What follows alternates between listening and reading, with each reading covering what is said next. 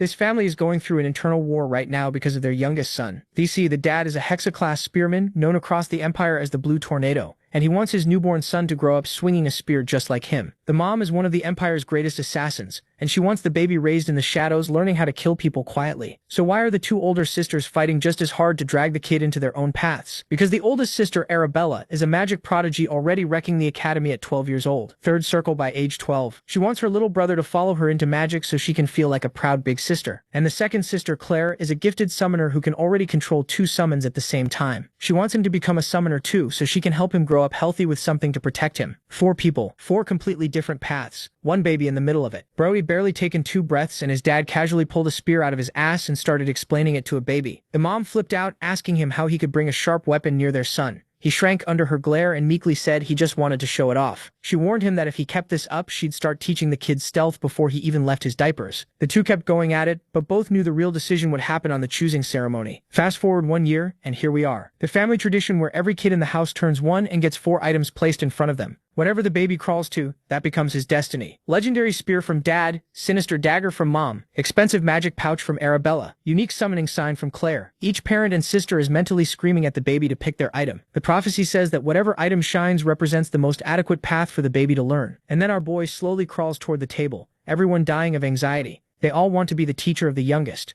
But when he finally gets close to the items, all of a sudden all 4 start glowing at once. The guests lose their minds. This has never happened before in the history of the house. The baby was chosen by every single path simultaneously. The whole family goes quiet. Then his dad slowly turns to the mom and says, "Well, looks like we'll have to teach him all 4. And just like that, the war ends in the worst possible way for the kid. Instead of one parent training him, all 4 members of the household are now lining up to drill their specialty into him. Years pass like this. He's basically a one-man army wrapped in a teenage body, but all those talents come with one unexpected downside. When he finally arrives at the Imperial Academy and breaks every entrance exam record on the way in, none of the professors believe a 14-year-old can actually do everything they're seeing. The kid signs up for the autonomous department, a path that only 2 people have completed in the last 1,000 years, one of whom was the former emperor, and the entire faculty decides to test him personally to see if he's a fraud. From the head of the summoning department, this gorgeous Kafka mommy MILF with stupidly high standards that don't make sense, to the famous lazy director, a Hexa-class swordmaster, who specifically took the autonomous department position because nobody ever applies to it, meaning he never has to teach. The man's whole life plan revolved around getting paid to do nothing. And now this brat shows up and ruins everything. So his goal is to make sure this boy fails the academy entrance. And since the boy doesn't know swordsmanship, this is exactly the weakness he needs to make him fail. But boy oh boy, that's his biggest mistake. Because see, this boy is of course reincarnated, and his past life is the whole reason none of this is going to go the way the director thinks. Our boy was Agric of the Drenic Empire, a war orphan whose mother died in the chaos before he ever opened his eyes. While other kids were playing with toys, he was hauling supplies and surviving on scraps in the middle of an endless war. By the time he was 14, they handed him a sword and threw him onto a battlefield. That's where his talent woke up, mana core in his heart, speed and senses sharper than anything he'd ever known. He climbed the ranks so fast it scared people. By the end, he had mastered 4 mana cores and was 1 step away from joining the Empire's elite Hexa-class knights as one of the youngest in the highest rank a warrior could reach.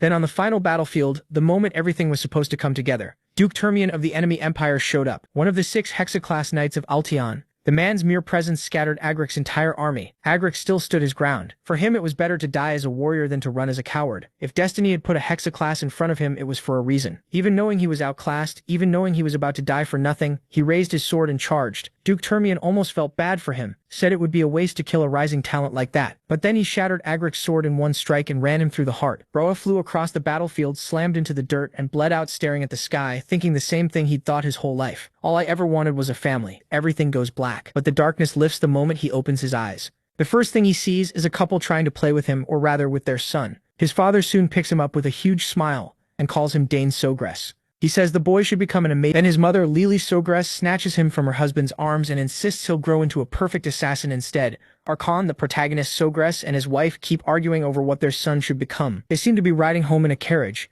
and the whole trip is spent on that same debate. Lily says slipping through shadows, killing targets, and escaping clean is far cooler, while his father insists the spear is the most complete and beautiful martial art. That's how our hero's new life begins. Just when he thought he was finished on that battlefield, he somehow reincarnates. The twist is that he's reborn in the Altion Empire, his old enemy, as the youngest son of a certain count. When the carriage finally stops on the estate, his parents settle on a compromise and decide to teach him both skills. Even so, Lily still says their son will be an assassin, while Archon just laughs and insists Dane will become a spearman. The carriage driver signals that they've arrived, and both parents look surprised. They were so busy arguing that they lost track of time. The husband gets out first and offers his wife a hand. He helps her down, while Egret can't help feeling embarrassed watching his father act so whipped. Still, that feeling vanishes when his eyes go wide at the sheer scale of the castle. Once they get inside, Lily notices how happy Dane seems to be home again. And honestly, why wouldn't he be? With a house like this and parents this rich, his talents might grow more easily than he ever imagined. 2 months pass after that day, and we find Lily talking to her son as he starts to babble. She's thrilled to hear his first little sounds, and Dane is just as amazed by it himself. He'd never experienced anything like that before. Back in his old life, chances to be around small children were rare on the battlefield. The few he did see were often wrapped in bandages and crying because they had nowhere to go, many mourning parents who had vanished in the destruction. Compared to that, this new home feels blessed and safe, and he's relieved he won't go hungry here. Suddenly, his father bursts into the room excitedly holding a spear. He proudly announces that this is called a spear. It seems our boy is not a fan of his dad's over-the-top energy. He can barely believe this man is his father, the strongest Hexa-class spearman in the Empire, known as Archon Dane Sogress. He doesn't look much like a war hero, but he really is one, famous as the Blue Tornado. His wife gets mad and starts pushing him away from the baby, asking how he could walk into their son's room carrying something so sharp. Under her glare, he shrinks and meekly says he just wanted to show it to MC. But she gives off such a deadly aura that he instantly folds, especially when she reminds him they agreed not to teach the boy anything until he was old enough. It's no wonder this grown man is trembling under that stare, because his wife is the Empire's top assassin. She warns that if he keeps this up, she'll start teaching Dane stealth while he's still little. He tries to argue that early training is normal now, and even points out that one famous magic family, House Teleport, puts a staff beside a baby the moment it's born. That only makes her angrier, and she snaps back, asking if his spear looks like a staff now. He then explains that his parents care so much about his future, because his 2 older sisters chose paths that have nothing to do with spears or assassination. Next, we see both sisters playing with their little brother so much that his cheeks start to hurt. One of them, Arabella, laughs and says he looks even cuter now, with puffed-up cheeks. Dane tells us more about Arabella, revealing that her talent for magic put her on the path of a mage from childhood. At just 12, she had already reached 3rd circle rank. Since the highest rank is 9 circles, that makes her a genius already past the beginner stage. Arabella asks her baby brother if he wants to learn magic from her later, saying she's tired of studying alone every day and would love to teach him a thing or two. While Arabella is full of energy, Claire is the complete opposite. Quiet and shy, she softly says she could teach him summoning someday, since it's a useful skill to have. Just like Arabella, Claire is gifted too. She made her first summon at 7, and now she can control 2 summons at the same time. Arabella then teases Claire and tells her to touch him, saying he's super soft. Claire hesitates, unsure if she should. Meanwhile, Dane acts cute and friendly and thinks back to how he first assumed Claire didn't like him. Now he realizes she's probably just jealous because he's the youngest now and gets all the attention. Eventually, Claire reaches out and gently touches his nose. She lights up right away and blurts out how soft he really is. Then she touches him again and promises to teach him everything once he grows up. Dane can't help thinking it's a bit much how everyone keeps trying to push their own specialty onto him. His father is a 6th-class spearman. His mother is a gifted assassin, even if retired, and his oldest sister is a magic genius. Then there's Claire, who's also a genius summoner. The house of Count Zogras is the perfect noble family, the kind of home he always dreamed of. He starts to wonder if there's even any point in chasing revenge in this new life. Sure, his death was tragic, but that was a battlefield. It almost feels silly to want revenge on someone who beat him fairly. The whole family gathers in the hall, arguing warmly over which path would suit Dane best. Watching this loving scene fills him with warmth. That makes the protagonist smile. This is the kind of family he always wanted, and he's glad he was born here. But then things start getting out of hand and everyone begins arguing with each other. Now he's not so sure this really counts as a peaceful family. Next, we learn about a special tradition in House Zogras, the choosing ceremony. When a child in the family turns 1, several objects are placed on a table in front of them, and people try to guess the child's future from whatever they pick. Since Dane just turned 1 today, it's his turn to choose a class. The guests whisper about how his sisters became a mage and a summoner, and wonder what young Master MC will pick. So everyone heads to the ceremony hall to find out. Once the guests gather in the hall, Dane is seated near 4 items, each tied to a different class. As the crowd gathers around the table, his mother tells him to simply choose what he likes. Even so, he has no clue what to pick. He glances at his father, who clearly wants him to choose the spear. He's already imagining the protagonist being drawn to the dragon-tail spearhead. That spearhead is made from rare dough cran, and when mana is poured into it, it becomes as sharp and heavy as the user's mana allows. His mother, on the other hand, feels Dane is far too handsome to become an assassin. Even so, she's sure he'll choose the dagger. It isn't ordinary. It's called Night Horn, made from ethereal ore that can hold every element and store several poisons. Like his parents, MC's sister is certain he'll become a great mage and choose the pouch to carry on that legacy.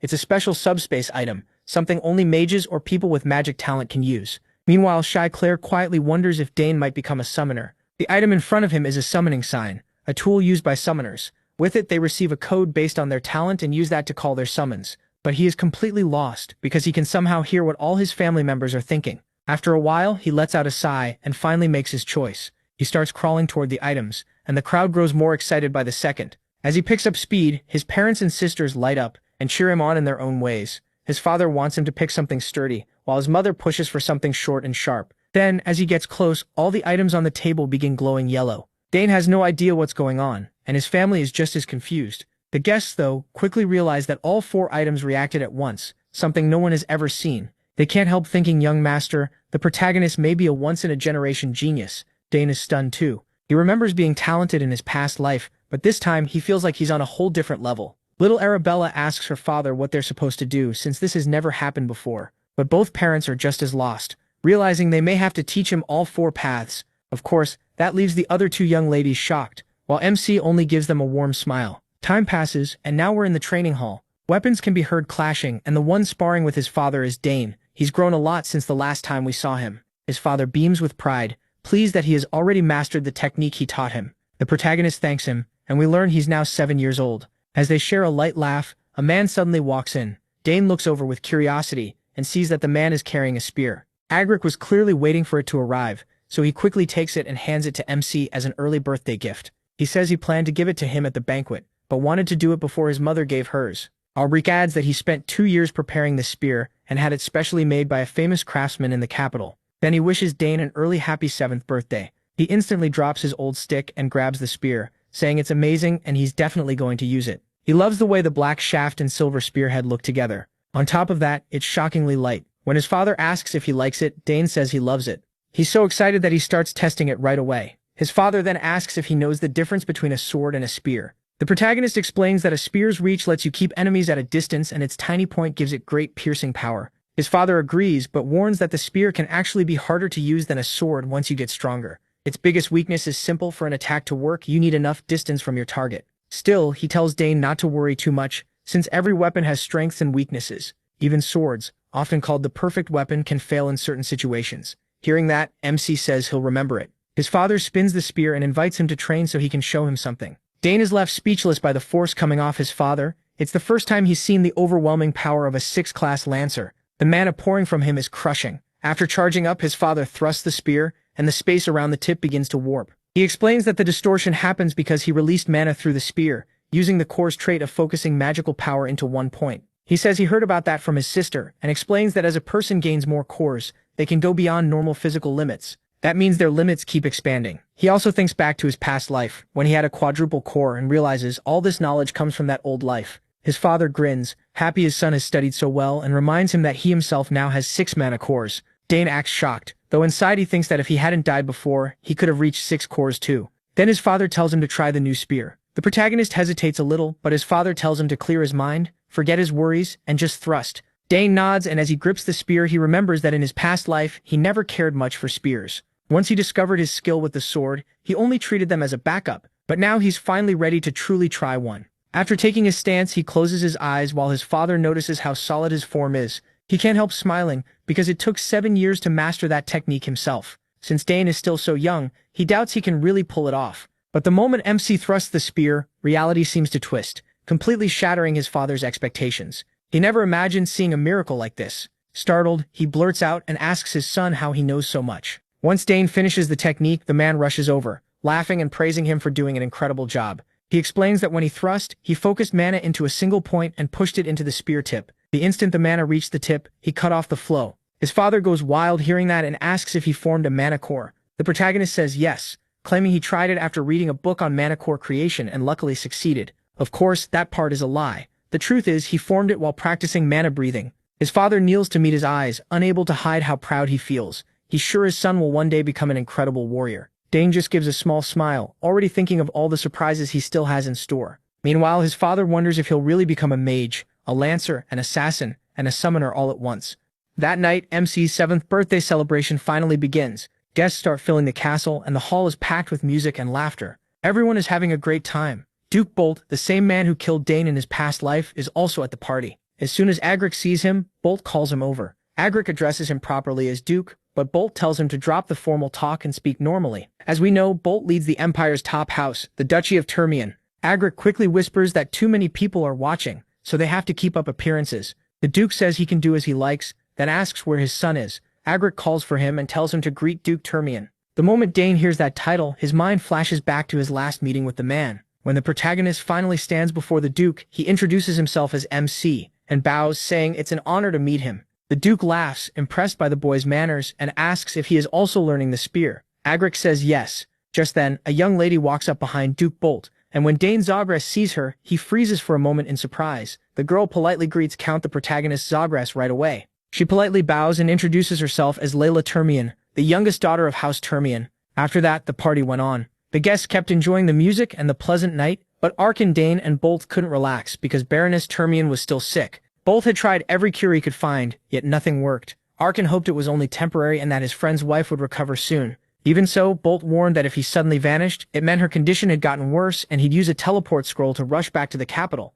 Still, today was Dane's birthday, and the boy had somehow disappeared. Bolt thought MC was unusually sharp for his age, and wanted to talk with him more. Arkan had no idea where his son was, and he also noticed that little Layla was gone too. Finding them wasn't hard. They had gone off for a walk together. Most likely they were bored of another dull noble party. What they were talking about, though, was anyone's guess. Layla especially was chatty. She hated being dragged to noble events with her father, but this time she was glad she came. She had heard he was handsome, yet under the moonlight he looked even better, and she liked being there. He was glad she felt that way. Unlike the capital, his family's land was calm and peaceful. That was why Layla envied him. At her home, something was always going on. Nobles came every day with business offers, and sometimes even the imperial family showed up. Worst of all, every time visitors came, she had to dress up and greet them properly. She hated that. What she really wanted was simple clothes and a whole day to train with her sword. The protagonist was surprised that such a small, harmless-looking girl trained with a sword instead of magic. He liked his quiet territory too. It was nothing like the busy capital, and that gave him plenty of time to practice with the spear he loved.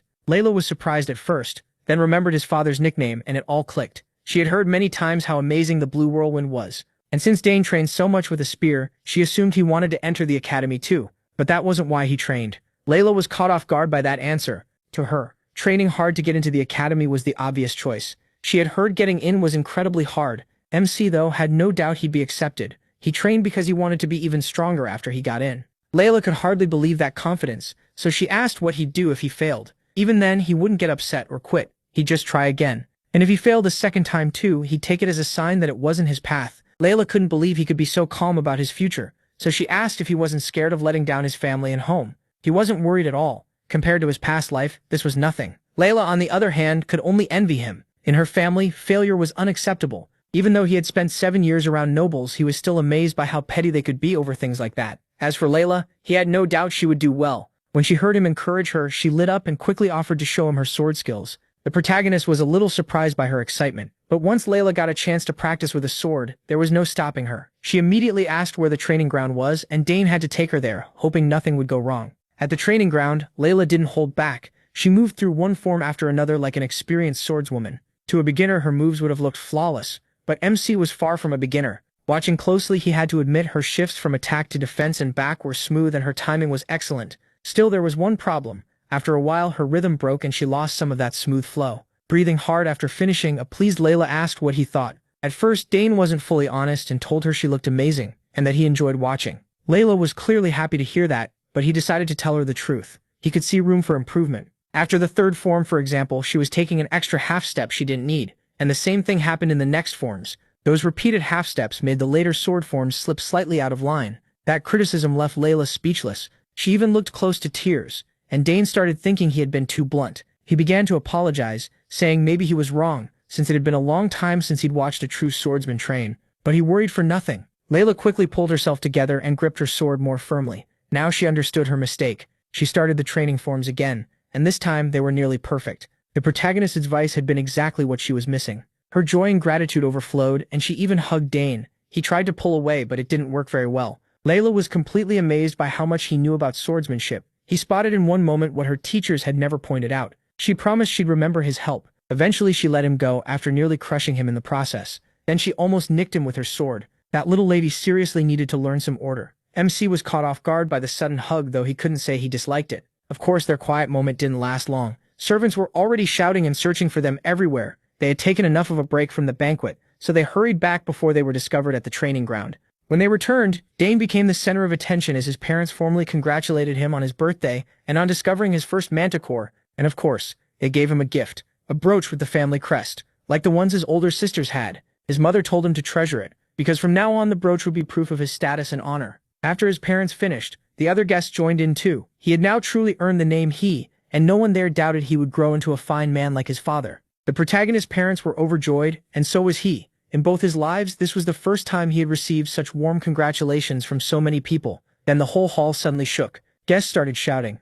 trying to figure out what was happening, an earthquake or an enemy attack. MC got worried too, but his father quickly calmed him and said there was no reason to be afraid. Arkin knew exactly what was going on. He had hoped for a peaceful day, but apparently his daughter hadn't listened. Dane had no idea. Then sparks flashed near the ceiling of the hall, and a portal opened above the frightened guests in an instant. The guests were stunned when a small figure flew out of that portal, defying all common sense, and landed without any trouble. It was Dane's older sister, Arabella, and in her opinion, she wasn't late at all. The guests still couldn't close their mouths. A young lady using teleportation magic was shocking enough. Normally, even opening a small portal required reaching at least 5 chains. He wasn't impressed by her power. He was annoyed by how loud and dramatic she was. But once the guests barely settled down, an enormous monster appeared in the sky. A huge wyvern with a rider on its back. This time, Lady Claire was the one who scared everyone. She was in a bad mood, though. She had been just one step too late to beat her sister. As soon as she arrived, people started whispering that they had heard she was a gifted summoner, but no one expected her to control a wyvern at only 16 years old. At last, they were home again, and together they stood before their parents and brother to wish their favorite little brother a happy birthday. Dane. After those flashy entrances, the protagonist's sisters quickly shoved their gifts into his hands while wishing their little brother a happy birthday. He thanked Arabella and Claire for coming home. Even with their studies keeping them busy, both girls were excited to watch him open the presents. Duke Arkin was almost in tears over how special his son was being treated. On his own birthday, his daughters had only sent him a letter. Dane opened the box Arabella gave him, and inside was a ring that worked as a handy dimensional bag. She had designed the artifact herself. The subspace magic used to make it belong to a very high level, and Arabella's famous teacher had placed it into the ring. Everyone knew how hard it was to put subspace magic into any item. Arabella took the ring and warmly held her brother's hand to put it on. She must have spent a long time designing an artifact strong enough to hold an entire subspace. She had also tied the ring to MC's mana signature, so no one else could use it. It was made only for her little brother, a truly unique item. Lizzie examined the ring and saw a faint wave of mana running through it, which meant it had been made with top-quality magic stones. Arabella explained that all Dane had to do was pour a little mana into the ring, and the subspace would open. That made it far easier to use than a normal dimensional bag, which alone made it priceless. As far as he remembered, tools like this were usually seen only with the wealthy on the battlefield. Only noble commanders and high-ranking mages had something so useful. The ring. It would also grow with him and fit his body as he got older. The protagonist tried pouring mana into the ring, and a green portal opened in front of him. Duke Arkin was stunned to see his son do it so easily. It looked effortless. Claire, Duke Baltermian, and Layla were all amazed by that bright burst of magic. Dane opened the subspace even faster than Arabella had years ago. There was no doubt now he was a genius. It would be a huge breakthrough if he could grow both a mana core and a mage circle at the same time. After the magic display, Claire walked over and handed her little brother her gift. MC opened it slowly, thanking her with real warmth. Inside the wooden box sat a strange-looking egg on a soft cloth. Confused, he picked it up and asked what it was. Claire quickly warned him to be careful. This was no normal egg. The whole family was curious about the odd present, but Claire only told Dane the truth. In a whisper, she said it was a familiar. She got it by accident while trying to summon Dakaron. Even Claire had no idea what would hatch, but everyone knew how valuable a familiar could be. He tried to picture what might come out of that weird egg. He had heard of familiars before. Unlike summons, they were something else entirely. Once called forth, a familiar could stay in the real world for good. Claire told him to keep the egg secret until it finally hatched, and he promised he would. All that whispering annoyed Arabella, who felt left out. Claire also told Dane to feed the egg his mana twice a day, once in the morning and once at night, so it would accept him as its master. Lily was just happy her little boy was getting such amazing gifts. It showed how much her children cared about each other. Once the gifts were done, Duke Arkin cleared his throat and reminded his daughters to at least greet their parents. They had shown up after saying they might not make it, and still hadn't properly said hello. Realizing their mistake, the girls awkwardly greeted their father. Duke Arkin was soft when it came to his daughters, so he didn't mind much. He was simply glad to see them again. Since leaving to follow their careers, they rarely came home, so he was happy they looked well. From a distance, Layla watched the Dane family laughing and talking so warmly with each other. She couldn't help comparing them to her own family. The protagonist noticed her staring and turned his head. He caught the drop in her mood as she quietly stepped away. even in a lively crowd of nobles. She looked lonely and sad, and he wondered why. The banquet ended, and the next day arrived. Duke Berthermian had stayed the night and was now walking through Dane's territory. He kept thinking about how gifted Arabella was. As expected from the Academy's top mage, her talent was on another level. She seemed like a perfect match for the Duke's son, the Academy's best swordsman. If the two houses joined through marriage, they could form a force strong enough to challenge even the imperial family. If that happened, no one would dare mess with either house or their children. So Duke Berthermian decided to bring up a possible engagement between the oldest children during today's talk with Arkan. On his way to meet the other Duke, Berthermian heard steel clashing nearby. It came from the training field, so someone was working on their technique very early in the morning. That someone was Dane, fully focused on spear practice. He had become dangerous with the weapon. With years of training under his father and insane discipline, he had long since become ready for real combat. MC's focus was incredible. He moved with the smooth control of a seasoned fighter, chaining one deadly strike after another. Then he pushed even faster and raised the pace again. Soon his arms were a blur as he unleashed a storm of thrusts in just moments. Curiosity got the better of Duke Thermian, so he watched the boy train from afar. He was pleasantly surprised to see the youngest Dane pushing himself that hard. With his trained eye, he could tell his technique was polished far beyond his age. His movements and focus didn't belong to a 7-year-old. Even his simplest attacks were refined to a frightening degree. Everything was done so perfectly that even veteran spearmen could learn from him. When Dane finished the final sequence, he was breathing hard. Duke Thermian was deeply impressed from start to finish. What he had just seen felt impossible. He had heard rumors about the protagonist's absurd talent, even back when he was just a baby, but he had always dismissed them as exaggerations. Now he knew they were real. After a short break, MC started practicing again. This time he focused on his movements and stance. As one of the strongest swordsmen in the region, Duke Thermian couldn't ignore how much the boy's posture resembled that of a master swordsman. The Duke started to wonder if Dane had somehow already learned swordsmanship at a high level, despite being so young. At last he noticed someone watching from the doorway. He raised his spear, ready to strike, and told the spy to come out instead of hiding. Duke Thermian was so caught up in watching that a child had found him. Not exactly a proud moment for a skilled warrior. The more he thought about the protagonist's movements, the more familiar they felt. He was sure he had seen that same footwork somewhere in his past life. So the Duke stepped out, apologized for interrupting the private training, and said he hadn't meant anything suspicious. Once Dane saw it was Duke Thermian, he felt bad for speaking so sharply to him. Even though he had lived in this body for 7 years, this was still the man who defeated and killed him in his past life. Remembering his etiquette lessons, MC formally greeted the Duke. Duke Thermian admitted he had been drawn in by the Rising Star's morning training and apologized again. He stayed calm and said it was forgiven. The Duke found it amusing that the boy spoke to him with such fearless confidence. Now that he was closer, Dane noticed the boy's body showed almost no shaking or real fatigue after that brutal session. At the same age, he himself couldn't have matched that. The Duke praised the protagonist's thrusting technique, saying he clearly inherited Arkan's gift with the spear. He also noted that the spear itself was finely made. Mamsie thanked him politely for recognizing his skill, and the older man smiled. This boy wasn't just deadly, he also knew exactly what to say. Compared to him, the Duke's own son had neither such skill nor manners at 7. That thought made Thermian consider arranging a marriage between Layla and Dane as well, so he casually mentioned that his daughter trained in swordsmanship too. Since they were close in age, he suggested they look out for each other when they entered the academy one day. He kept answering with perfect manners, and the Duke liked how direct he was. In the end, Thermian apologized for delaying his training any longer. But before leaving the training hall, he asked one more thing. Had the boy studied swordsmanship too? Dane had slipped up in front of the Duke. His old habits must have come out without him noticing, and with Thermian's sharp eyes, even tiny signs were enough. The protagonist answered that he had only read a few books on basic swordsmanship and had never trained in it for real. The Duke still found it strange that the boy gave off something like raw battlefield instinct, but common sense said an inexperienced child couldn't have that kind of killing intent. Finally, the Duke left him alone and said goodbye, and Dane walked him out. Thermian also invited MC to visit him if he ever came to the capital in the future. The swordsman had taken a personal interest in his talent. The protagonist wondered if the man still remembered him. Just thinking about beating the one who ended his life before made his blood boil. If he built a solid foundation and prepared step by step, he was sure he could surpass the Duke. One of Dane's goals in this life was to defeat the mighty Thermian. As MC kept training, he lost track of time, and Hernano had to come get him. The attendant was always nearby in the shadows, ready whenever he was needed.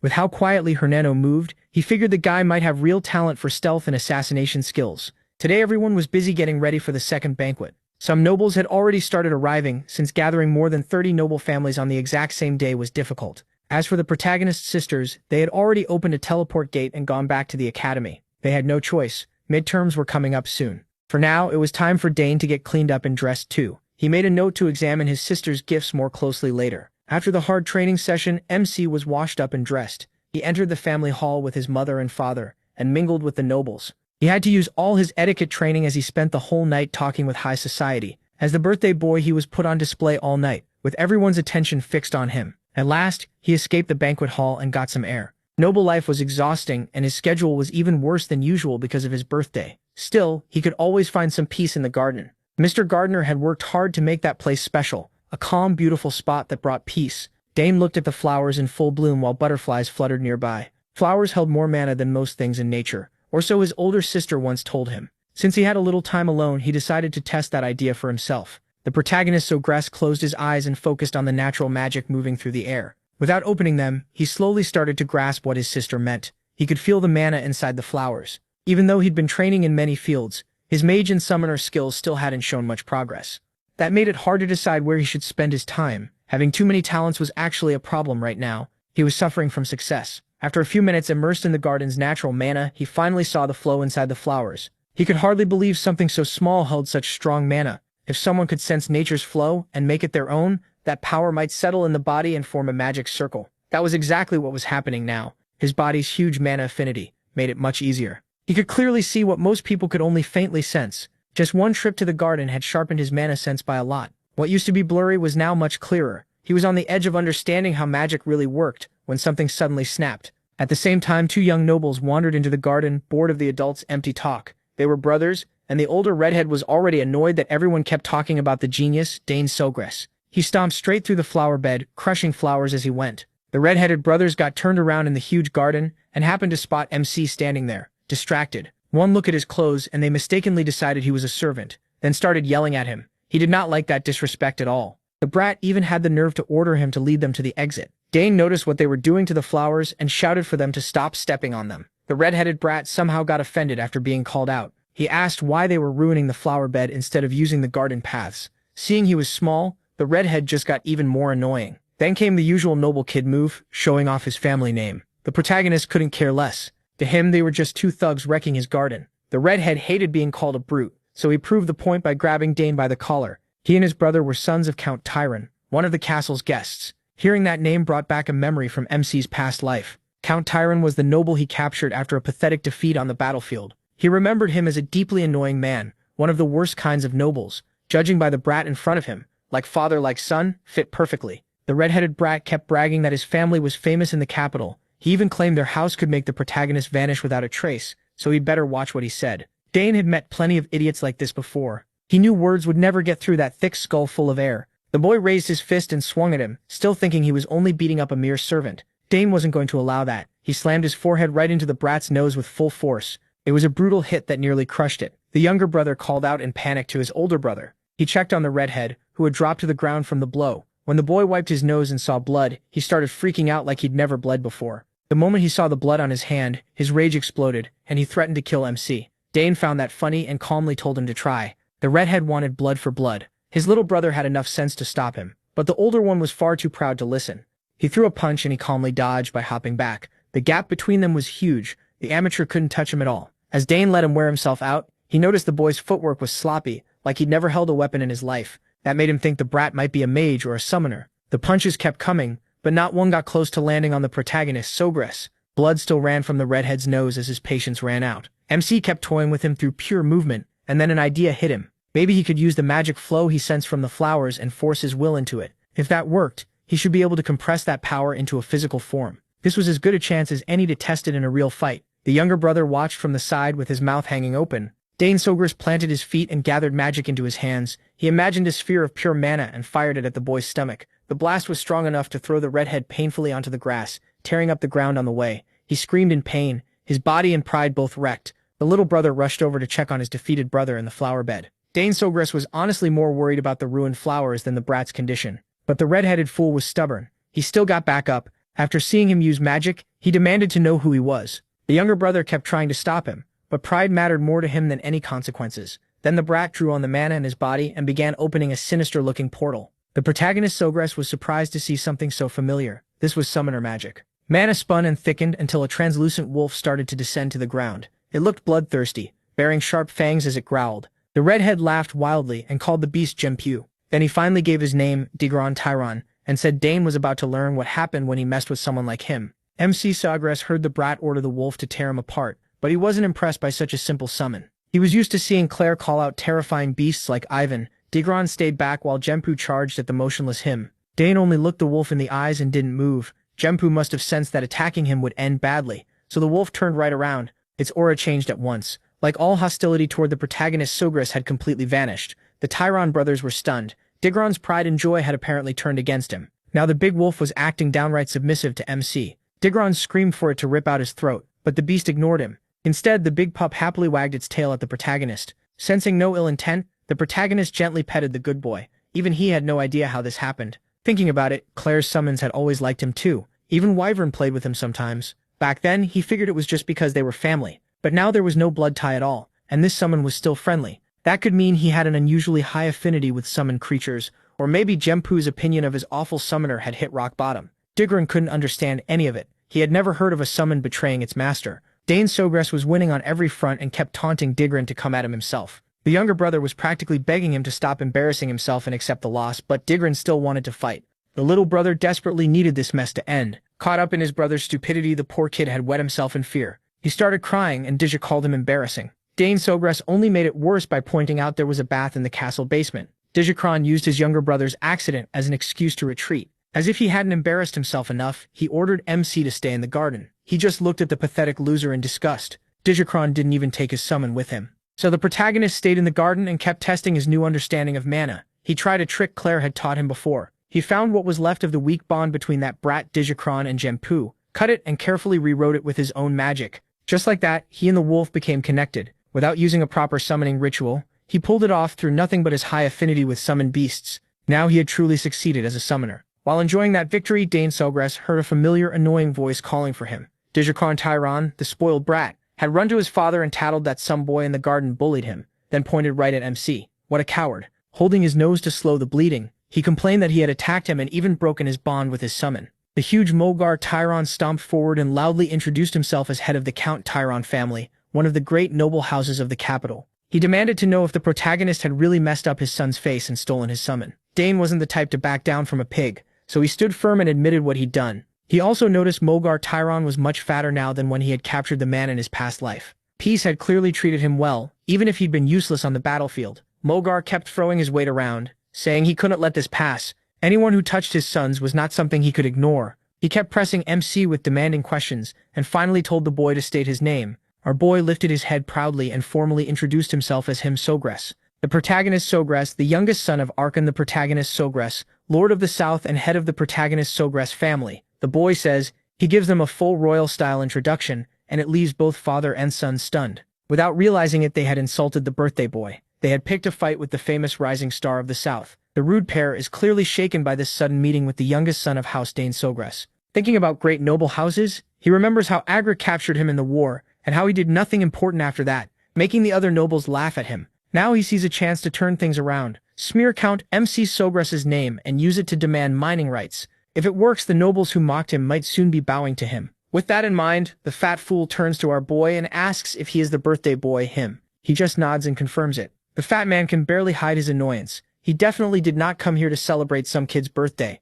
Then he points at his bratty son and asks Dane Sogress how he plans to make up for the shame he caused his son. The protagonist not only hurt a guest, he also took their summon, which he calls a serious crime. His rotten son jumps in too and backs him up. The brat tells MC this is his last day. Then the fat man threatens to speak to Count MC himself and make him answer for all of it. MC simply hears him out and says that before he goes running to his father, his son should apologize first. That sends the fat man into a rage. He demands to know what nonsense Dane is talking about, while his son grinds his teeth beside him. But he makes it clear, yes, he hit the boy and hurt him, but it was self-defense after his life was threatened, and he didn't steal their summon either. Genpu chose to follow him. The trashy son quickly argues that there's no way Genpu would do that, and tells his father the protagonist is lying. That's when the father stops to think. He remembers hearing that the second daughter of House Sogress is a genius summoner, so maybe she taught MC how to forcibly break the bond between a summon and its master. The fat man keeps going back and forth with our boy, and Dane Sogress can't help thinking this whole thing is exhausting. Eventually Mogar calms down a little. After talking so much, even his jaw is starting to hurt. He tells him he's done arguing, and says they should go hear what Count Sogress has to say about all this. Speak of the devil, the Count himself arrives with Duke Termian. Of course, both the useless son and his father are completely shaken when they see Count Sogress. and seeing Duke Termian here only makes them panic more. As night falls, the red-haired boy gives his version of the story to the Count. He claims he and his little brother got lost in the garden, so he asked Dane Sogras to guide them. He keeps spinning lies while the protagonist stands behind him, calm, wondering why his father is actually listening to this non-stop nonsense. Still, that doesn't really surprise him. Count Sogras cares deeply about his family and their name, but he isn't the kind of man who takes sides without thinking. He knows how to tell right from wrong. After finishing his story, the red-haired boy claims MC suddenly headbutted him and kept using that strange move to mock him. He says he called Genpu to scare MC, but MC stole the summon and tried to strike back. As soon as Digran finishes, Mogar steps up and tells the Count he only meant to warn him. Even so, he insists that taking someone else's summon is clearly wrong and can't be ignored. At last, Count Sogras speaks. He tells Mogar he won't judge the matter after hearing only one side. First, he wants to hear the protagonist, then decide after looking at everything fairly. He also assures Mogar that if he's worried about bias, Duke Termian will give his opinion too. The Duke smiles faintly and says that if it matters that much, he can handle it. Mogar starts sweating hard, frustrated. He knows this is going badly, and bringing in Termian only makes it worse. He's not happy about it at all. Count Sogras gives his son permission to explain, and Dane Sogras begins by saying that what Mogar's son said wasn't completely false, but only parts of it were true. He explains that the flowers carefully raised in the garden had been trampled, so he told Mogar's son to leave. That made the boy furious, and the fight started from there. Of course, the fat man and his son are stunned by that blunt truth, with the boy even trying to deny it and calling MC Sogras a liar. But the Count tells Dane Sogras to continue. So our boy explains that when Mogar's son called Genpu, the order was to kill him. He also makes it clear he didn't steal the summon. Genpu came to him on its own and responded to his goodwill. The Duke is honestly shocked to hear a 7-year-old speak so smoothly, with such calm and such careful words. Sogras once again states that he never stole anyone's summon. Mogar loses his temper, stomping the ground and calling the whole thing absurd. He says it's impossible for a summon to submit to someone who isn't even a summoner, insisting Dane Sogras must have used some shady trick. But the protagonist calmly tells him he was born with a natural affinity for summons, and one that isn't closely tied to its master could follow someone like him. Mogar refuses to believe it, while our boy simply says it's the truth. Mogar's face twists like he's badly constipated, and all he can say is that the boy is making things up. Then the Duke cuts in and suggests they prove it with the summon itself. Count MC turns to his son and asks if he can prove it, and MC says yes. Meanwhile, Mogar shoots his son a deadly look for dragging him into this mess, while the spoiled brat starts panicking because he has no idea what he'll do if he can't summon Genpu. When the brat tries to call Genpu, he fails completely, and his father yells at him right away. Meanwhile, Dane Sogras just smiles, knowing he already cut the bond, so of course there's no way the boy can summon Genpu anymore. Then he says he'll demonstrate it himself by calling Genpu, but to do that he needs the summoning sign. Mogar's son has. The spoiled boy gets angry and questions how the protagonist dares ask for his sign. He starts rambling, but Count the protagonist cuts him off, reminding him that by his own claim, even with the sign, MC shouldn't be able to summon Genpu, so there's no harm in trying. Mogar sweats, realizing he has no choice, and reluctantly tells his spoiled son Digran to hand it over. The redhead is almost in tears, but his father just tells him to hurry up. Once Dane Sogras has the sign, he starts his magic and explains that a summoning sign usually carries a unique code tied to its summoner, so no one else should be able to use it. But Genpu had already been filled with his mana, so the sign is only a tool now. And Genpu is already linked to him. The moment he calls for Genpu, the monster appears and starts licking his cheeks. The Count and the Duke are both amazed, while Mogar and Digran tremble after their lie is exposed. The Duke finds it incredible and wonders if Dane Sogras has also been studying swordsmanship. His father confirms that he has, though he admits he doesn't fully know how skilled his son really is. The fat man, on the other hand, realizes he's in serious trouble now that his whole plan has failed. The Count then turns to him and asks if he now admits he was telling the truth. The fat man quickly tries to act casual, laughing and saying maybe they just misunderstood and thought the protagonist stole their summon. He also claims his son wasn't really trying to kill the protagonist, then asks Digran to confirm it. Shaking, Digran agrees and says he only meant to scare MC, but our boy is furious watching these scumbags try to slip away from blame so easily. Before the two lords can give their final judgment on the matter, a lady steps in, surprising everyone there, especially him, Sogras, whose eyes go wide when he sees Lila. The moment she arrives, she says Digran is not telling the truth. Her father quickly asks why she's here, and she says she heard his voice while out for a walk. Before saying more, she politely greets the fat man and Count Dane Sogras. The fat man stammers as he returns the greeting, clearly shocked to run into the Duke's daughter. The protagonist gets right to the point and asks about her claim that Digran was lying. She confidently confirms it, saying she heard their earlier conversation during her walk. Digran immediately starts to panic at the thought that she heard everything, because that is very bad news for him. Then she starts laying out all the juicy details, and our boy can't help smiling, as this unexpected turn somehow swings things back in his favor. A little later, The fat man orders his goofy son to hurry up and apologize to Count MC Sagres. The boy mutters that he was wrong, but the Count tells him to apologize to MC, not to him. The fat man quickly shoves his son toward him, telling him to apologize properly at once. The spoiled boy looks uneasy and hesitates, then stammers out a weak fake apology. Dane is nowhere near satisfied. He can tell it isn't sincere, it's only forced because their lie got exposed once an outside witness stepped in. The protagonist doesn't buy it at all. He doesn't really want to accept such a weak apology, but remembering his past, he chooses the more mature path and decides to show some grace. So Danny accepts the spoiled boy's apology. The kid lights up right away, thanking him over and over for letting it go. His father also exhales in relief, realizing how close he came to losing everything. The Duke, who may one day become Danny's father-in-law, can't help thinking he was right about Danny being special. After all, Danny had every reason to stand his ground, since the other side was clearly wrong from the very start. In the end, the Count makes it clear that since Danny accepted the apology, the matter is closed. Still, he stresses that he had no intention of letting it slide, especially because Digran attacked Danny intending to kill him. The fat father breaks into a cold sweat when he sees how furious the Count is. The moment he tries to speak, the Count cuts him off and orders him to take his family and leave the castle at once. That news shakes the fat man to his core. If he's thrown out now, his reputation is finished, so he becomes desperate to stay in the castle no matter what. He grabs the Count's hand and begs for mercy, saying he'll do anything Dane asks. He just wants to be forgiven this once. But the Count quickly pulls his hand away and makes it clear he has no use for him. He adds that soldiers will arrive soon to escort him out officially. With that, he storms off with his son, leaving the fat man behind, still begging for forgiveness. Dane also tells Duke Terminian that it's time to go, and the Duke calls for his daughter as they start to leave. As they walk away, Danny looks back at them, feeling satisfied that they're finally getting what they deserve. They started this whole mess, so it's only fair they face the result. Anyway, he learned something important today. His father is actually pretty scary when he's angry. Then Duke Terminian asks if it's true that he beat Magard's spoiled son with a mana bullet, and Danny quickly confirms it. The Duke can't stop praising him, saying Danny is gifted not just with the spear, but also in summoning and magic. It's so impressive that he doubts history has seen talent like this before. Danny's proud father smiles and says he's proud to have such an exceptional son. Meanwhile, Danny quietly takes in all the praise while Layla struggles to believe what she's hearing. The Duke adds that talent alone isn't what makes Danny stand out. He's also incredibly calm. Most kids lose their heads in a fight and stubbornly insist they're right, but not him. The Duke is sure this boy will grow into a fine man. His father gives Dane a light pat on the head and says it's too soon to know that for sure. They'll have to wait until he's fully grown. He also points out that everything ended peacefully thanks to Layla. Without her testimony, things could have gotten ugly. Hearing that, Duke Terminian is clearly surprised that the Sagres family thinks so highly of Layla. He doesn't waste the chance and tries to play up her role, hinting that if the Count values her that much, maybe they should start talking about marriage. MC is caught off guard and can tell just how eager the Duke is to marry off his daughter. To get out of that conversation, he quickly changes the subject, saying the sun is going down and it's almost time for the banquet. With that, he rushes off, saying he'll meet them in the hall.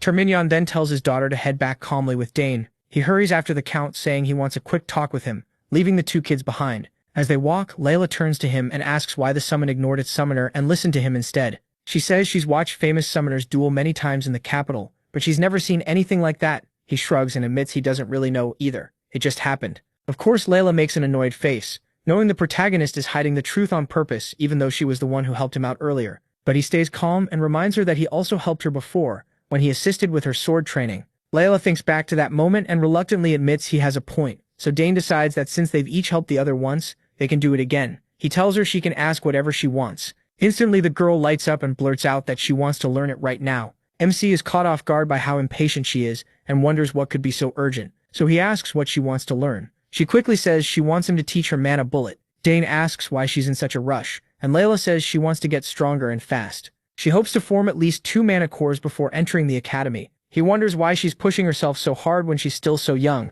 but he gets his answer right away. She wants to grow stronger soon to make her mother happy. Her mother loves her deeply, and Layla is sure getting stronger would make her proud. When he hears her mention her mother, the protagonist remembers adults saying Countess Terminian has been bedridden. With that in mind, he feels like he can't really refuse to help her. Layla does a little happy dance and says she's ready to start tomorrow. Honestly, she'd even start tonight if she could, especially since she doesn't know how long she'll stay at the mansion. MC just shakes his head and tells her they can begin whenever she wants. He assures her that once she understands how magic flows, learning mana bullet won't be too hard. Layla then eagerly asks what he wants in return for teaching her. Dane stays silent, making it obvious that what he wants won't be as simple as showing someone how to fire magic bullets. The scene shifts to the banquet hall, where guests are whispering about that fat father Tyron. Word is spread that Count Tyron was thrown out of the castle and everyone wants to know what he did to deserve that. Some say Tyron's eldest son caused trouble by picking a fight with young master, him and ended up getting taught a lesson. They laugh among themselves, amused that the fat man came all this way just to be humiliated and embarrassed.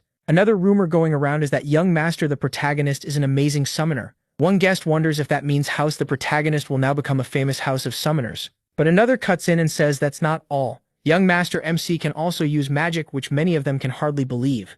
Then a large mustached man introduces himself to him as Baron Opent. He asks if he knows anything about open territory in the east. He politely bows his head and says he's heard the land is famous for grilled trout and sapphires. The man laughs and says that's exactly right. He proudly adds that House Opent's trout and sapphires are the best on the continent. Then he nudges his daughter forward, saying he almost forgot to introduce her. The girl steps up and introduces herself as Silvio Opent. She politely greets Dane, who is clearly surprised and awkwardly returns the greeting with his own name. I have no idea why he's so nervous around her, but we're about to find out. She moves right up to him with a mischievous look and whispers that she heard he's the one who will inherit House the protagonist in the future. Dane gives an unsure reply, and Silvio excitedly tells him to stop pretending he doesn't know. She says she's heard he's talented in many ways, then bluntly adds that she'll be under his care from now on, especially since they might become family one day. And there it is, his nervousness makes perfect sense. This girl is unbelievably direct and doesn't hesitate for a second. Right then, Layla walks in while Sylvia is still in the middle of holding hands with MC. Not surprisingly, Sylvia is startled the moment she sees a possible rival, while Layla shoots him a sharp look and demands to know who this lady is. Sylvia recognizes Layla right away and warmly greets her, introducing herself as the Baron's eldest daughter, Opent. Layla tries to answer politely, but the anger on her face makes it obvious she's far from pleased, even as she says it's nice to meet Sylvia. The two girls trade smiles that might as well be trying to kill each other. Watching them reminds Dane of an old memory, and he can tell they're both completely ready to fight. Before long, Layla grabs his hand and says she's borrowing him for now because they already had plans. She gives him a hard stare and asks if he remembers. Of course, poor the protagonist has no clue what she means, but he agrees anyway, apologizes to Sylvia, and says they can talk later. Sylvia forces a smile and tells him they definitely will talk again later. As Layla pulls Dane away, Sylvia can't help feeling annoyed that this girl just snatched him from her. Layla, on the other hand, is still far from calm. She's completely irritated by that girl's nerve, acting like she could take MC away from her. MC just stands there stunned under Layla's fierce gaze. He can't help thinking that even the beloved daughter of the Duke, the second most powerful man in the capital after the Emperor, somehow can't match the young lady from the Eastern Barony.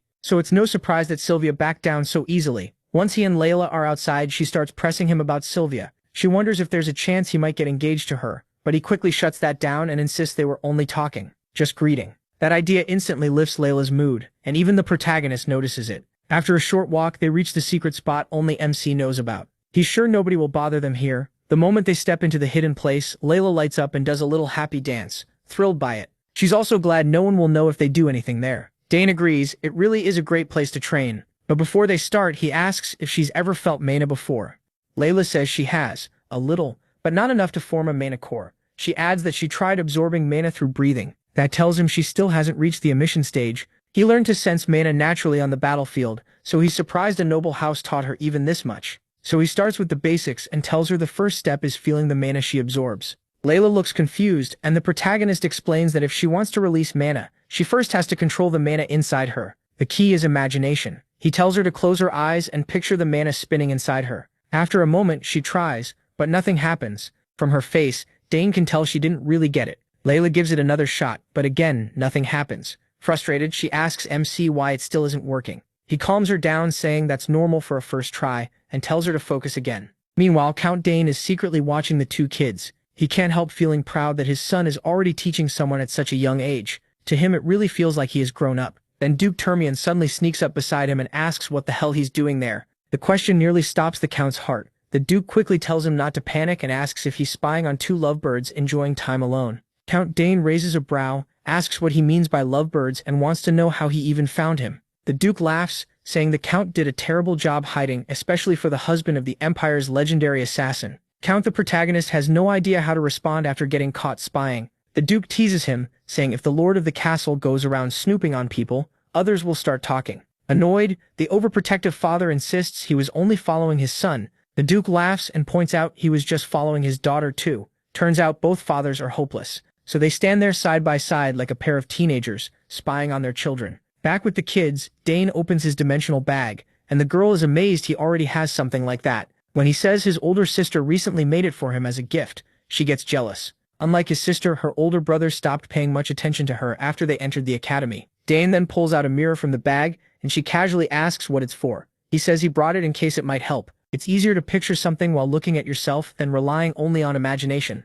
So he tells the curious girl to stand in front of the mirror, where she can see herself fully. She quickly takes her place in front of it, and starts her little magic dance again. This time Dane can tell she's serious. She takes a deep breath, while both loving parents quietly crouch on the ground to keep watching. Duke Termian points out that Lilia seems to like MC. He asks if that's really true, and the Duke says yes. Lilia usually doesn't warm up to people this fast. Count Dane says that's surprising, since she seems like such a bright child. Duke Termian goes quiet for a moment, then says she only seems bright on the outside. He explains that after her siblings left for the academy, her mother became bedridden, so they couldn't stay close like before. Since then, opening up to others has been hard for her. The Count asks that if he already knows all that, why does he always act so cold toward his daughter? Termian looks honestly moved that the Count noticed, and admits he does it on purpose. He says he raised his older children with too much affection, and they grew spoiled, but Count Dane tells him not to assume Lilia will turn out the same way. She'll only end up hurt, and now it makes sense why she asked the protagonist for help instead of her father. Termian points at his friend and jokes that he's nagging like the old days, but the Count fires back, asking when he ever did that, especially since what he said is true. The Duke changes the subject, and asks when he plans to send his son to the capital. If he sends him to the Cal house, he says their doors will be open and the boy can stay at the castle of Cal. Count Dane falls quiet and looks back at his son. Seeing him happy, he simply says he'll let MC choose for himself. He's free to pick his own path, just like his older sisters. We also miss him watching the two loving fathers, clearly embarrassed by how openly they're spying. But in the end, she just smiles, realizing parental love makes them act strange, and decides not to ruin the moment by pretending she saw nothing. Back with the children, Lilia thanks Dane for helping her, and calls him a real genius. She admits that even though everyone calls her gifted, next to him she feels weak. As the protagonist casually looks around to check whether the parents have finally slipped away, he assures her this is only the start and that she'll definitely become stronger too. She then asks if he's going to the academy, since that's where all the Empire's geniuses gather. He says he still isn't sure, and doesn't think he needs it, because he can get very strong just by training on his own. The girl calls that short-sighted, and reminds him the academy isn't only for studying, it's where nobles start building their faction, and make connections early. Dane is impressed that a 7-year-old girl understands the real world so well. He finally answers that he already knows all that, but he still doesn't want to go yet. There's a mountain of books in the library he hasn't read, and he still has a lot to learn from his parents. Lily admits that's fair, but asks if he doesn't want to play with kids his own age, especially since she heard his older sisters also attend the academy. Running out of answers, MC says maybe he'll go in the future if he feels like it. She tells him to visit her house when he plans to come to the capital, and they promise to meet again. Then she remembers to ask when he'll make his request now that he taught her how to use mana bullets.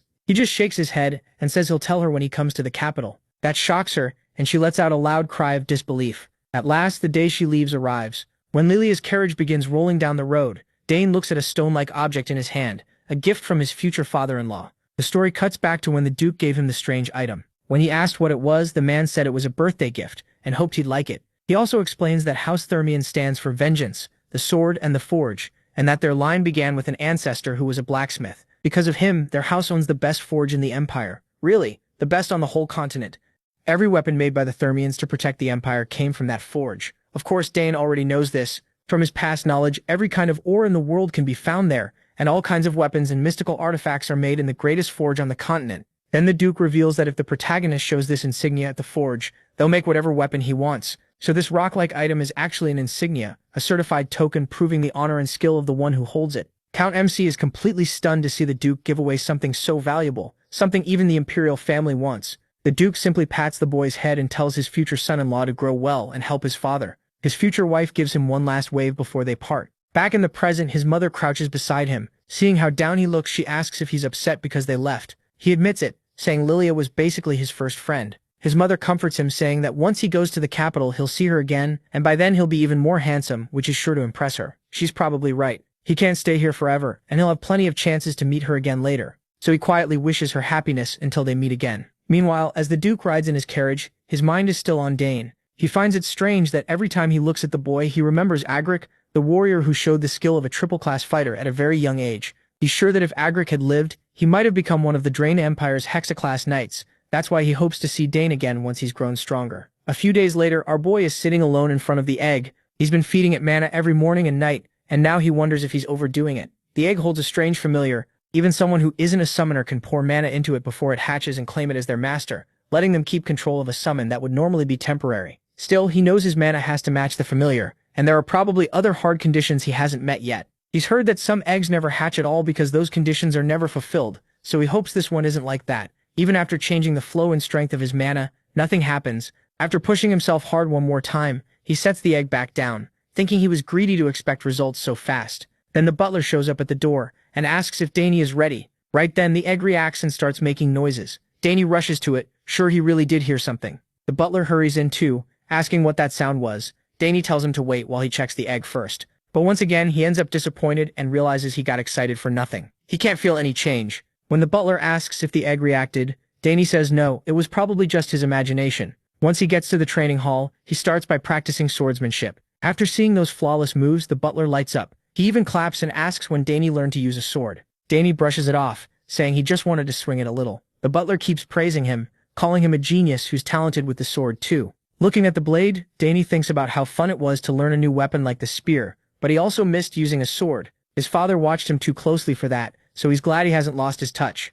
The butler quickly goes to get snacks and comes back with a full tray, telling Danny to eat something before training again. Meanwhile, we move to Count Dane Sogress, staring out the window, lost in thought. He's been a little worn out from arranging this banquet every year, but at least it showed him that many nobles are watching the South. Most of them want a good relationship with him now, which is a nice change. Since the war ended, the South has enjoyed great weather and all the comforts nobles can't resist, so maybe that interest should have been obvious. Even so, it's nothing compared to the attention Danny is getting. The trouble with Count Tamien's eldest son went far beyond Dane's expectations, yet Danny handled it calmly and like an adult. He laid everything out clearly for the grown-ups, and then confidently showed off his talent. He can't help thinking his son is too mature for his age. Sometimes he wishes Danny would act a little more like other kids and relax a bit. As the time for training gets close, he heads to the training hall. He takes the legendary spear, Dragontail, planning to let Danny hold it today. But the second he steps in with the spear, he freezes when he sees Danny wielding a sword. Now he starts wondering why his son chose a sword, and his mind jumps to the past.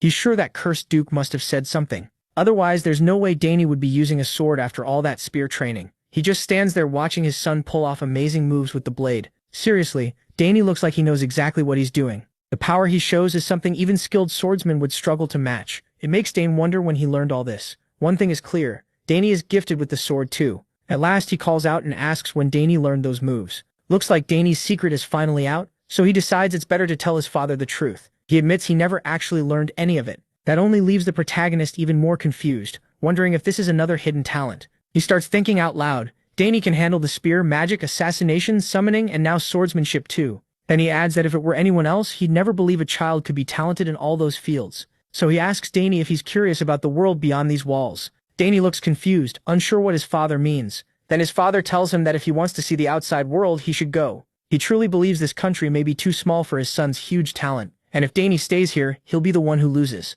A wave of sadness hits Danny when he realizes his father has accepted he can't keep him forever, so he finally says he'd be happy to learn about the world outside. Hearing that, his father smiles and gets straight to the point. It's time to prepare his son for the real world. He admits it hurts a little to see his son leave, but he knows he has to respect Danny's wishes. Then he shows him the spear, saying he brought something special today. It doesn't take Danny long to realize what it is, and his father clears up any doubt by reminding him this is Dragontail, the spear that reacted to him on his first birthday. He holds it out and tells Danny to take it. The moment Danny grabs the spear, it reacts, and he feels an incredible surge of power running through it.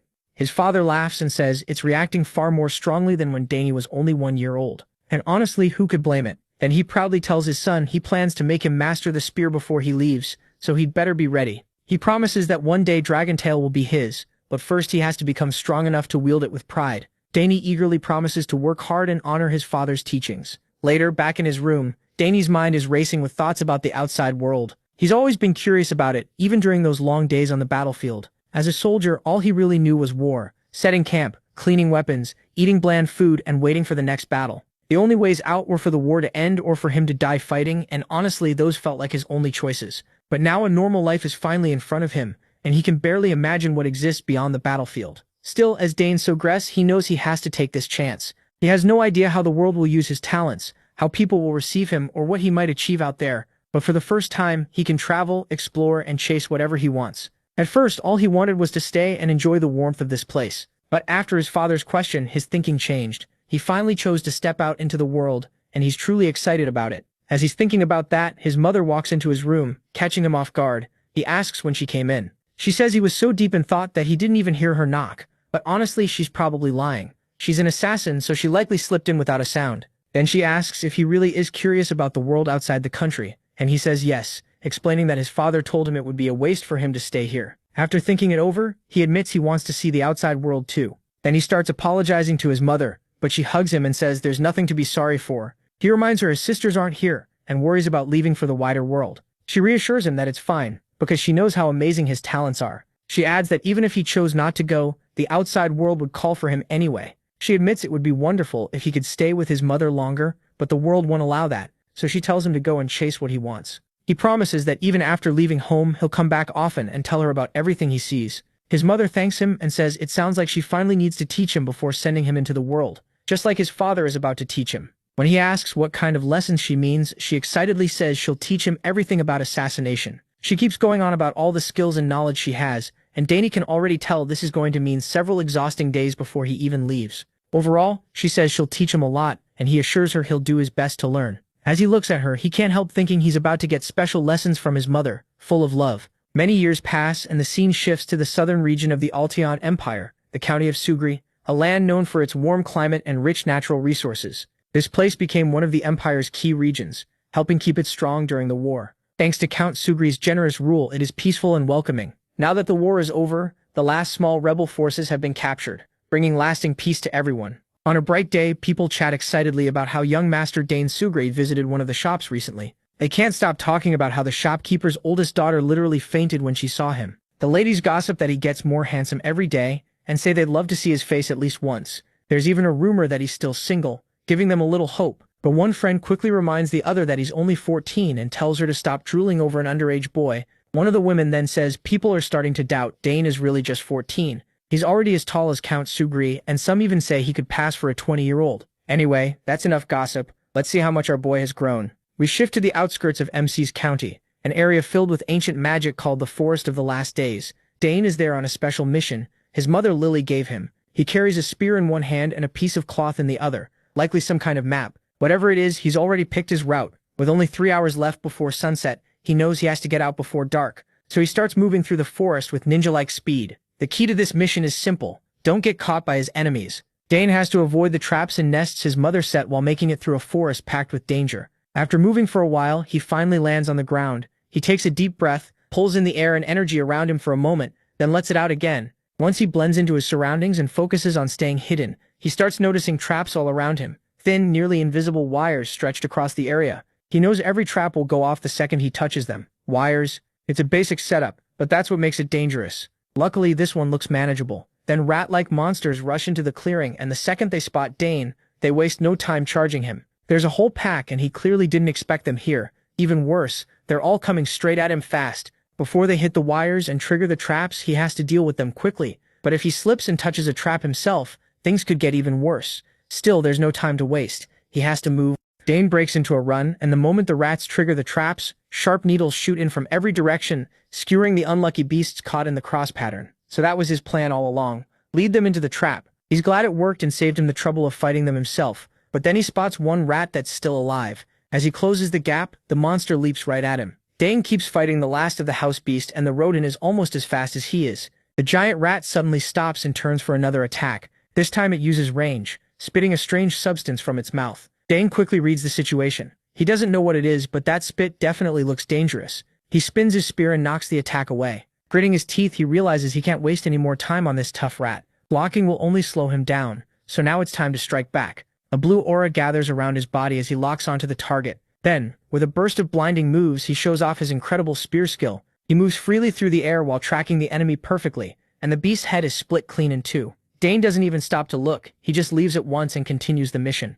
By sunset, he reaches the endpoint of the test. He's completely drained, gasping and doing his best not to throw up. At least he finally made it out of the forest alive. Suddenly, he feels a fierce presence coming from the woods and worries the fight isn't over. He jumps to his feet, regretting that he let his guard down to rest. Just as he's about to face it, he stops. It's only his mother, Lily. She let him sense her on purpose to test his reaction, and he passed. On top of that, his total time was 3 hours and 30 minutes, even faster than Lily's old record. She had watched the whole time. After all, no mother would leave her son alone in a place that dangerous. Lily knew better than anyone how gifted he was, but being his mother made it different. After this test, which Dane basically mastered, Lily couldn't find a single flaw in his survival skills or adaptability. She gently pinched his cheeks and said that, at this rate, he could already be recruited as an assassin. To celebrate his successful run, Lily brought out her most treasured possession as the Empire's greatest assassin, her dagger. She felt it suited her son better now. From this moment on, Dane would be the owner of Nighthorn. With a bright smile, Lily handed the legendary weapon to him,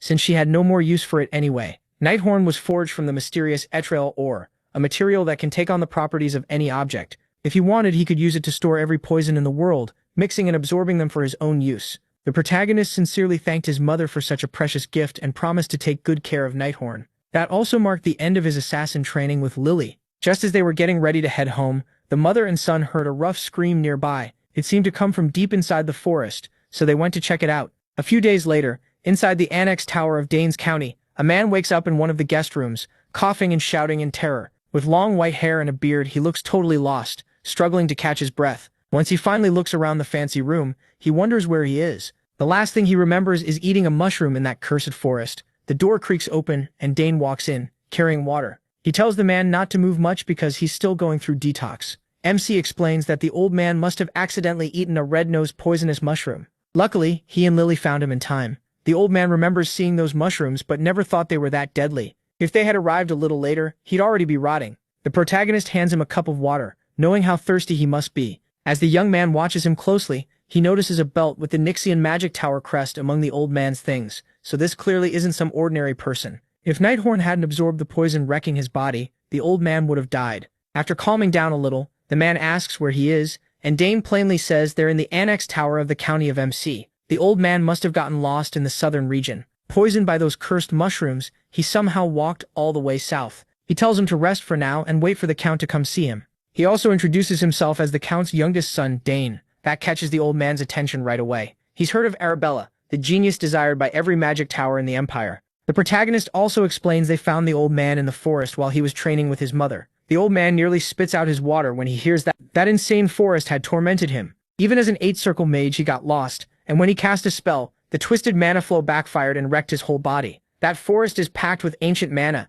and hidden traps are scattered all through it. Since it belongs to House Dane, it's naturally dangerous for anyone outside the family. And because of that ancient magic, the mana flow is completely different from what modern mages are used to. For one of them, it's the worst possible place to be. The old man finally realizes he truly would have died if MC hadn't saved him. He also sees that the boy in front of him might be a once-in-a-generation talent if he can train freely in that hellish place. He even made the antidote he desperately needed to survive. From his looks, the boy was still in his teens, yet even at that age he was able to make an antidote that required deep knowledge and exact preparation skills. The old man couldn't believe how blessed House Dane was. They already had 2 generational geniuses in magic and summoning, and now even the youngest son seemed like a monster. If the continent were still at war, House the protagonist could easily have become the strongest noble house in the Alteon Empire. The old man thanks MC and admits he owes him his life. He's a little taken aback by the boy's bold attitude, but says he always repays his debts. First, he introduces himself properly. This old man is Sidron Gauss, the former head of the Nixian Magic Tower. Proud of his name and rank, he tells Dane to ask for whatever he wants. He only smiles at that show of modesty.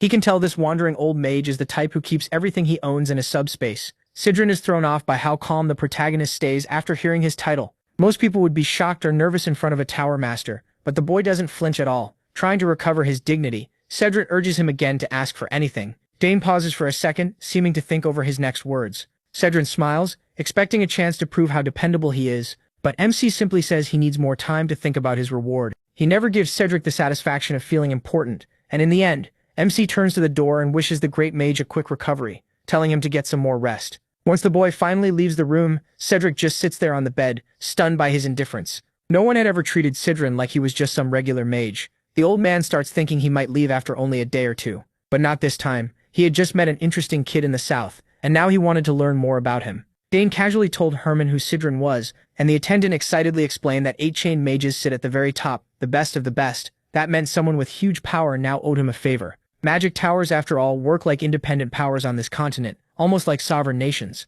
So Cedric was an incredibly important person. Even so, it was strange that the head of a magic tower had been wandering through that forest. Then again, this was no normal forest. Mages treat it as forbidden ground and call it the Forest of Last Days. Just hearing that name tells you regular people should never go near it. Dane looked at the sword in his hand and told Herman to get him a new one. The ones he had been using were already too short and too light for him. Luckily, they had plenty of weapons from the war trophies the Count brought back. By tomorrow, the protagonist could start training with a proper longsword. For now, he would finish training with the lighter blade. Then he remembered the crest Duke Turman had given him, a free pass to forge any weapon he wanted. 7 years had passed since then. Looking back, Dane remembered those days fondly. If he ever went to the capital, his first stop would definitely be the Duke's land. After training, MC met his father outside the hall. He had thought his father still had business away from the castle, but to his surprise, he came back early. Things had wrapped up faster than expected, so the Count rushed home to check on the head of the magic tower, recovering in a guest room. He hoped Cedric Goss could help Arabella. After all, she would need a strong teacher. Dane had thought the same thing. Maybe the Tower Master could guide his sister, but he wasn't sure the old man could handle her attitude. He had heard Arabella once punched a senior for being annoying. Either way, Count Hisagras praised his son for saving a life. Sure, he had only done what needed to be done, but it was still something not everyone could pull off. The protagonist had truly grown into an amazing young man. As the years passed, it got harder and harder for Count Dane Sogras to even catch a glimpse of his daughters. Arabella had finished her extended term and was choosing a magic tower, while Claire had become an assistant professor. That's the price of having exceptional children. Of course, Claire and Arabella were outstanding on their own, but the Count also had big hopes for his only son. He often wondered how the world would deal with a man carrying so many gifts. The Count looked forward to the day his rival, Balt Termian, would see how far Dane had come. It had been years since he was reborn as the son of House MC Sogras, yet the thought of crossing swords with Duke Termian still fired him up. Anyway, he also wondered how Layla was doing in the capital. Her last letter had come maybe a year ago. He was looking forward to seeing what she had been up to once he reached the capital. A few days later, Cedric complained he was going crazy in the guest room. He still hadn't fully recovered. The doctor told him not to go far and strictly banned him from using magic. His mana backlash still hadn't been cleared, and the poison in his body wasn't fully gone either. He needed more time to rest. Cedric didn't have much choice. He hadn't been unable to use magic in a long time, so this was at least a change of pace. Still, staying locked up all day was too much, so he left the room even though he didn't know the annex. The doctor worried the old man would cause trouble, and that he'd be the one dealing with it. In just a few days, the maids had already started rumors about the strange old guest. People say mages are either geniuses or crazy. Some servants saw Cedric walking up and down the annex stairs over and over, and now he was spending hours just staring at the flowers in the garden. They had heard he was supposed to be a mighty mage, but to them he just looked like a weird old man. They even worried about young Arabella. Cedric, meanwhile, was completely charmed by the beautifully made garden on the estate. He never would have guessed it had been arranged with such amazing magical skill. Dane walked up to the old man. He had searched all over before finally finding Cedric in the garden.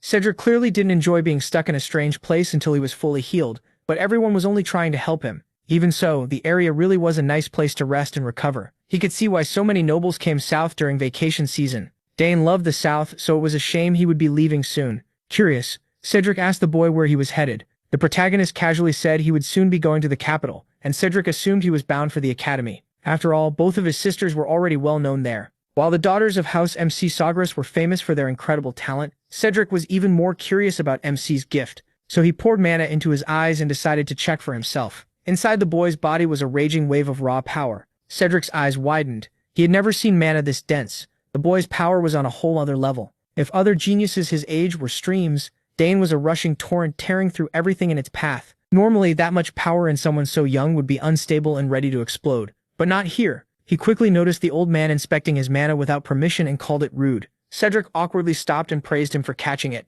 He apologized and admitted it may have been thoughtless. Inside, though, he still couldn't understand how Dane kept such wild power under control. In all his years as an archmage, the boy was a one-of-a-kind case. Confused by the old man's reaction, the protagonist wondered what he had seen. Cedric had been so focused on the amount and density of MC's mana that he only now realized the boy didn't have a magic circle. With that much mana, forming one should have been easy. The old man's face twisted in horror as he realized what must have happened. Looking closer at his heart, Cedric saw 2 mana cores. Sure, making 2 mana cores at that age was unbelievable, but the old mage looked furious that he had chosen this path. To him, having that insane amount of mana and using it just to handle a spear was madness. Cedric thought turning that power into cores instead of circles was almost a crime. In his eyes, Dane had turned away from the greatest magical talent he had ever seen. Confused, the protagonist asked if he couldn't simply use both mana cores and magic circles. That only made the grumpy old man even angrier. He grabbed his head in frustration, overwhelmed by all that wasted potential. He didn't even know where to start explaining how badly MC had trapped himself.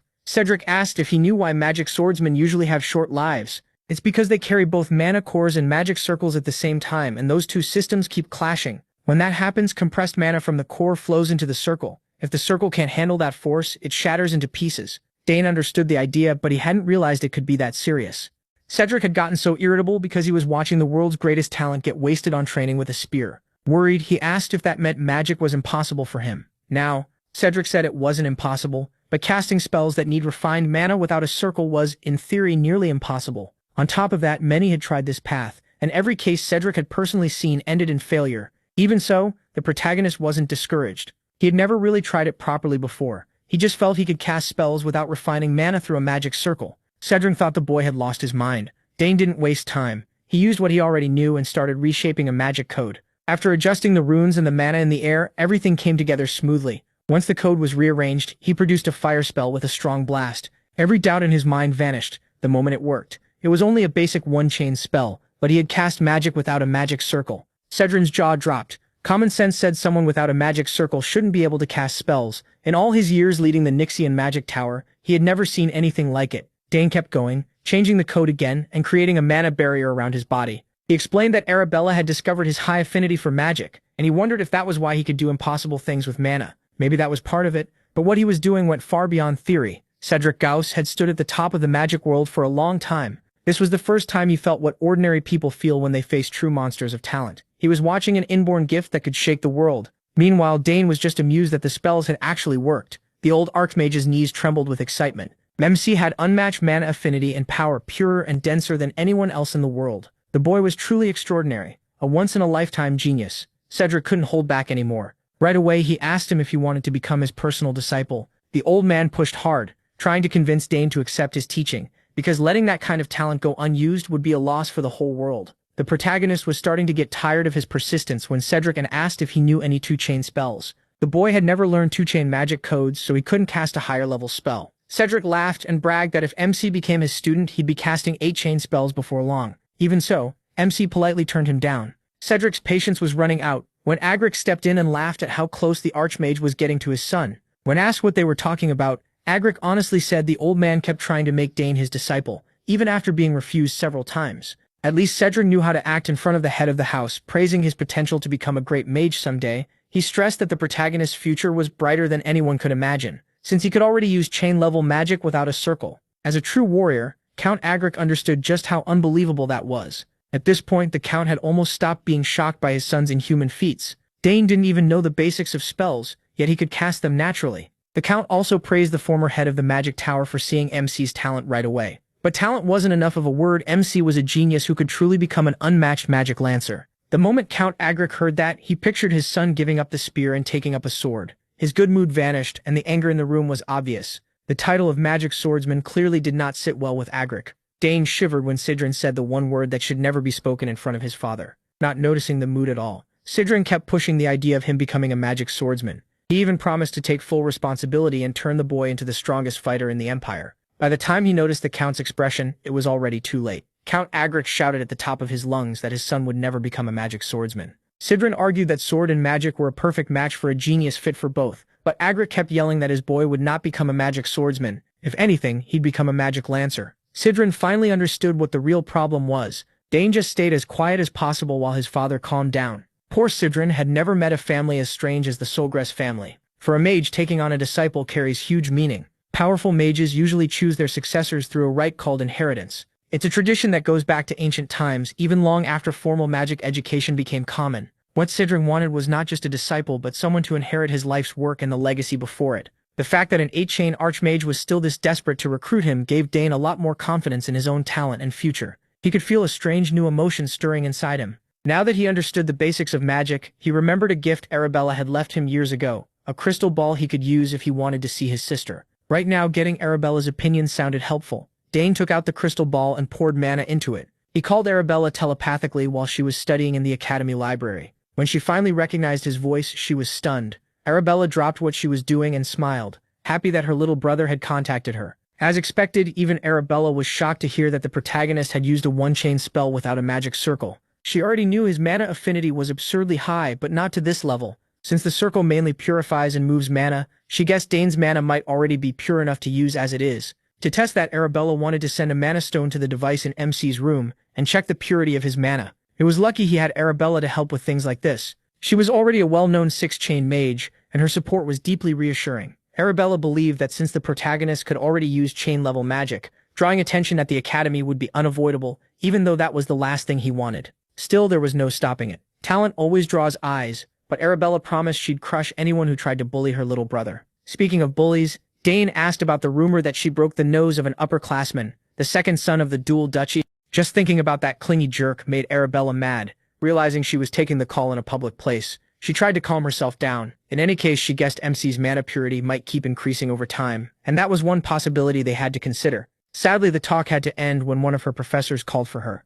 They said goodbye, and Arabella promised to send the mana stone. It finally hit Dane that he might be walking a path no one had ever walked before. With mana this pure, he joked that maybe a dragon's heart was beating in his chest or something. Meanwhile, Sidran was still stuck in the annex recovering. He had used mana to inspect him, and that made his magic backlash worse, so he might have to stay there even longer. If the boy would just accept his offer, Sidran could pass on one of the greatest legacies in magic. He kept wondering what he could do to lure the protagonist over. If even 8-chain magic wasn't enough to tempt him, maybe he should offer some priceless artifact or pass down an inheritance refined through many generations. But if he handed over his treasures too soon, Dane might trick him and leave him with nothing. While he was still racking his brain for ideas, MC knocked on the door. Sidran wondered if the boy had come to apologize or maybe changed his mind about the offer. Dane had come to see the old bat because he had something to say. Sidran instantly assumed he had finally decided to become his disciple, but he quickly shut that idea down. No, it wasn't that he had no interest in magic. Sidran asked if he already had a master, but that wasn't it either. Thinking he was being toyed with,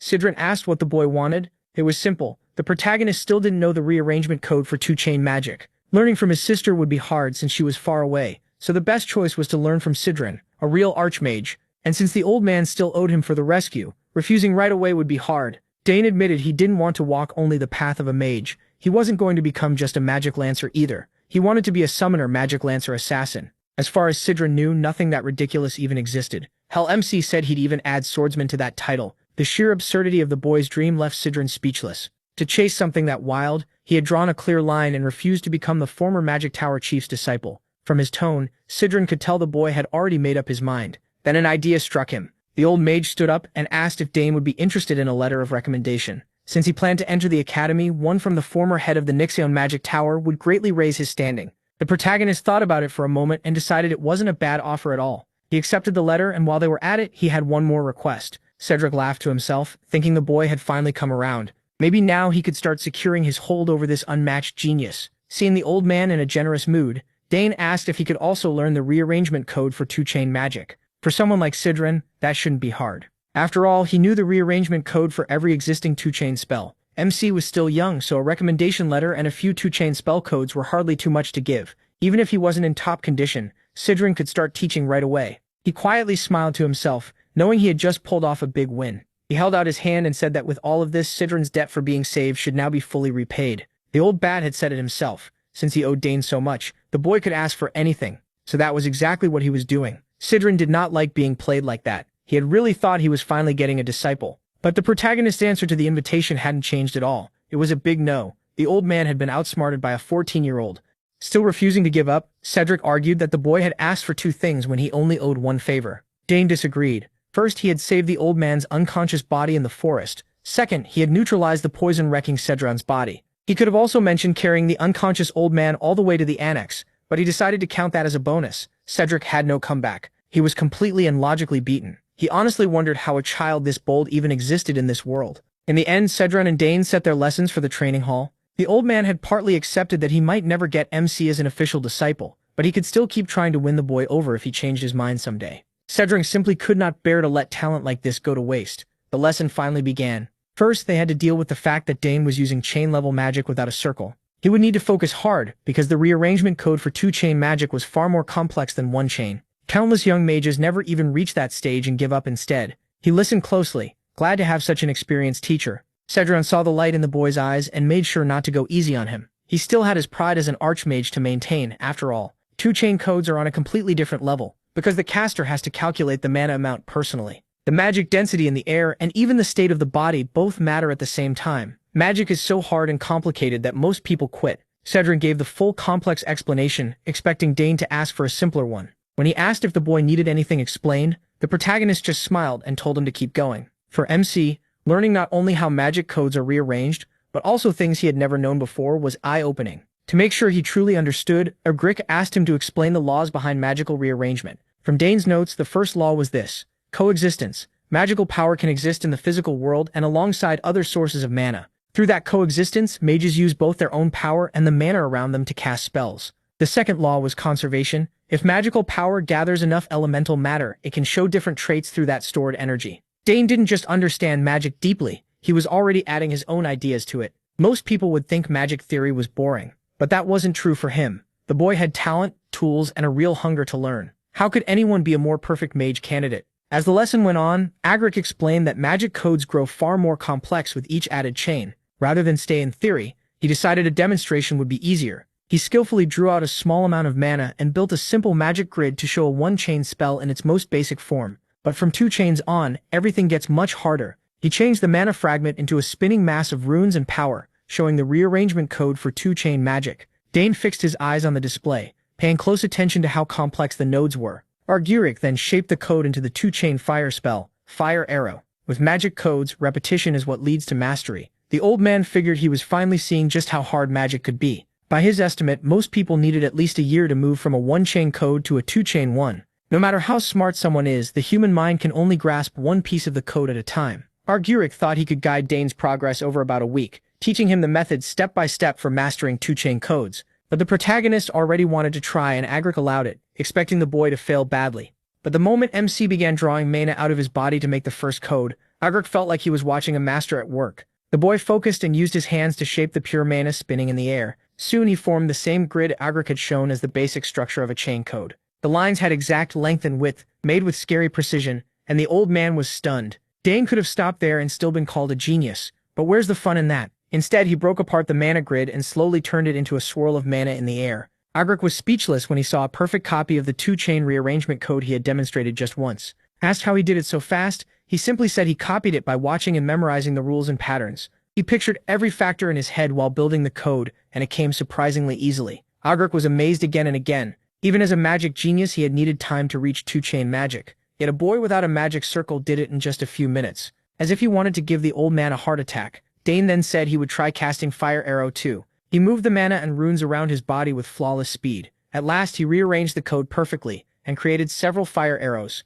Agric stared at the completed arrows, refusing to believe what he was seeing. Watching this boy push the old man into an existential crisis. If he had grown up with the protagonist's talent, he might have already reached his dream of 9-chain magic. Dane easily controlled the fire arrows, sending them around the training hall, while the Archmage tried to recover. Even MC was surprised that everything came so naturally all at once. One thing was clear, the world would go crazy if it saw a circleless mage pulling off magic like this. Agric knew his talent had to stay hidden before all kinds of shady people came after him. And on top of that, he still hadn't given up on making the boy his disciple. Since the protagonist had picked up the first code so easily, they could move on and learn even more. Agric started to think he might need to be careful about what he wrote in Dane's recommendation letter to the academy. At the end of the day, MC lay in bed thinking about the lesson. He decided to properly learn both theory and practice. When he thought about his past life, he remembered being forced into a life where he didn't even have the chance to study magic. In those days when he never knew when he might die in battle, finding time to learn magic was a luxury he couldn't afford. He was too busy swinging a sword and trying to stay alive.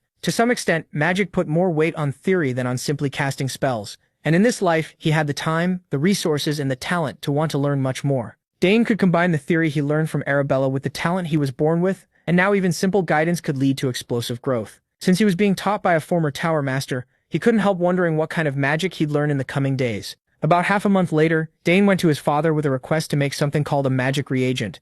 They didn't have the materials, so he would need to leave the territory. His father was a little surprised by his son's progress. Agric backed him up, assuring him that the boy was ready for reagents, now that he had already mastered 4 rearrangement codes. Normally, even a genius would need a month to learn one. Count the protagonist also knew that magic reagents were hard to find. The protagonist had only learned about them by reading books in the family's magic library. Agric had already accepted that the boy was simply built differently. He was even glad MC cared about something as dull as magic reagents. In the end, the Count agreed, thinking it would be a great experience for his son. Since he was leaving anyway, Dane could also see his territory for himself. He smiled and thanked his father for trusting him to go out on his own. He set off on a short trip to the outer parts of the Sogress territory. With him were Agric and Herman. Even out there, the people of the county looked at the protagonist and spoke of him with deep respect. The protagonist returned their warm feelings with kindness and a smile. During the trip, Agric guessed that Count Dane must be a kind lord, judging by how happy his people were. The South really had a lot going for it. Great snacks, nice weather, and good people too.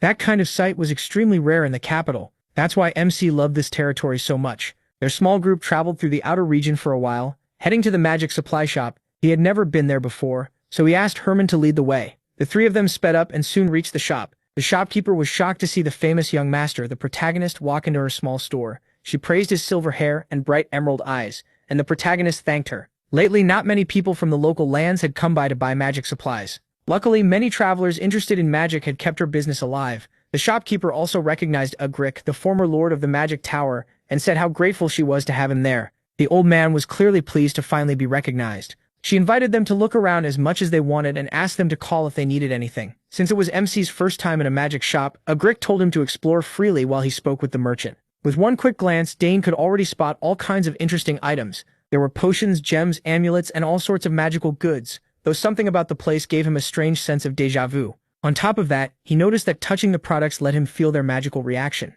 He just chalked it up to his high affinity, and kept looking around. Then a soft bell-like sound rang in his ears, almost calling for his attention. He felt an especially strong reaction from one side of the shop. When he moved closer, the owner told him that everything on that side was only decoration. Ugric called Dane over to look at some potion ingredients together. The old man had already picked a few raw materials, like moonroot, which could be used in at least 50 different potions. The owner assured them she personally processed her ingredients and kept them top quality. Still, he was very curious about the strange sound. As he walked deeper into the pile of decorations, he felt an odd power pulling at him. Then he turned and spotted a stone, giving off pure mana. It had to be the source of the sound. Dane hurried toward it, almost like his body was moving on its own. Seeing his young master act strangely, Herman rushed over in concern. To him, the protagonist was only staring at an ordinary stone fixed to the wall as decoration. MC didn't know what was happening, but the stone was clearly calling to him. He pulled it from the wall and held it in his hands. Just as he suspected, pouring more magic into it made the reaction even stronger. It was possible the object was reacting only to his magic. Meanwhile, Ugric was still picking out raw ingredients all over the shop. Dane went to the owner and asked about the stone he had just removed from the wall. Like she'd said before, it was only decoration. But what kind of decoration gives off a stronger magic reaction than anything else in the store? Ugric asked if she had been tricked into buying it, and she admitted that a few years ago, a traveling merchant had given her a large package as payment. When she excitedly opened it, she found only that plain stone inside. She still held out hope and asked a mage to appraise it, but it was confirmed to be ordinary. Based on how Dane reacted to it, this clearly wasn't an ordinary stone. The shop owner urged the young master to pay attention to her real stock instead of wasting time on a rock. She tried showing him all kinds of rare magic items, but he was still fixated on the strange stone in his hand. It was the only thing he wanted. She even showed him a scroll card that could read names on its own and store information for records. In the end, the protagonist bought both the scroll and the useless stone. He was sure this wasn't something he could just leave behind. Even Ugric couldn't figure out what the boy was thinking. On the way back, the old bat asked if Dane was really into decorations, or if he truly believed the stone had something special about it. Once MC explained that the slab reacted to his magic, Ugric didn't dismiss it. He still couldn't see anything unusual, but now he was curious too. Since the streets were crowded, the small group hurried back to the castle. Ugric set up a priceless testing device to help Dane learn what the stone really was. He was sure he could judge it properly. A mage had already checked it and found nothing, but Ugric proudly said no evaluator was better than his machine. He had poured all his money into this top-level tool for appraisals, and believed it could analyze anything placed on it. Both of them were eager to learn what was hidden in that plain-looking stone slab. Ugric placed it on the platform and told Dane to pour magic into it to trigger a response. The moment he did that, the stone gave off a dense burst of magic power. It lit up inside the device, and its glow twisted into something complex. Ugric watched the flare closely, his eyes locked on the slab.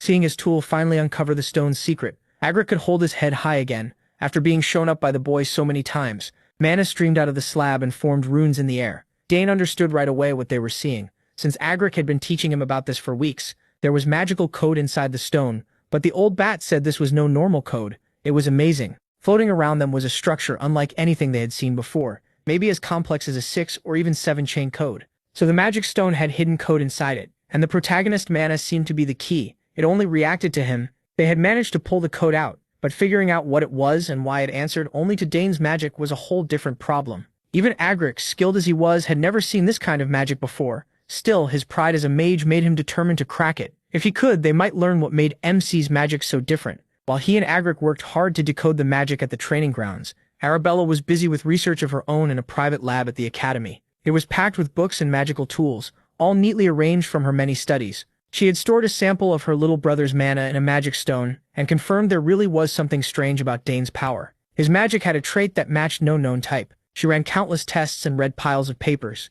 but still couldn't place which branch of magic this anomaly belonged to. She tried everything: magical reagents, portals, magical engineering, but nothing gave her an answer. Even so, she was sure the truth was hidden somewhere. Then she suddenly remembered hearing about a long-lost field of magic that had vanished from the magical world. Maybe Dane's power was tied to that forgotten art. Arabella started digging through stacks of books, trying to remember where she had put an old tome. It covered alchemy, divination, spiritualism, necromancy, and an early form of magical code. As she searched, another dusty book dropped from the shelf. She picked it up and realized it was an ancient magic text. That made her remember she had once studied the vanished magical kingdom of Arcana, a civilization said to have existed over 2,000 years ago, and inherited older magic from an even earlier age. They were believed to use forms of magic that no longer existed. Arabella laughed the thought off. Ancient magic had disappeared long ago, so Dane's power couldn't really be tied to something that old. Still, she had nothing to lose at this point, so she tried something unusual. She placed the crystal holding the protagonist's mana into her magical typewriter and used the ancient magic book as a reference.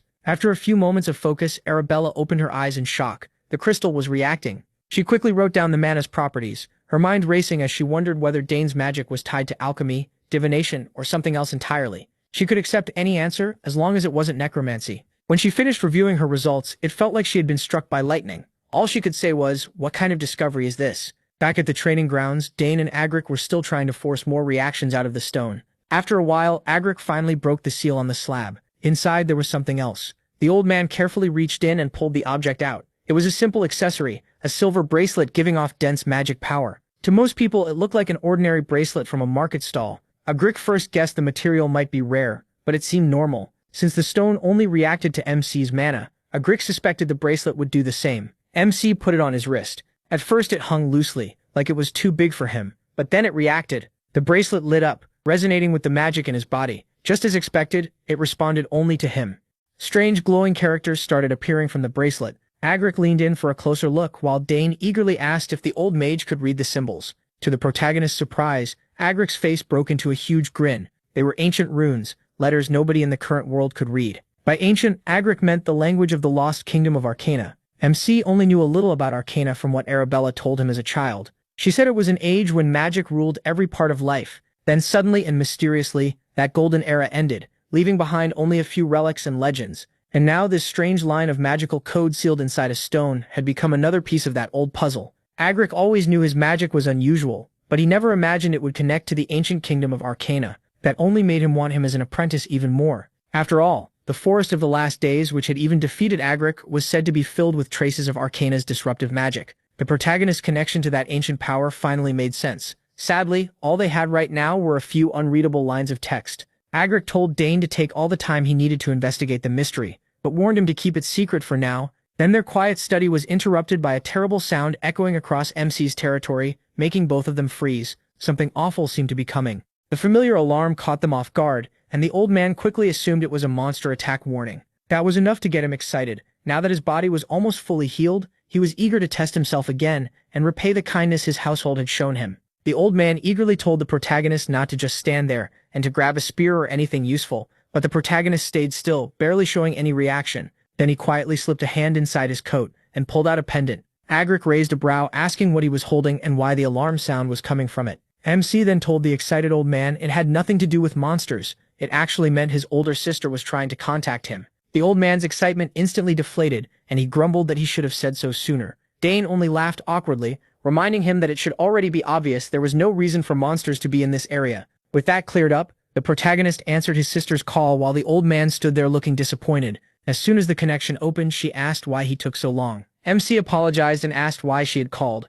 She started sharing something important about his magical code, but quickly stopped and asked if someone was beside him. Just hearing her mention magical code was enough for Dane to realize she had discovered the truth. His power was ancient magic. The old man overheard and let out a sharp cry, demanding to know how she figured that out. While they kept talking, he explained their side too. When he and Agric examined some stones, they also found out his magic belonged to an ancient magical realm. The giveaway was simple. The stone reacted only to his mana. Agric meanwhile ground his teeth in frustration. Finding that out just by analyzing the protagonist's magic was insane. He already knew she was a genius, but her talent was even greater than he thought. Arabella then asked if anyone else knew his secret. MC quickly said no. She let out a relieved sigh and told both MC and Agric to keep it hidden, because if the truth got out, he wouldn't be able to handle the consequences. She also apologized to Agric for jumping into the topic without introducing herself first. The old man only laughed, saying he already knew plenty about her through him, and as for keeping his magic secret, he promised not a single soul would hear about it. If that secret gets out, the protagonist wouldn't be the only one in trouble. The whole Sogress house would suffer for it. Arabella praises the old man for catching that right away, saying that's exactly what she'd expect from a wise mage. Cedric then asks if this call is being recorded, and she says it isn't. She explains the moment the call ends, it'll be erased at once. That eases him a little, and he adds that he plans to return to the magic tower to look into this himself. Arabella thanks him, but he brushes it off, saying he's only doing what any mage should do, so she doesn't owe him anything. Then he brings up the magic tower again. He heard she's been looking for one to join, so he asks if she's decided which one she wants. Arabella instantly catches what he's hinting at and tries to dodge the question, saying she isn't considering Nixon Magic Tower since it doesn't focus on the field she cares about. That annoys the old man all over again. He was already wondering where Dane got his brains from, and now it's obvious his sister is just as sharp. Still, he keeps that to himself and only laughs, saying she doesn't have to join their tower anyway. Watching this, MC gets a little nervous, especially after how blunt his sister was. Anyway, she ends the topic by saying they can talk about the details later. After a quick exchange of goodbyes, she cuts the connection. Sidrid remarks that their sister has grown into someone pretty amazing, and Dane agrees, adding that the artifact in front of them was made by her too. He says this compact crystal ball is especially popular with young mages. The old man smiles and admits it's impressive, though the frustration on his face is hard to miss as he says he doesn't need something like that. Once a mage reaches the 8th chain, he says wasting time chatting isn't something they do. He can tell why he's saying that. If the old man doesn't want a trendy item like this, it probably just means he has no friends. Later, the protagonist tells his parents everything about the ancient magic. His mother looks worried, but his father calmly says that if anyone targets the protagonist, they'll make them pay. His mother agrees right away when it comes to her son's safety. She won't hold back. Emo feels a little awkward seeing how fiercely protective they are, but he also knows there's nothing safer than being protected by both of them. Then Agric says that if he is right, their bloodline may carry ancient magic dormant within it. His wife agrees and wonders whether any of their ancestors had it too, so she plans to check her side of the family. It's a pretty interesting idea, and Dane can't help wondering what they might find if both sides of the family look into it. Even if it doesn't matter much to him, it still makes him curious. After that, his mother reminds him he's already gone beyond what this place can offer. If he stays longer, it could slow his growth, so he should start thinking about going to the capital. That mention of the capital catches him off guard, and his parents remind him he has to be at least 14 to enter the academy. Now that he's finally that age, there's no reason to wait. Arabella admits he wanted to keep Dane home for another year or two, but there isn't much left for him to learn here. His mother gently rests a hand on his and says he can leave whenever he wants. They make it clear the choice is his. The protagonist is surprised they've already accepted that he has to leave this place someday. His father says he's sure his son will make him proud and urges him to go use his talent to the fullest. Dane smiles and says he understands what they both mean, and he promises to get ready for the academy. The three of them smile as the choice is settled, and now MC is excited to move on to the next stage of his life. Later, he tells Sidrin he's decided to leave the manor. The old man asks if he really plans to go, and he says yes, though it's a little earlier than he first planned. The old man supports the choice, saying it would be a waste to keep his talent stuck here. He also warns the protagonist not to show everything he can do all at once. The academy values talent, but not everyone there will be happy to see it. Some people will get jealous. Dane already knows that, since Arabella warned him before and even told him about some ridiculous things she had to deal with herself. The old man adds that average people have a hard time surviving in the academy under those conditions, but he assures MC that House Termine is not one of those weak families. That makes him think of Layla and the promise he made to visit her as soon as he reached the capital.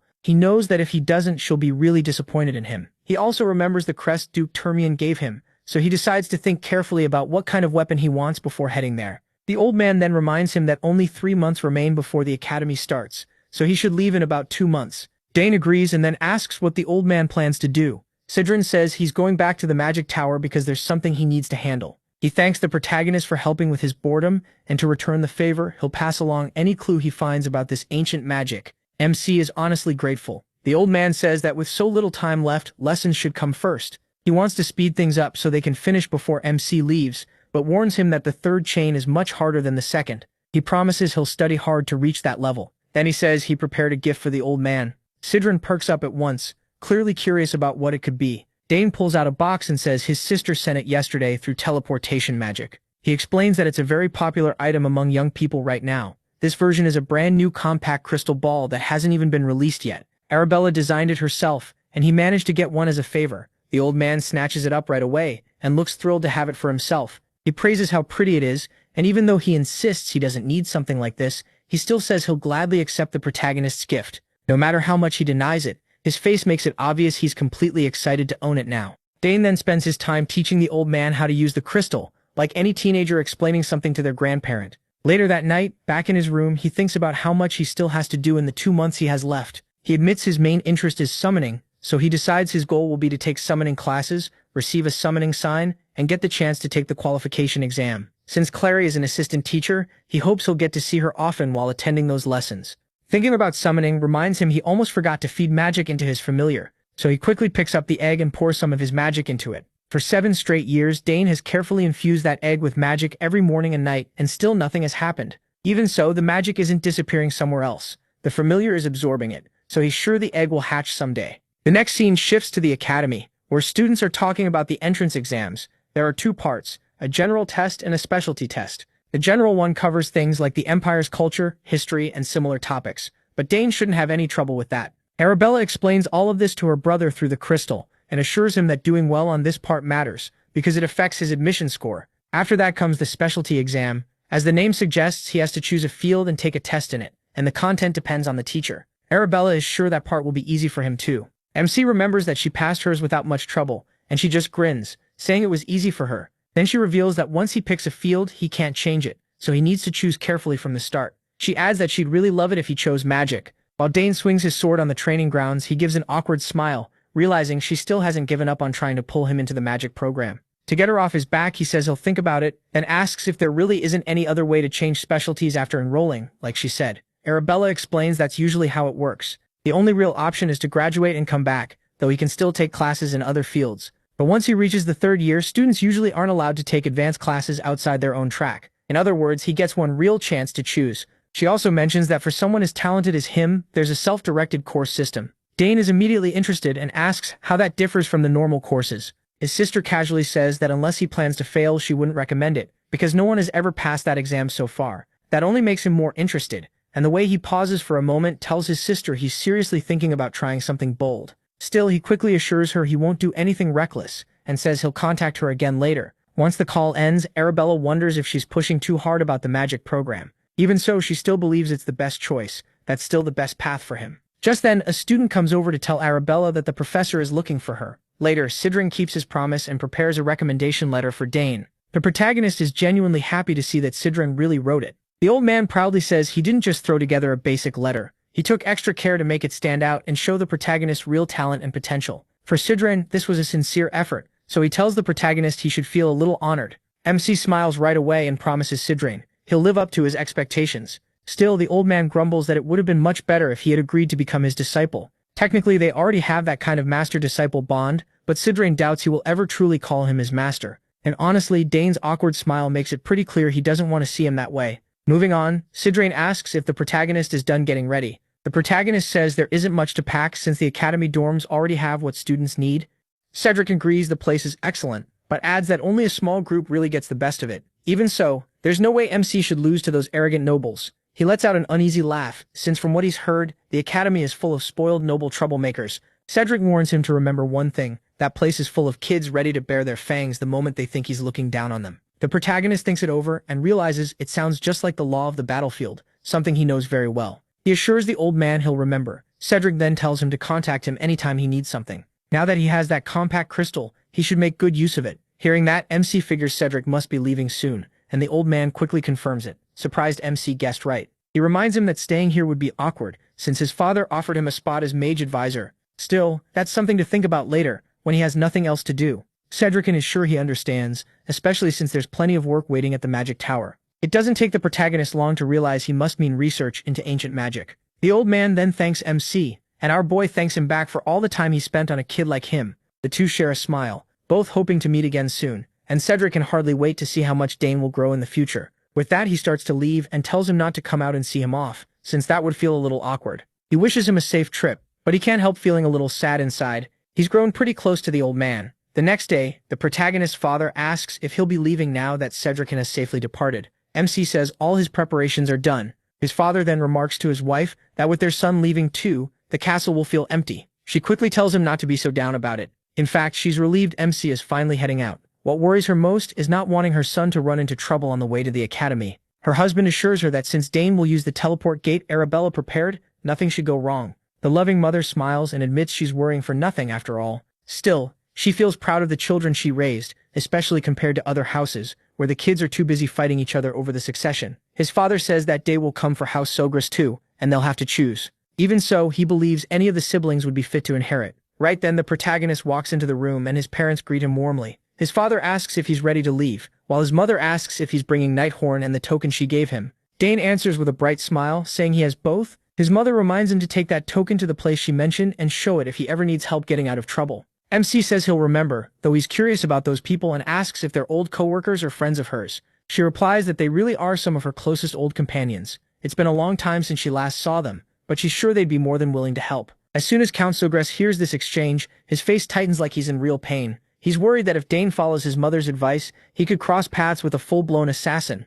So he quickly cuts in, telling his son to find the Duke instead, and stay with him until he enters the academy. Hearing that, his affectionate mother starts tearing up, sad that her son has grown so much, and is now leaving. Her husband gently tells her there's no need to cry, and says she should send him off with smiles and kind words. Meanwhile, the protagonist gathers his resolve. He'd always planned to leave, but part of him still felt reluctant. Now though, it's finally time to go. Herman escorts him to the teleport gate while his father watches from the window. At the same time, a suspicious figure moves under Count Sogras's orders. The Count tells his man, Dillad, to follow Dane carefully and make sure he reaches the teleport gate safely. Dillad accepts the order and moves out. Elsewhere in the castle, MC's devoted mother has also summoned her familiar Shadow. Just as expected, she gives the same order. Make sure he teleports away safely. Shadow accepts and leaves at once. When Dane arrives at the teleport site, Herman is stunned, seeing the huge machine for the first time. The protagonist also admits it really is impressive. The butler comments that Lady Arabella must be incredible, and MC agrees, saying he understands why it took her a whole year to build it. Excited, Herman asks if stepping onto the platform is enough to trigger the teleport. He tells him yes. He then reflects on how much work she must have poured into it, because teleport magic isn't like other kinds. It needs exact code placement, and magic has to be fed into it the whole time while the code is rearranged before the spell can work. The gate Arabella built is a flawless device where all the conditions for teleportation have already been met. Herman wishes him luck and tells him to stay safe. Dane thanks him back and starts to walk toward the gate. Once he steps in, he pours magic into it to activate it, just like his sister instructed. The portal opens at once, and blue arcane energy wraps around him as the teleport begins. The next moment, the scene shifts to a busy street with people going about their day. In the middle of it, our boy appears on horseback. A big grin spreads across his face when he realizes this is the entrance to the capital city, Artenia. As he moves through the crowd, an unfamiliar voice calls out, saying it has been waiting for him. The man in front of him looks like a knight and introduces himself as Luik Asmar, captain of the 1st Knight Corps of House Termion. The protagonist is a little overwhelmed that the captain himself came to greet him. He never expected that. The knight says he and his men will escort the protagonist from here on. Then he turns his head and orders his knights to clear the way, and the soldiers obey without hesitation. As they move on, MC says he's glad to be in Luik Asmar's care, and the knight says it's an honor to escort him. Dane starts feeling something strange in his chest. He never imagined he'd enter the heart of the Atorian Empire, the place he hated most, and do it as someone seen as full of promise. As they continue through the city, he hears street vendors shouting to sell their goods, and is surprised by how much this place has. He didn't expect the capital to be so lively. The knight then says they've finally reached the lands of House Termion. That immediately lifts Dane's spirits, and when he looks ahead, he's completely amazed by the place. Still, he can't shake the feeling that something is off, like someone is watching him, and he wonders if he's just imagining it. As the protagonist nears the entrance, the household staff welcome him warmly, which catches him totally off guard. Their perfect manners and natural discipline stand in sharp contrast to what he's used to in the south. When Dane finally stands before Duke Termion, he quickly greets the head of the house and bows all the way to the floor in respect. Termion accepts the greeting warmly and invites him inside, eager to hear all about his tiring journey. Once inside, Termion comments on how much Dane has changed since he last saw him 7 years ago. He says even children a year or two older wouldn't match MC's presence and bearing, and adds that Count Sogras must be proud. Though this place may not compare to Count Sogras's castles, he still tells MC to enjoy his stay until the academy entrance exam. He also promises to assign a servant to handle anything he needs. He thanks him and quickly asks about Layla, wanting to know how she's doing and what she's been up to. Termion says she's mostly fine, then asks if the protagonist has had any recent conflict with her. MC asks what he means, and Termion explains that lately, whenever MC's name comes up, Layla always seems a little upset. MC quickly says he doesn't remember any disagreement with Layla.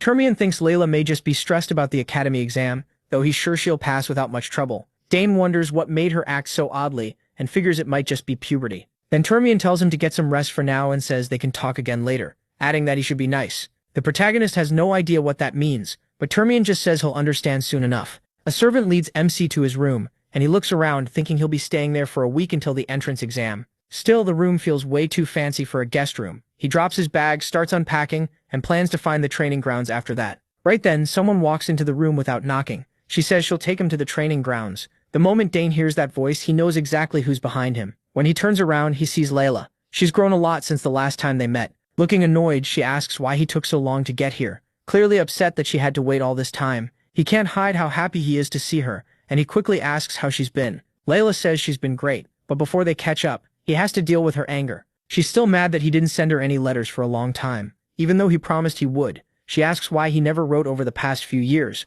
or at least told her when he was coming. Dane, clearly caught off guard, admits he totally forgot and apologizes. Of course, Layla isn't buying that weak excuse. He tries to remind her that at least he really showed up like he promised. He says he was so busy getting ready for the capital that everything else slipped his mind, then begs her to let it go just this once. She pouts, still obviously annoyed, and the protagonist can see it all over her face, so he asks how he can make it up to her, apologizes again, and promises to do whatever she wants. Layla raises an eyebrow and asks if he really means that. Dane gives an awkward smile and agrees, hoping it'll calm her down. Then he asks what she wants him to do to make up for it. After thinking for a second, Layla suggests a sparring match. MC is surprised. That was not what he expected. Still, he agrees. Layla lets out a smug little laugh, asking if he's sure he won't regret it. She says she's much stronger now, and not the crybaby who used to learn mana release from him. Her confidence catches Dane off guard. It makes him think she really has changed a lot in the last 7 years. Speaking of that, he remembers she once wrote that she won a competition. Layla looks surprised he remembered and explains it was the Danterway Cup hosted by the royal family. He recalls that it was a tournament for kids under 15. She confirms it and says the matches were tough, adding that if he had entered, the two of them would have made it to the finals together. He tells her they can finally make up for that now. Then Layla asks if he's really okay with training so close to the entrance exam, since getting hurt could cause trouble for him. Dane shrugs and says she doesn't need to worry, though deep down he wonders why getting hurt would even come up. With that settled, she decides they'll fight tomorrow, since it's already too late today. The next day, they meet outside, ready to spar. Layla asks if he brought a practice weapon, because she doesn't want to hear that he's still using a blunt weapon. Dane reminds her this is only a light match, so training weapons makes sense. He also points out that no matter how much she's trained, she can't prepare for every situation, and asks what she'd do if she got hurt. She confidently says not to worry, the best healer in the Empire is right here in the estate, but the protagonist brings up a fair point. What if something serious happens before the healer can do anything? Layla stumbles for an answer, and he tells her that if she wants to use a bladed weapon, she needs to be mentally ready for the risk. She wonders why he's making such a big deal out of a simple spar. In the end, she gives in and agrees to use practice weapons,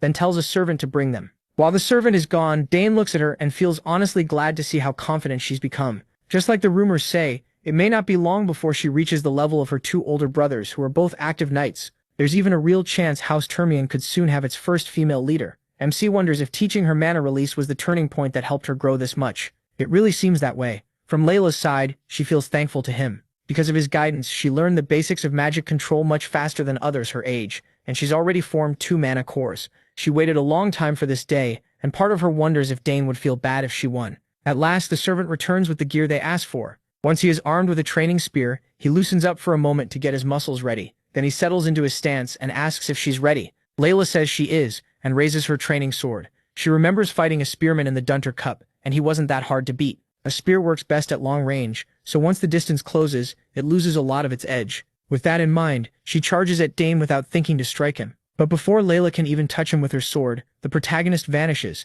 leaving her stunned.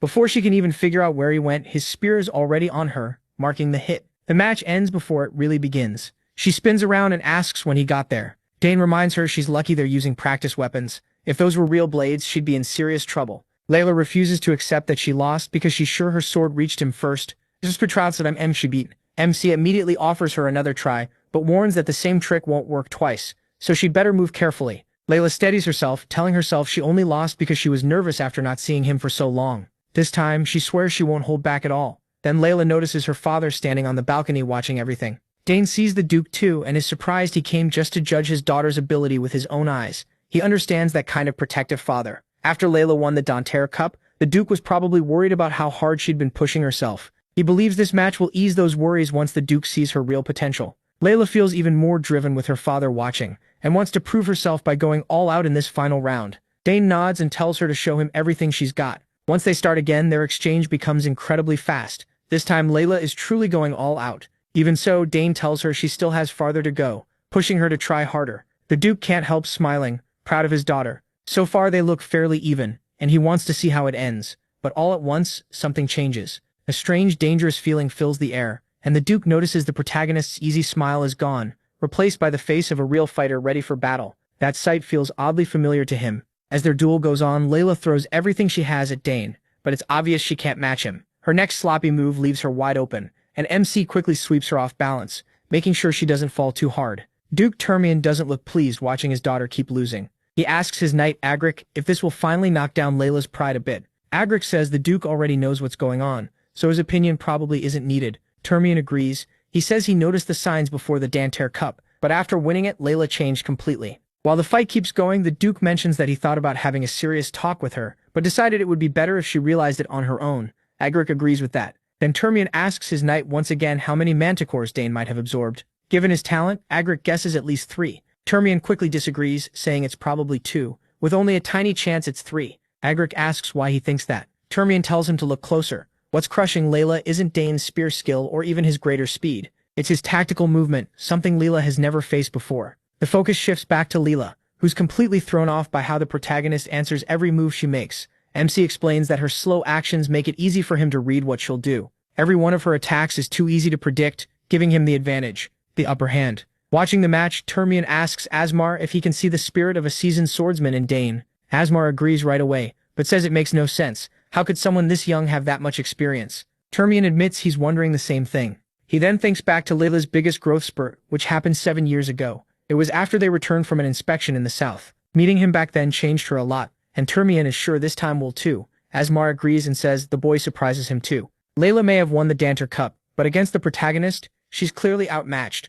It really looks like Count the protagonist trained him hard. But Duke Termian doesn't buy that. In his view, MC isn't the kind of person who trains someone harshly. More than that, he doesn't look like someone who would need that kind of training at all. Asmar isn't sure what the Duke is getting at, so Termian spells it out. This boy isn't ordinary. He was born with overwhelming talent, a real genius. He even thinks Dane probably skipped the Danter Cup for one simple reason. He just didn't care. Asmar nods on the outside, but deep down he thinks that sounds absurd. Every boy and girl in the Empire dreams of the Danter Cup, winning it, so why wouldn't he want it? Termian goes on, reminding him that no one his age has skills anywhere close to his. Right as he says that, his daughter drops to her knees from exhaustion. Looking at her, Termian thinks this may be exactly what she needs to knock down some of her pride. He hopes Layla finally sees her limits in this sparring session. If she can drop the arrogance and focus on improving with the sword, she could leave all her brothers behind. From Layla's side, this is one humiliation after another. She's finally starting to understand that Dane isn't just tough, he's on a totally different level. She knew they were different, but not by this much.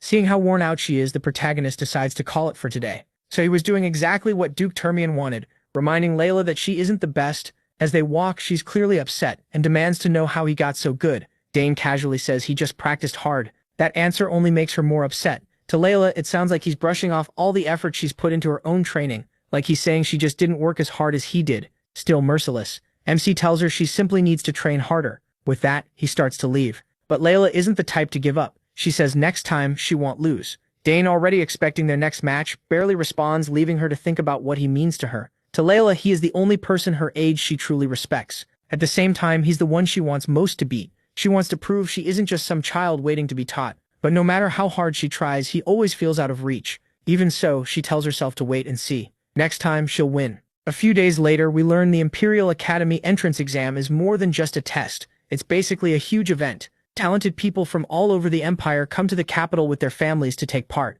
That means thousands arrive in the city at once. This year, around 6,000 applicants signed up. There were no requirements besides paying the exam fee, which made it open to everyone. Even so, the competition was brutal. Almost 2/3 failed the first test. Now that the first round is over, 2,000 candidates remain, getting ready for the next challenge, the specialization exam. Inside the academy, the important staff gather to talk about the flood of applicants. Since over 2,000 passed the first test, things are about to get busy. One asks how many will make it this time, and a woman answers, confidently, no more than 200. Everyone starts guessing what kind of students will pass. The man leading the talk is Professor De Novo, head of the magic department. The woman speaking is Ingrid, head of spear fencing. De Novo asks when the results will be posted, saying he wants to know who ranked first. Someone casually says the top scorer in spear fighting will probably be the girl from House Termian. She won the Danter Cup and no one doubts Duke Termian raised his children well. The discussion continues with Delphine, the sharp-eyed head of summoning. Next to her sits Esternad, head of the swordsmanship department. While everyone keeps guessing who the top student will be, Dane Foss sits there quietly. Then he cuts in, calling out all their empty guesses. He pulls out a letter and everyone's attention shifts to it. When they ask what it is, Dane Foss explains that it's a recommendation letter from Sidron, marked with the mana seal of the Nixon Magic Tower. That leaves the room stunned. After all these years, Sidron has finally recommended someone he thinks is worthy. Even then, some still insist there's no way this person could beat the Danner Cup winner. But Danevi isn't done. He reminds them that Sidron, who never takes disciples, personally sent this recommendation. And that's not all. The child is only 14 years old and already a three-circle mage. Now everyone wants to know who this prodigy is. Danevia lets the suspense build, then finally says the name, Dane of House, the protagonist. The room goes completely silent. What makes it even more shocking is that there are already 2 geniuses from House Dane enrolled at the academy, and now a third is coming. Everyone knows that will definitely draw attention. Esternad points out that House MC is famous for spear skill, so getting a recommendation from a mage makes no sense. It looks like MC may become famous for magic instead. Lady Ingrid thinks the same. She assumed he would apply for spear fencing, so this is a pretty big twist. Denevo, on the other hand, is thrilled. With his sister Arabella already in the magic department, he would make it even stronger. After all, the Imperial Academy is best known for its magic. Suddenly, a woman rushes into the meeting to announce that the test results are in. The results show 1,367 students admitted to swordsmanship, 227 to magic, and only 152 to summoning. The swordsmanship department's numbers are huge, especially compared to the others, and everyone is impressed. Esternad looks proud, happy to see so many joining his department. He's sure our boy must be one of them. The professors quickly scan the results, eager to see where Dane was placed. But to everyone's shock, his name isn't in any of the departments. An old man asks if there are any applicants not listed. The messenger quickly says there is one entry under the autonomous major. The moment she says that, the whole room freezes. Then she drops another bomb. Dane got the highest score on the first test out of all 6,000 applicants. Once again, everyone is left stunned, and one of them blurts out in disbelief. Later, we catch up with the protagonist. It's already been a month since he arrived at the academy. Time flew, and that spar with Layla feels like yesterday. But now they've already finished the first test, and are waiting for the results. Luckily, it wasn't too hard. Then Layla runs up to him, eager to talk about the one thing on her mind, the rankings. She can't wait to find out where he placed. We already know he got first, which isn't surprising to us. For Layla, though, it's another painful loss. As Dane's rival, she can't hide how annoyed she is at being beaten again. MC, on the other hand, is clearly pleased to see that frustrated look again. He still wants to knock down this bold girl who acts like being number 1 belongs to her. Still irritated, Layla asks how he managed to study so well. He says he focused on old exam questions his sister sent him. Even then, he says it was tough, especially the military science part. Still, Dane had one clear advantage. Military science wasn't new to him. He had lived through battle in his past life. Layla, though, can't understand why 14-year-olds are being tested on war strategy and military politics. The protagonist only makes it worse when he casually says he thought it was fun. That annoys her even more, and she asks if he hit his head. As far as she's concerned, military science, art, music, and even the history of the Drenic Empire are things no normal 14-year-old should know much about. MC fires back in his usual blunt way, saying this is his field. He learned plenty while living on the battlefield. Then Layla asks what he picked for the second test. To her surprise, he says he chose number 3. That completely catches her off guard, because it means he signed up for the autonomous major. With every new thing she learns about him, she gets more worked up. She demands to know what other talents he's hiding besides spear skill and summoning magic. He just smiles and dodges the question, promising he'll tell her soon. Frustrated, she tells him to say it now and asks why he picked the autonomous track. No matter how she looks at it, she can't understand his choice. The protagonist calmly says it's because he wants to study all of them. Layla quickly reminds him that the autonomous course has a terrible pass rate. Dane stays calm and says he heard students in that course can take any class they want, even in the moosh, until graduation. They also don't have to lock into one major, and they can even do research with professors from any department. Layla narrows her eyes and asks if he really thinks people fail just because they don't know those perks. She even wonders if he picked it just to avoid being in the same department as her. He denies it, which only makes her push harder. She demands to know how he plans to pass and what other skills he's hiding besides spear work and summoning. Seeing how stubborn and worked up she is, MC briefly thinks about telling her more. Honestly, he just finds her annoying and wishes she would talk less. The scene shifts to the academy, where the teachers are talking about Dane. To pass the autonomous major exam, a student has to clear tests from 3 departments, so all the professors had to gather. They're shocked that he really plans to take it: spear throwing, magic, and summoning. Those fields clash so much that passing all 3 is almost impossible. Professor Delfiniso says some students have passed 2 tests before, but most fail every one. Donavo agrees, saying it's smarter to focus on one path, spears for a spear user or magic for a mage. Applying to just one major is the safest and smartest move. The autonomous major has existed for 200 years, and almost nobody has passed all its tests. Back when it was first made, the standards weren't this harsh.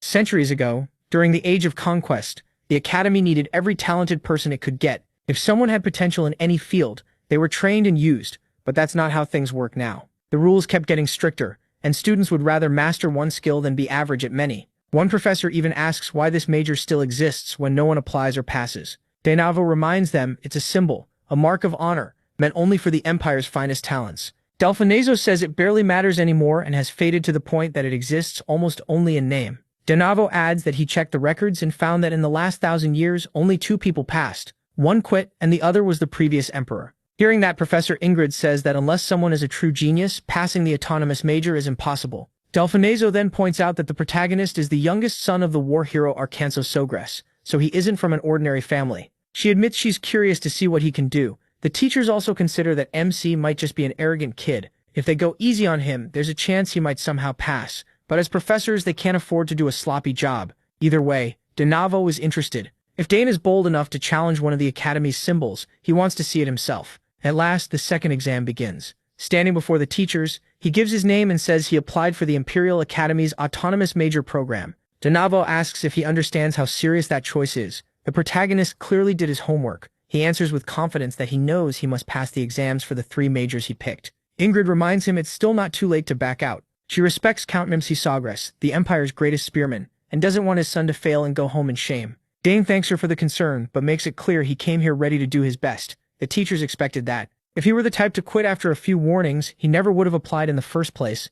With that settled, Donavo explains that the exam will have 3 separate tests tied to the majors the protagonist chose. If he fails even one, he automatically fails the whole thing. Now that the rules are clear, Donavo signals the head of the summoning department, Professor Delfiniso, to begin the test. She steps in front of Dane, and he remembers her reputation. From what he's heard, she reached the top among summoners in the Alteon Empire, and holds the record for calling 3 creatures above 2nd rank at the same time. She finally speaks, saying, the summoning test is simple. MC just has to impress her, however he can with his summoning skills. That excites him. He was hoping for an open test without strict rules, but instead of showing off some flashy trick, he asks if she can summon something. That catches her off guard. She immediately asks what the hell he means. Even the other teachers are confused. No applicant would normally ask a professor to perform a summon. It also makes Donavo wonder what he is planning. Since he has no mark, he expected him to talk about summoning theory, but now he thinks he may want to see a real summon up close. Delfiniso doesn't like this brat telling her what to do, but she agrees to grant the request.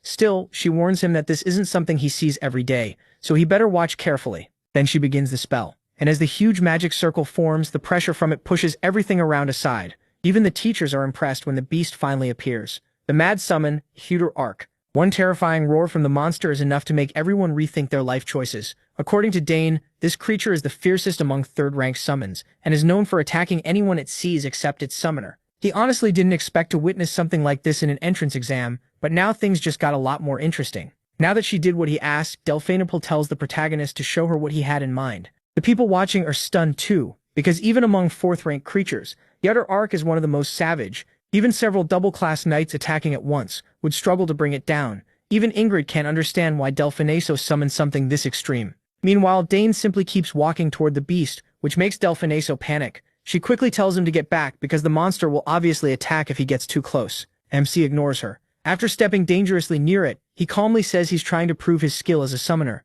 Delfiniso gets that, but says she never told him to throw himself into danger, just to prove it. Dane only raises a hand and tells her not to worry about the command. With a firm gesture and a few words to the beast, that massive monster that looked so terrifying suddenly bows and starts acting like a tame pet under his control. Everyone is left speechless as Dane keeps petting that terrifying creature like it's just a stray cat. Even the beast's owner, Delfiniso, reacts the same way. After all, there's no way fierce Huter Arc should be tamed that easily. Then she suddenly notices the mana thread linked to Huter Arc. Even though the color is faint and it isn't full submission, it completely erased the beast's hostility. They're seeing it happen right in front of them, but still can't fully believe it. Delfiniso wonders if Dane analyzed the mana thread in an instant as he approached Huter Arc, then made a similar one to connect himself to it. Since the protagonist has no mark, this would be the best method for him as a summoner. She realizes this boy has incredible talent.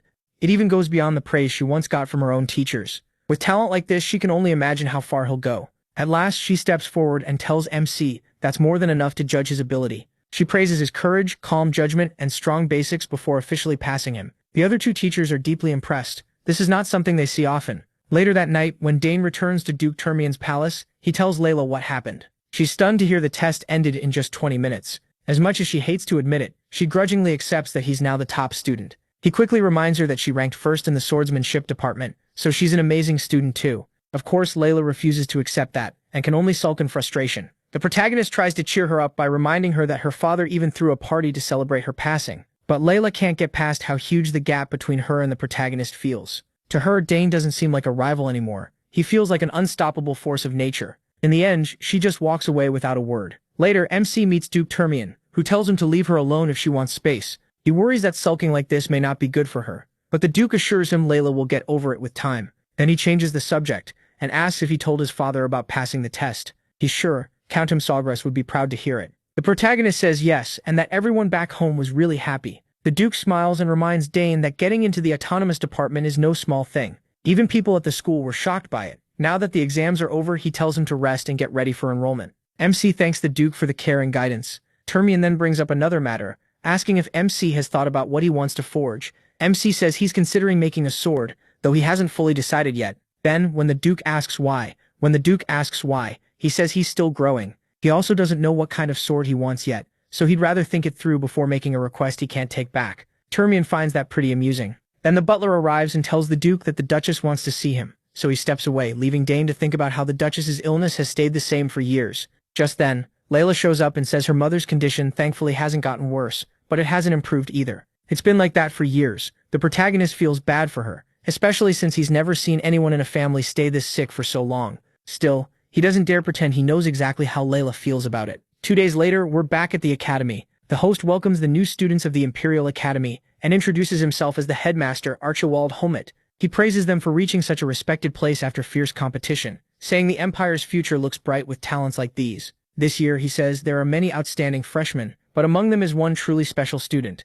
someone who passed the autonomous department exam. Including this new student, only 2 people have done that in the last 100 years, and Dane passed with unanimous approval from the Deans of Magic, Spear, and Summoning.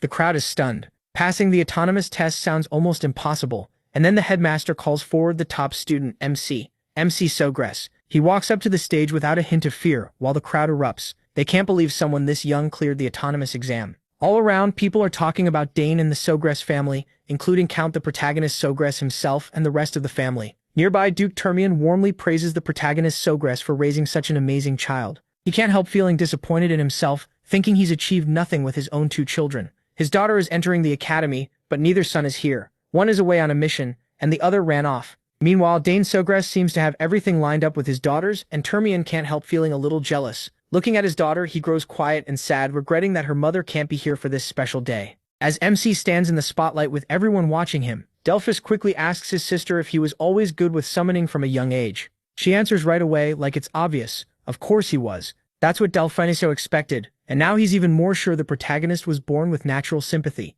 To him, the protagonist is a rare case, far better than most summoners even without any visible summoner's mark. Then MC's sister wonders out loud if his high sympathy could let him summon beings from beyond the horizon. That refers to another world, the place summoners originally came from, and the link to it was lost over 100 years ago. After thinking it over, Delphiniso says it might be possible. If summons can choose their summoners, then he may really be able to do it. Meanwhile, the headmaster comes over and finally meets the protagonist face to face. He hands him a paper and says he has high hopes that this remarkable student will show his full talent at the academy. Dane takes it proudly and thanks him with a smile. After that, the students gather into lines for the oath ceremony, led by the first-year representative. Later, MC gets lost in his thoughts, enjoying the shine of his first big achievement. He finally made it into the academy, and it took a lot to get here. Now he refuses to waste this second chance at life. This is only the beginning, and he plans to go much further. The next scene moves to the academy's main hall. A few representatives wrap up their opening speeches, and the students get a short break before the next event. They're told to grab some snacks and rest for a bit.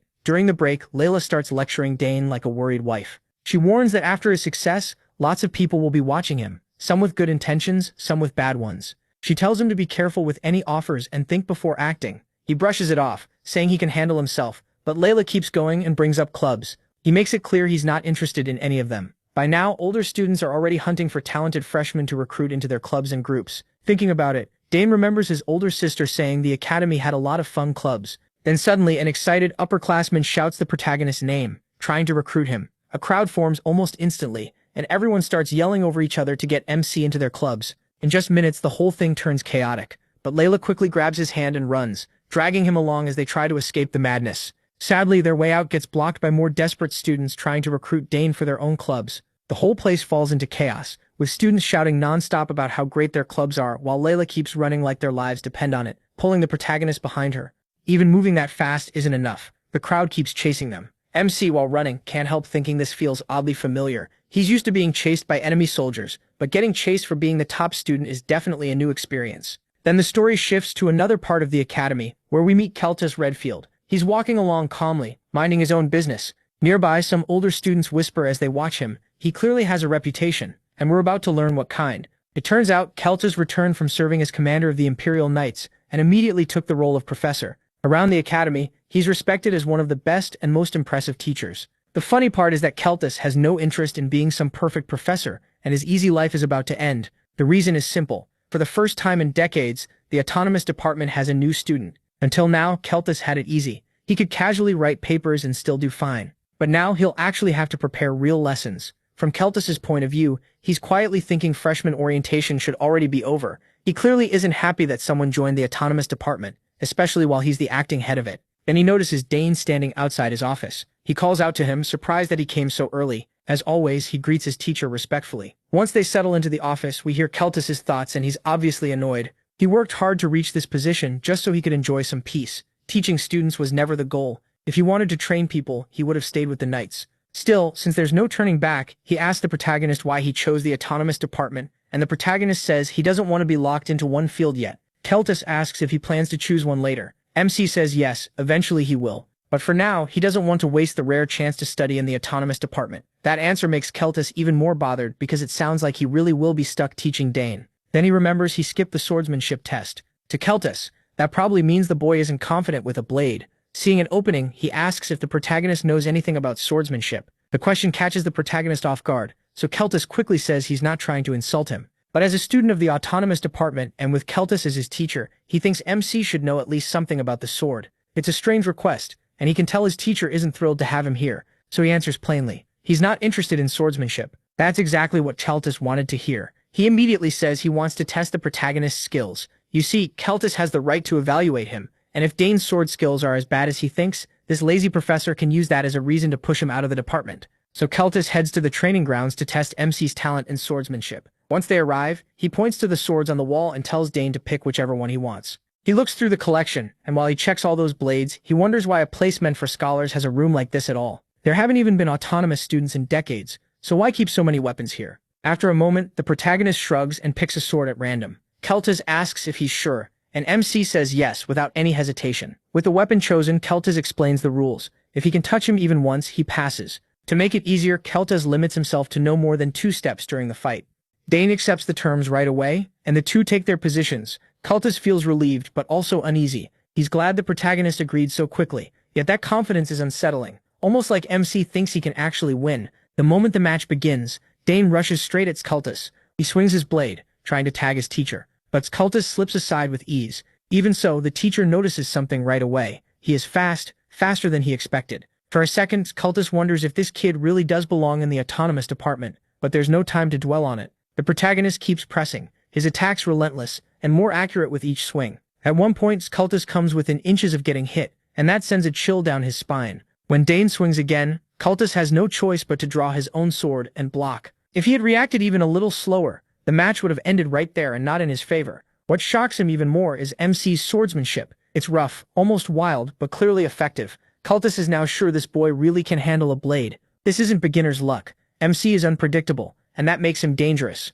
After the quick exchange, Dane steps back, breathing hard. Keltis watches him closely, and the way the boy stands throws him off. It reminds him of a swordsman he once saw on the battlefield. What unsettles Keltis most is that his stance isn't polished like a knight's or a noble's swordsman's. It's raw and unusual, shaped by real experience instead of formal lessons. Still, there's no time to think. The protagonist rushes in again, and their blades crash together once more. The speed of their exchange is shocking. Their movements blur, steel clashing in a wild rhythm. Cultist can't believe what he's seeing. None of this makes sense. He never imagined this would happen. He's a hexaclass swordsman, one of the elite, and yet he has to pour a serious amount of mana into this just to keep up with a 14-year-old boy. It's frustrating and thrilling at the same time, a sign of Dane's huge potential and a challenge Cultist never expected from a simple test. He even starts to slip with his footing, despite trying to stay within the two-step limit he promised. Every strike from MC feels heavier, and the way the boy fights pulls at something in his memory. It feels strangely familiar. Cultist's mind drifts back to the battlefield, where he once faced a lone knight with that same wild and unbreakable energy. He remembers being stunned by a warrior that fearless, someone who fought with reckless abandon, carrying no crest or banner. That madman tore across the battlefield, a force of chaos. Everyone struggled to stop. As the memory fades, Cultist snaps back to the present, just in time to feel the cold touch of Dane's blade against him. He was tagged. He gives a small smile at the win, but he doesn't laugh, especially since that would insult his teacher. Instead, he innocently says, "I think my sword hit you." As much as Cultist hates to admit it, a promise is a promise. He has to keep his word, so Cultist reluctantly lets Dane pass. The protagonist finally relaxes too. Keeping up with Cultist wasn't easy. If the teacher hadn't limited himself, the protagonist knows he wouldn't have stood a chance. Cultist feels just as overwhelmed. He can't deny the absurd talent hidden in this boy. Even with a handicap, MC should never have been able to push a hexaclass professor like him this far. Now he understands why he wasn't worried about the swordsmanship test. With talent like this, it's no surprise. Turning to the protagonist, he asks why he didn't join the swordsmanship department instead. The protagonist simply says he thought his family would be upset if he did, and that leaves Cultist confused, since that answer doesn't make much sense. But then he thinks about it. MC's father is a spear genius, and his sisters are gifted in magic and summoning. Then it clicks. Why MC applied to all three departments. He was trying to meet his family's expectations. Cultist finally understands the truth, the hard way. It was never that he lacked confidence in swordsmanship. He just didn't want to train in it. With the test over, Dane gets permission to leave. He bows politely and thanks Cultist before heading out in silence. As the teacher watches him go, a harsh truth sinks in. His plan to push this boy away and keep his easy life has failed. There's no simple escape now. As the door closes, Cultist shuts his eyes. His thoughts drift to the past, to a talk he once had with a colleague. He had asked about the night up ahead, and the answer was Egric. Later, Dane meets his second sister, who's pretty shocked to hear he passed the test. As far as she knows, Professor Cultist isn't the kind of man who lets anyone pass that easily. That professor barely even shows up to faculty meetings, and the only time he did was because the director called him personally. He absolutely hates being bothered. Basically, he does whatever he wants, and that's exactly why she was so worried about her brother. She's relieved nothing happened to him. Her reaction makes Dane think. Normally, his second sister would have celebrated his win, but instead, she just looks glad he's safe. That's one of the reasons he likes her so much. She truly cares about his well-being. Then his oldest sister comes running over. As the three siblings gather, whispers spread through the students. Everyone is amazed to see all the children of House Sawgrass in one place. People already thought the house was impressive because of Arabella and Claire, and now the youngest is proving to be just as remarkable. Later, Dane meets a senior named Max Hauer, who introduces himself. He says he handles the dorm's general operations. The dorms are split into 3 wings, with students assigned by grades. The top one is Dantary Hall, named after the first emperor. Since the protagonist is the top student and passed the main autonomous exam, Max tells him he'll stay there. He goes on about the place, restaurants, training rooms, libraries, lounges, even magic projection rooms. He also mentions some secret facilities. MC has no idea what that means, but he doesn't push and just listens. Max adds that while he probably won't need to worry, students can be removed from Dantary Hall if their grades drop. He also points out that Arabella and Claire stayed there until graduation, which only adds more weight to his name. Once everything is explained, Max hands the protagonist the key to his room and mentions there's a spare. If MC ever loses it, he can come back for a replacement. The senior also warns him about the strange students around here. They're not bad, he says, but sometimes you'll wonder what's wrong with them. Max tells him to see for himself, and if he has questions, he can reach him through the crystal internet ball. With that, Dane heads to his room. As he walks, he can't help noticing how luxurious the place is, but something feels off too. He doesn't sense a single person around. It's like everyone vanished. Feeling uneasy, he expands his senses. Almost at once, he picks up a faint smell of oil. Then he hears the barely audible sound of gears turning. That's enough for him to realize it's a trap, and he's already in it. But instead of panicking, he just gives a sarcastic smile at how sloppy this setup is. The people behind it are watching through a window. They have no idea why Dane stopped moving, so they start wondering if he figured out he walked into a trap. But the guy with glasses, Arnold, says there's no way. According to him, the Collards Dawes have been hunters for hundreds of years, so they know all about setting traps. He's actually the eldest son of the Collard barony, Arnold Collard, a third year in the shooting department. One of the students worries this prank might go too far, but Arnold assures the timid guy that he removed anything dangerous. It's his first time pulling a prank like this, so he's excited, though some of the others still aren't sure messing with someone from House Sawgrass is smart. Arnold just reminds them that everyone here went through nasty pranks, so he's been waiting for this, and he's sure Dane will end up totally shaken. One of the students, Priscilla Nariel, a fourth year from the theology department and House Nariel, raises a concern. Since he's the top student and in the autonomous department, she worries this prank won't go like the others. On top of that, both his sisters are geniuses, so if he's autonomous, he might be an even bigger one. Some of them even doubt the traps will work, but Arnold is sure he couldn't have noticed them. He made sure to paint the traps to hide them, and even oiled them so they wouldn't make any mechanical noise. Finally, Dane starts moving again, and that fills those idiots with excitement. Since he knows exactly where the traps are, he deliberately triggers the first one. A water balloon drops, but the protagonist, already expecting it, bursts it with a mana bullet. Then comes the next trap, one with a truly awful smell. Arnold is losing his mind, unable to believe Dane found every trap. He insists it's all just coincidence. Priscilla Nariel isn't so sure it is, but Arnold tells her he put the easy traps first as a warm-up and saved the big one for the end. He's certain Dane will fall for that one. While his other two friends decide to trust Arnold's traps, Priscilla stays doubtful. And just like expected, MC gets through them like they're nothing, ready for whatever comes next. After spotting where each trap was placed in the hall, Dane smiled and moved in. When he triggered the first one, several boxing gloves shot at him from different angles. Thanks to his footwork, that trap was basically nothing. Next came a Looney Tunes-style drop trap, which he dodged while feathers burst everywhere. Right after that, bronze poles shot up from the floor to skewer and embarrass him. But those were useless too. Watching trap after trap fail, the upperclassmen were stunned. Still, that was to be expected from the young master of House Dane Sawgrass. A few years ago, even Dane's older sisters got caught by tricks like these during their first-year initiation. Arnold Collard was close to giving up. They had worked hard to build and hide those traps, yet the protagonist got through them like it was nothing. It almost looked like he knew exactly where each one would trigger, but Arnold's pride as a hunter wouldn't let him quit. He was sure the final trap would finally scare the freshmen. Curious, Priscilla asked what the last trap was. With a grin, Arnold refused to spoil it and told everyone to keep watching if they wanted to see his big finish. In the hallway, Danny stopped when something that looked like a giant mythical beast appeared before him, a dragon, or something close to it. The final set of traps used summons, a dragon and a terrifying death-like figure shaped like a skeletal deer. They towered over Danny and charged at him like they meant to kill. Even so, Dan Sawgrass stayed calm and studied them. He was only surprised that someone would use such strong summons in a prank, until he noticed something was off. Sure, the beast's heads and bodies looked solid enough, but the same couldn't be said for the lower parts. If you look closely, the fake summons start glitching and bending where the hallway corners meet. Smiling, Danny figured it out. They were just illusions. Loud, scary, and made to intimidate, but still fake. There was no way some random prankster could control creatures that powerful. A normal student would have run away in terror right there. Once he saw through it, this last trap became even easier than the others. No need to dodge or stop, that would only waste mana. All he had to do was change the flow in the air so the illusion couldn't hold together. As mana gathered in his hands, the upperclassmen in the next room grew confused. Instead of running, Danny looked completely unfazed. Seeing that, Arnold got a bad feeling. He never expected a first year to spot a complex illusion so fast. That was absurd. Older students would have trouble doing that. Priscilla shivered, already sure their whole plan had fallen apart. After gathering enough mana, Danny fired a spinning wave of pure energy straight ahead. It sliced through the dragon's image without a second thought. When it hit the right spots, the illusion started breaking apart and smoke began to fill the hallway. With his level of magic control, doing something like this was as easy as breathing for the young prodigy. Honestly, Danny found this whole mean little welcome pretty boring.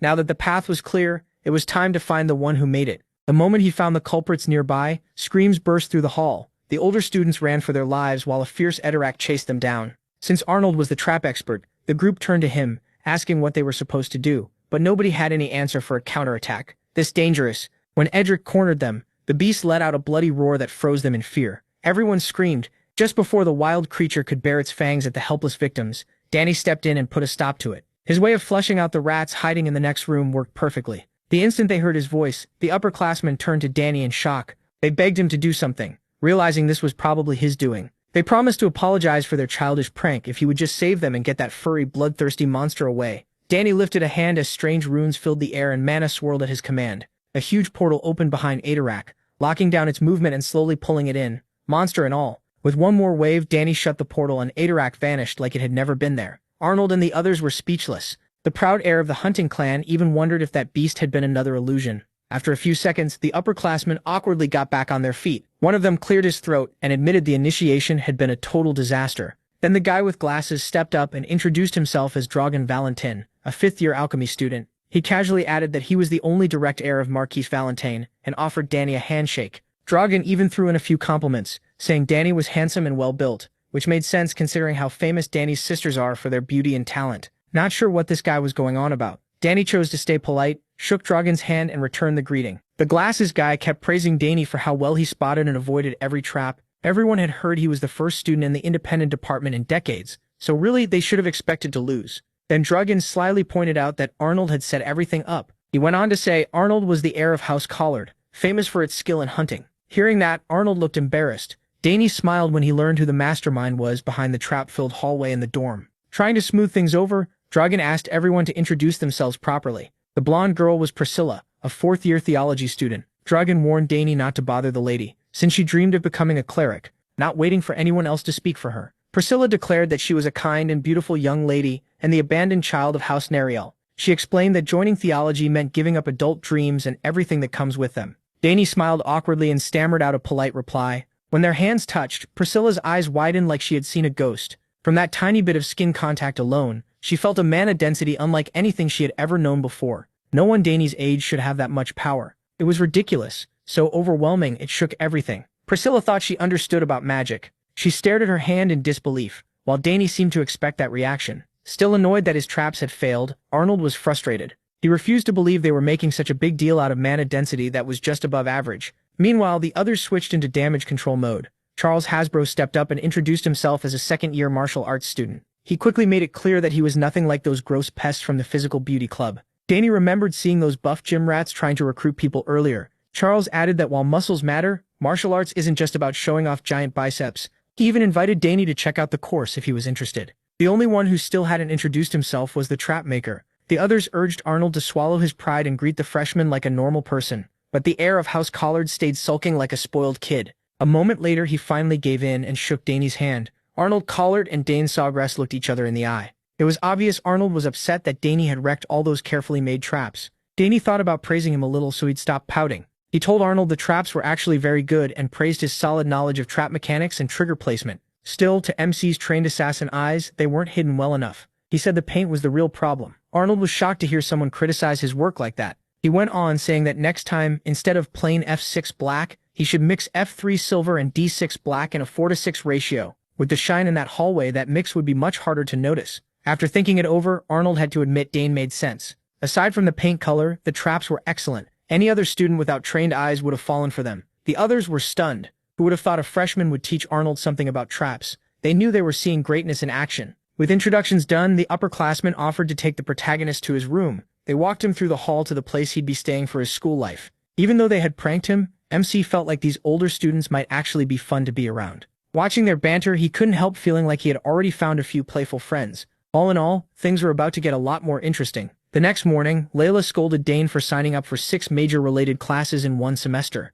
It made sense in a way. He had 3 tracks and needed 2 classes for each. But with general studies added on top, his schedule was packed. At this rate, he might not even have time to sleep. Most freshmen only take 4 classes at max. Layla urged him to think it through and drop some before the day ended. He assured her he'd be fine. He had even gone further by adding 2 humanities classes and military science too. He was really picking hard mode. Layla couldn't relate at all. Military science had traumatized her back during the first part of the entrance exam and she lost a ton of points because of it. Still, that was just like the academy's top student. Dane actually liked military science. After that, the two said goodbye and agreed to meet later in swordsmanship class. For first period, Layla was heading to a general studies course. She had chosen cosmetic and skincare studies. Even the fiercest swordswoman of her generation is still a young girl. When the protagonist arrived at his first class, his classmates were already curious about the top student. They couldn't understand why he picked this subject for general studies. Most planned to talk to him after class, but they were worried he might be cold and distant. None of them even tried to hide their whispers.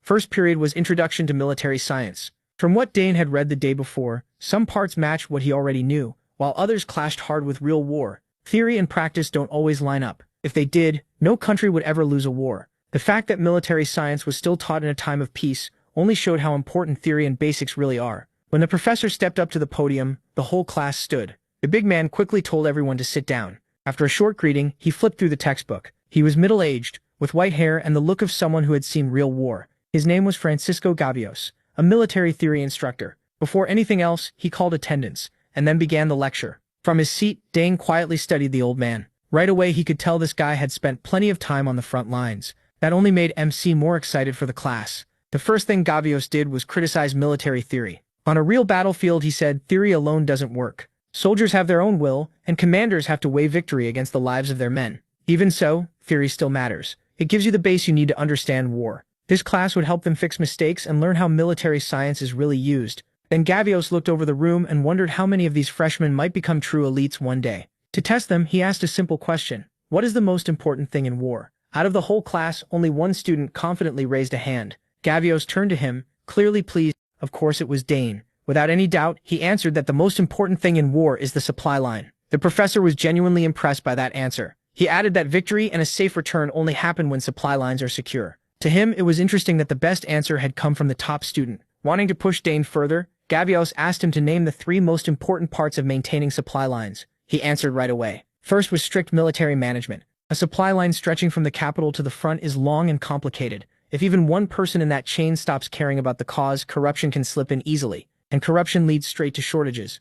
From what the protagonist knew, most supply problems came from greedy people in the middle. Pleased with that first point, Gavios asked him to keep going. Second was standardizing supplies. If things like amount, weight, length, and width all follow the same rules, mass production gets easier. Standardization also speeds up delivery and keeps frontline units from getting confused, which helps them fight at their best. As Dane kept giving confident answers far beyond the textbook, the other students started whispering in confusion. Even Gavios was caught off guard by how sharp his answers were. For the last key point, MC said local procurement mattered most. The longer a war drags on, and the more the first 2 rules break down, the worse the supplies become. Getting supplies locally lets soldiers stay at least a little self-sufficient. They can grow food themselves or buy it from nearby areas. The amount and quality might not be great, but it's enough for emergencies. Dane answered from things he had seen and lived through, not from books. After hearing all that, the whole class was stunned. Gavios was thrilled by such a clear summary of supply line principles, so he asked what year he was in. When he learned he was only a freshman, he was shocked. He couldn't understand how a new student knew so much about war. So Gavios repeated Dane's answer for the rest of the class. What the protagonist described sounded more like the thinking of seasoned soldiers and officers who had lived through many battlefields. Since MC was still so young, there was no way he should know that much. To hide the truth, he said he had heard lots of war stories from his father. Curious, Gavios asked who his father was. When the protagonist said he was the son of Arkan, the protagonist Sogres, the veteran's jaw practically dropped. Once he heard this boy was the son of the Blue Tornado, everything clicked for him. And on top of that, this was Dane, the famous student who passed the autonomous graduation exam. No wonder he stood out so much from other freshmen. More importantly, Gavios explained that the military science taught in this hall would match the kind of answers MC gave. The textbook would just be a guide. The real focus would be on ideas that work in real-life situations. That, after all, was the true goal of military science. Gavios was extremely pleased that such a promising student had joined this time. After first period, students poured out of the lecture halls and filled the academy corridors. Dane came rushing out, annoyed that he had nearly been talked into graduate studies on his very first day. After class, the professor had pulled him aside and offered him a path to go deeper into military science. Recommending graduate school to a freshman was insane. Luckily, his second older sister had already warned him about things like this. Claire told him that if anyone ever offered him a place in the Imperial Graduate School, he should just run. And judging by this, Gavios wasn't the type to give up easily. Pushing that problem aside, Dane took out his map and planned a route to his next class. It was still his first day, so he didn't know the campus well. That wasn't helped by how huge the academy was. He had agreed to meet Layla at the central fountain, which was pretty far from where he was. After checking the map, he finally found the spot. It looked like going through the Mist Garden would be the fastest way to reach his destination. A few minutes later, the protagonist arrived at the so-called Mist Garden.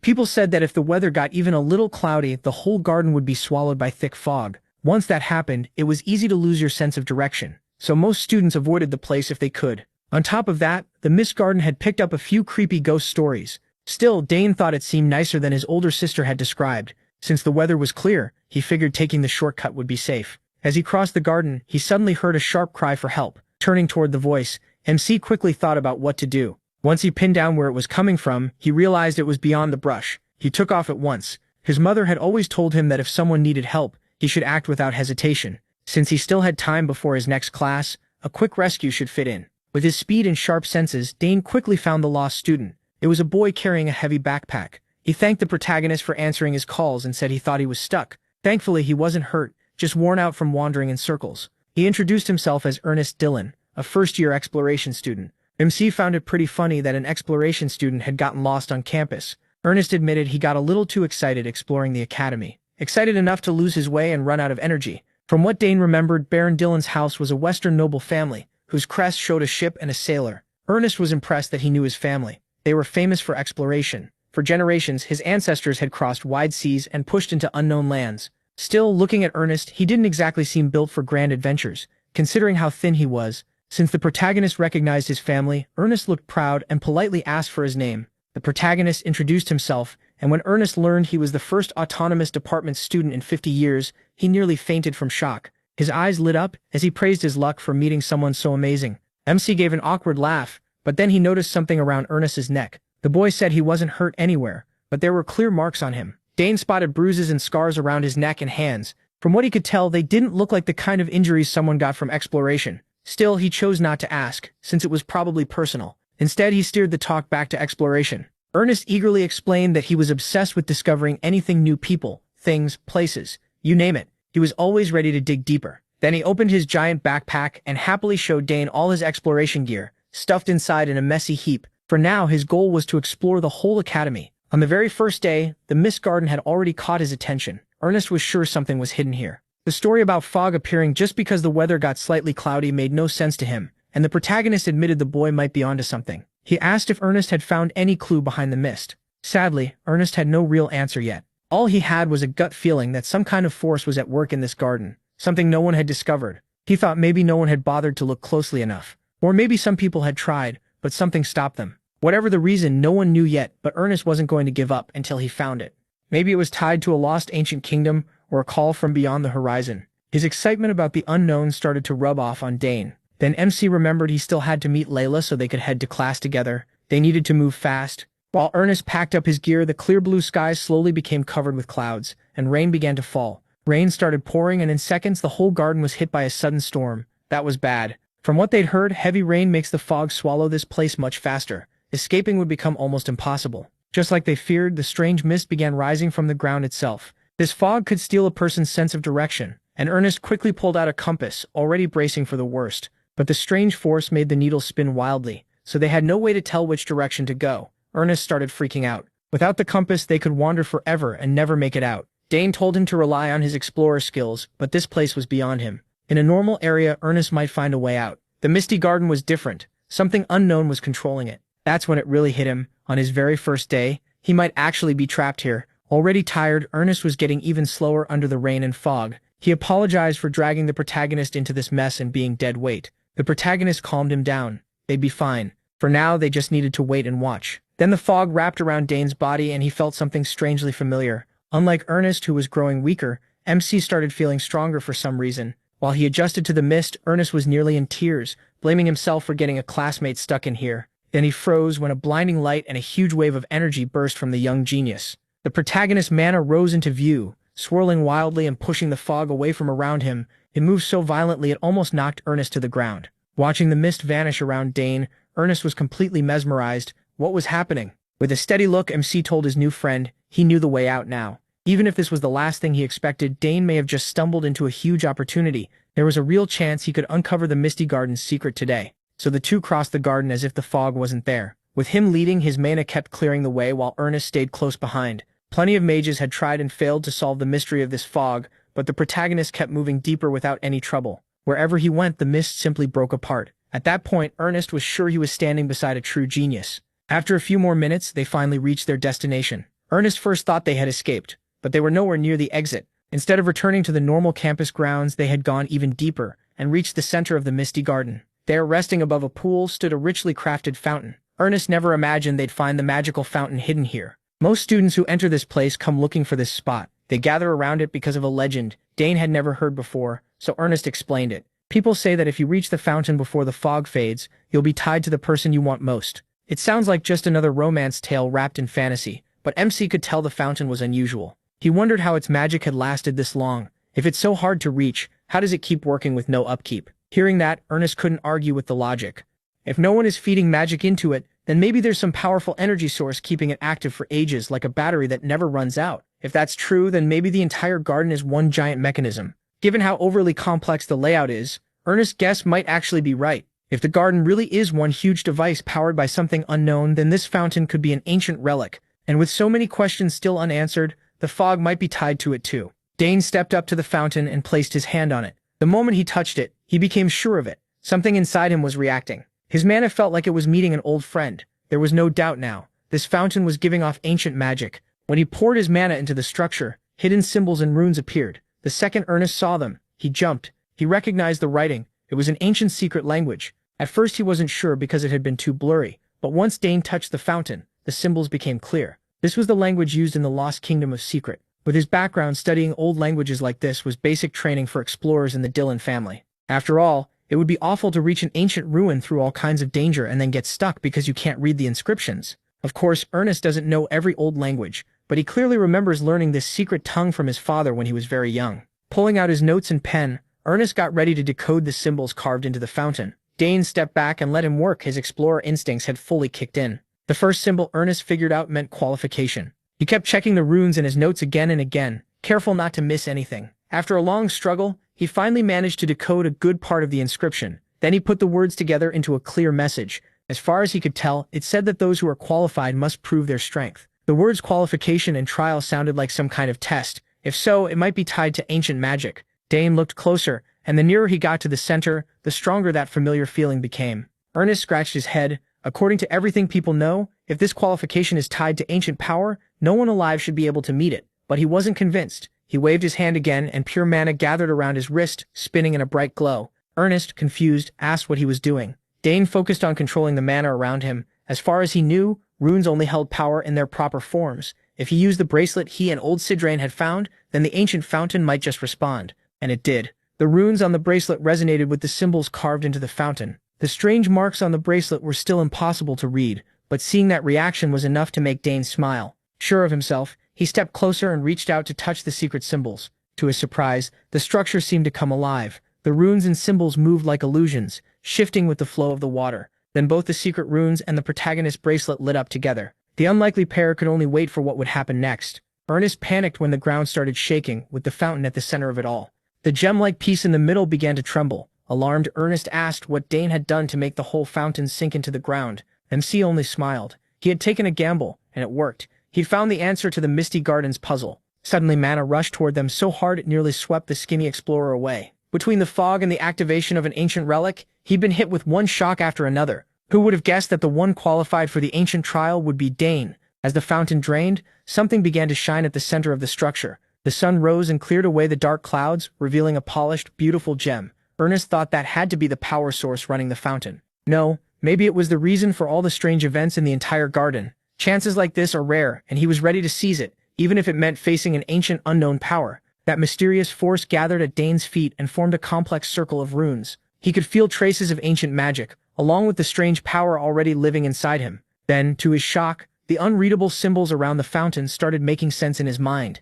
Arcana had flourished before a disaster destroyed it. This was the legacy of the Forgotten Empire. Dane was stunned. The meaningless scribbles suddenly revealed their true meaning, as if he had been meant to understand them after taking in the legacy of ruined arcana. Then a sharp pain stabbed his chest. It tightened and sent a wave of agony through his whole body. The protagonist clenched his teeth and focused on his heart. He couldn't fully explain it, but something was happening there. Threads of pure mana wrapped around the organ, squeezing tight and pushing into every tiny gap. With one final surge, the ancient mana fully entered his body in a brilliant flash. As the pain faded, MC realized he had just formed a magic circle. Here's the problem. A core and a circle normally can't exist together in balance, inside one person. Their roles are opposite, almost made to clash. It's extremely rare for someone to have both. The result is poor efficiency, and the body pays the price. That's why magic swordsmen, strong as they are, often suffer heart problems and shorter lifespans. That was exactly why Dane never wanted to form a circle, meant only for magic. He already had his cores, and even if he could build a magic circle, it wasn't worth the risk. Now the old empire's legacy had been forced into his heart. Seeing his troubled face, Agric asked if he was okay. He looked pale, and clearly shaken. The protagonist forced a smile and told his new friend he'd be fine. He just had a lot to think about. The young explorer asked if he had really absorbed that wild power from before. Even with Ernest's untrained eye, he could tell the fog and the runes had somehow linked themselves to Dane. Of course Ernest had questions. He'd watched the whole thing, but for now it was better to keep him in the dark. MC used his magically gifted sister as an excuse, telling Ernest he handled the strange event the way she taught him. After everything that happened today, Ernest was even more fired up to explore. He suggested they keep searching the Academy's mysteries together and share any strange places or odd events they find, since there might be more spots like that fountain. He agreed. With the mist gone and things finally calm, Ernest reminded the protagonist that he still had class. After gaining that ancient legacy, MC had completely forgotten he promised to meet Layla before class. He quickly said goodbye to Ernest and apologized for rushing off. He was already running late. If he missed the meeting spot, that wild girl would definitely chew him out. So Dane left his new friend behind and dashed toward his next class. Ernest watched him run off with a smile. He definitely met an interesting friend today, and he had a feeling that exploring with the protagonist would lead to even crazier things. Once he was sure he'd gone far enough from Ernest, Dane pushed his speed as far as he could. Something felt different. Moving was much easier now, and strong waves of mana wrapped around him, boosting his already fast body. He could clearly sense both the circle and the cores inside his body. Even though that should have been impossible, they worked together perfectly with no pain at all. Normally a circle would disrupt core energy and lower its power, but that wasn't happening. No matter how much magic he drew around himself, there was no backlash and nothing felt wrong. If anything, it was the exact opposite. His mana kept flowing through the circle and then returned to the core again and again, making the energy inside even purer. With this huge and unexpected change, Dane's first thought was to contact his older sister as soon as he could. A moment ago he was scared of heart problems. Now he was excited by everything this could mean. Thanks to his new speed, MC reached the sandy grounds of Hangston District in no time. He arrived just in time to meet Layla and walk with her through the famous area. After a short stroll, they finally reached the entrance. The entrance had a strange design. Layla explained they were about to pass through the Academy's famous magic barrier. She added that this odd structure was made by Saul Hangston, a legendary mage from the Academy. Once a year, it activates for gifted freshmen. When a student passes through, a light appears. The color shows the type and level of their magic talent. It was first built to catch dark mages sneaking into the Academy, but after dark mages vanished, the barrier was reused to rank students. Curious, Dane asked what each color meant. Layla happily explained that if someone has no magic talent, nothing changes. If their talent is decent, the barrier shines yellow. Strong talent gives off blue light, while truly gifted people produce red. Layla had studied the Academy long before they enrolled. She wanted to know everything about the place where the next chapter of her life would begin. She also mentioned that Dane's sisters, Arabella and Claire, both gave off red light, which made sense considering how terrifyingly gifted they are in their own paths. Layla could barely hold back her excitement and ran to the barrier to see what color she'd get. The moment she stepped into the district, a bright red light spread across the wall. With talent like hers, that result was no surprise. She smiled, clearly pleased, as the red glow reflected in her eyes. Dane, proud of his childhood friend, congratulated Layla, wanting to try it for himself. He studied the barrier for a moment. Then he calmly walked toward the district entrance. In his head, he expected to see red too. He was sure that after taking an ancient magic, he might even surpass a normal red light prodigy. But when he turned to check the result, he froze. A bright green light. That wasn't supposed to happen. Green wasn't even part of the ranking system. And even Layla, who knew the Academy well, was stunned. She stared at Dane and asked why he could never just be a normal genius for once. He had no idea either, so he could only give an awkward smile back. After entering the district, he and Layla headed to the lecture hall where many departments had gathered.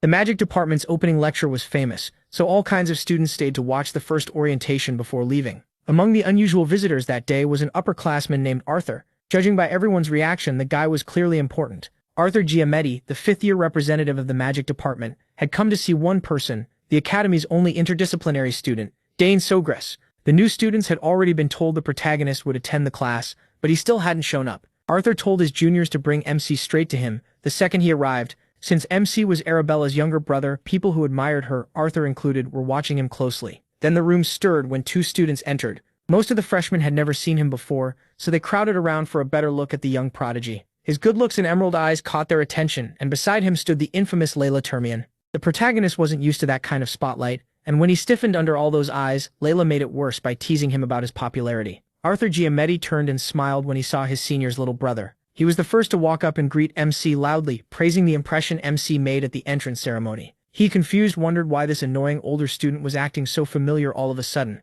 Then he shot back with a blunt question. "Who are you?" He also asked what this guy was doing in an introductory class for the magic department. Put off by Arthur's look, the protagonist didn't back down and told the big guy to introduce himself. Arthur, who already had a short temper, didn't like Dane's tone at all. Their first impression of each other couldn't have gone much worse. The juniors who knew Arthur held their breath. Picking a fight with a senior like him was basically academic suicide. Arthur clapped back, saying he came out of respect to meet Lady Arabella's younger brother, only to be met with arrogance. He warned that MC's attitude could stain the Sogress family name. He still refused to give ground. From his side, Arthur was the rude one, acting nasty while demanding respect. Arthur ground his teeth in frustration. This meeting was not going how he planned. If things ended here, rumors would spread fast and make him look bad. He was already thinking of a way to deal with the protagonist without angering the terrifying Arabella. The problem was, he was worrying about the wrong protagonist, Sogress. Pushed too far, Arthur raised the tension by gathering mana in his hand. He meant to teach the insolent junior a lesson. Dane noticed the mana building in the senior's hand and got ready to respond. Before it turned into a real fight, a textbook slammed onto the podium, and a strong voice demanded to know what was going on. It was the professor. Seeing a faculty member step in, Arthur claimed he had only stopped by to greet the freshman. DeNavo, head of the magic department, told Arthur to save socializing for later and stop disrupting class. Arthur gave a lazy apology, looking completely unfazed. After that ugly exchange, Layla quietly warned Dane to be careful. Arthur clearly didn't mean anything good. As he walked away, Arthur whispered to one of his lackeys to bring MC to a certain place, the moment they got the chance to do it. The other student hesitated. He was loyal to Arthur, but messing with Arabella's little brother could bring disaster. Arthur swore he'd explain everything properly to his respected senior later. He just wanted to teach young him a lesson. Class finally began, and Professor DeNavo said the first day would just be a simple orientation before dismissal. Since this was a practical combat course, they first needed to measure everyone's mana. He set a mana measuring tool on the table, and every student's eyes locked onto the decorated artifact. The mana test was simple. Place a hand on it and pour in mana. To demonstrate, Professor DeNavo sent his own mana into the device, making it glow a bright blue. Behind him, 8 fully formed magic circles appeared. He was practically on the level of a tower master. The students were stunned. Almost none of them had ever seen a complete 8-circle mage before. After amazing the freshmen, Professor DeNavo explained that even among people with the same number of circles, a darker color means a higher level.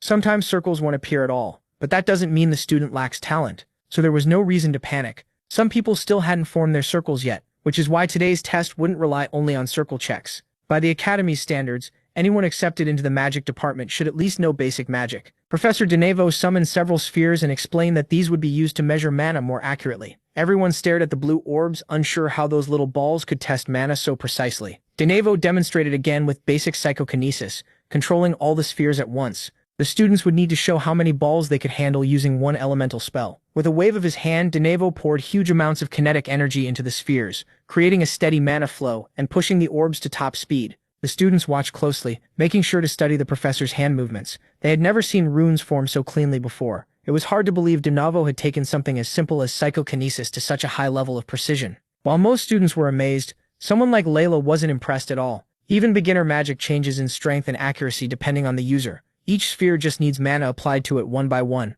For a freshman, controlling 3 balls at once was already considered the limit. Layla turned to Dane and asked if he could handle more than 3. Before he could answer, Professor DeNarvo called Arthur from the back. The 5th year was only watching the class, but DeNarvo saw a perfect chance to show the freshman what a top student looks like. Arthur gladly stepped up, excited to show off in front of the new students. He also wanted to make that arrogant freshman look small. The protagonist was curious too. He wanted to see what the so-called grown-up could actually do. Arthur walked up and poured his mana into the measuring device. The room burst into chatter when 4 circles appeared, their color dark and dense. DeNarvo praised Arthur for improving again, and Arthur answered with fake modesty. DeNarvo was all smiles. Usually reaching 4 circles before graduation is rare, so Arthur was proof that real talent stands out. The professor kept praising him and told the freshmen to stay close to the 5th-year representative since his advice might help them become proper mages. Arthur soaked up every second of the attention. In his head he was already imagining Dane panicking. Any second now, or so he thought. What Arthur didn't know was that MC couldn't care less about his 4 rings. Then came the orb control test. As an experienced spellcaster, Arthur handled it well. His control looked nearly flawless. What really stood out was how many orbs he moved at once. Still, if you looked closely, sweat was running down his face from the strain of controlling his limit. Arthur was sure this display had to impress the freshmen. Dane just watched him without any interest. After that underwhelming show, DeNarvo asked the freshmen to applaud their senior. He looked genuinely proud of his former student. Arthur shot him a smug look, eager to see the young lord's mana level. DeNarvo then turned serious and warned the freshmen. Anyone not confident in their mana control could leave now or risk embarrassing themselves. For a moment, nobody moved. They had already come this far, so there was no backing out. The test would begin from the first row to the last. As the first row gathered at the front, Layla and Dane watched from farther back. Layla didn't like this setup. They called the first day an orientation, but it was really just a public skill check. The protagonist seemed to agree, though that was just how the academy worked. One by one, the students stepped up and measured their mana while the professor took notes. Some lit up with joy just from seeing even 1 circle appear. Others, of course, didn't have enough mana to show even that. The orb test was even harsher, making it clear how hard true psychokinesis really is.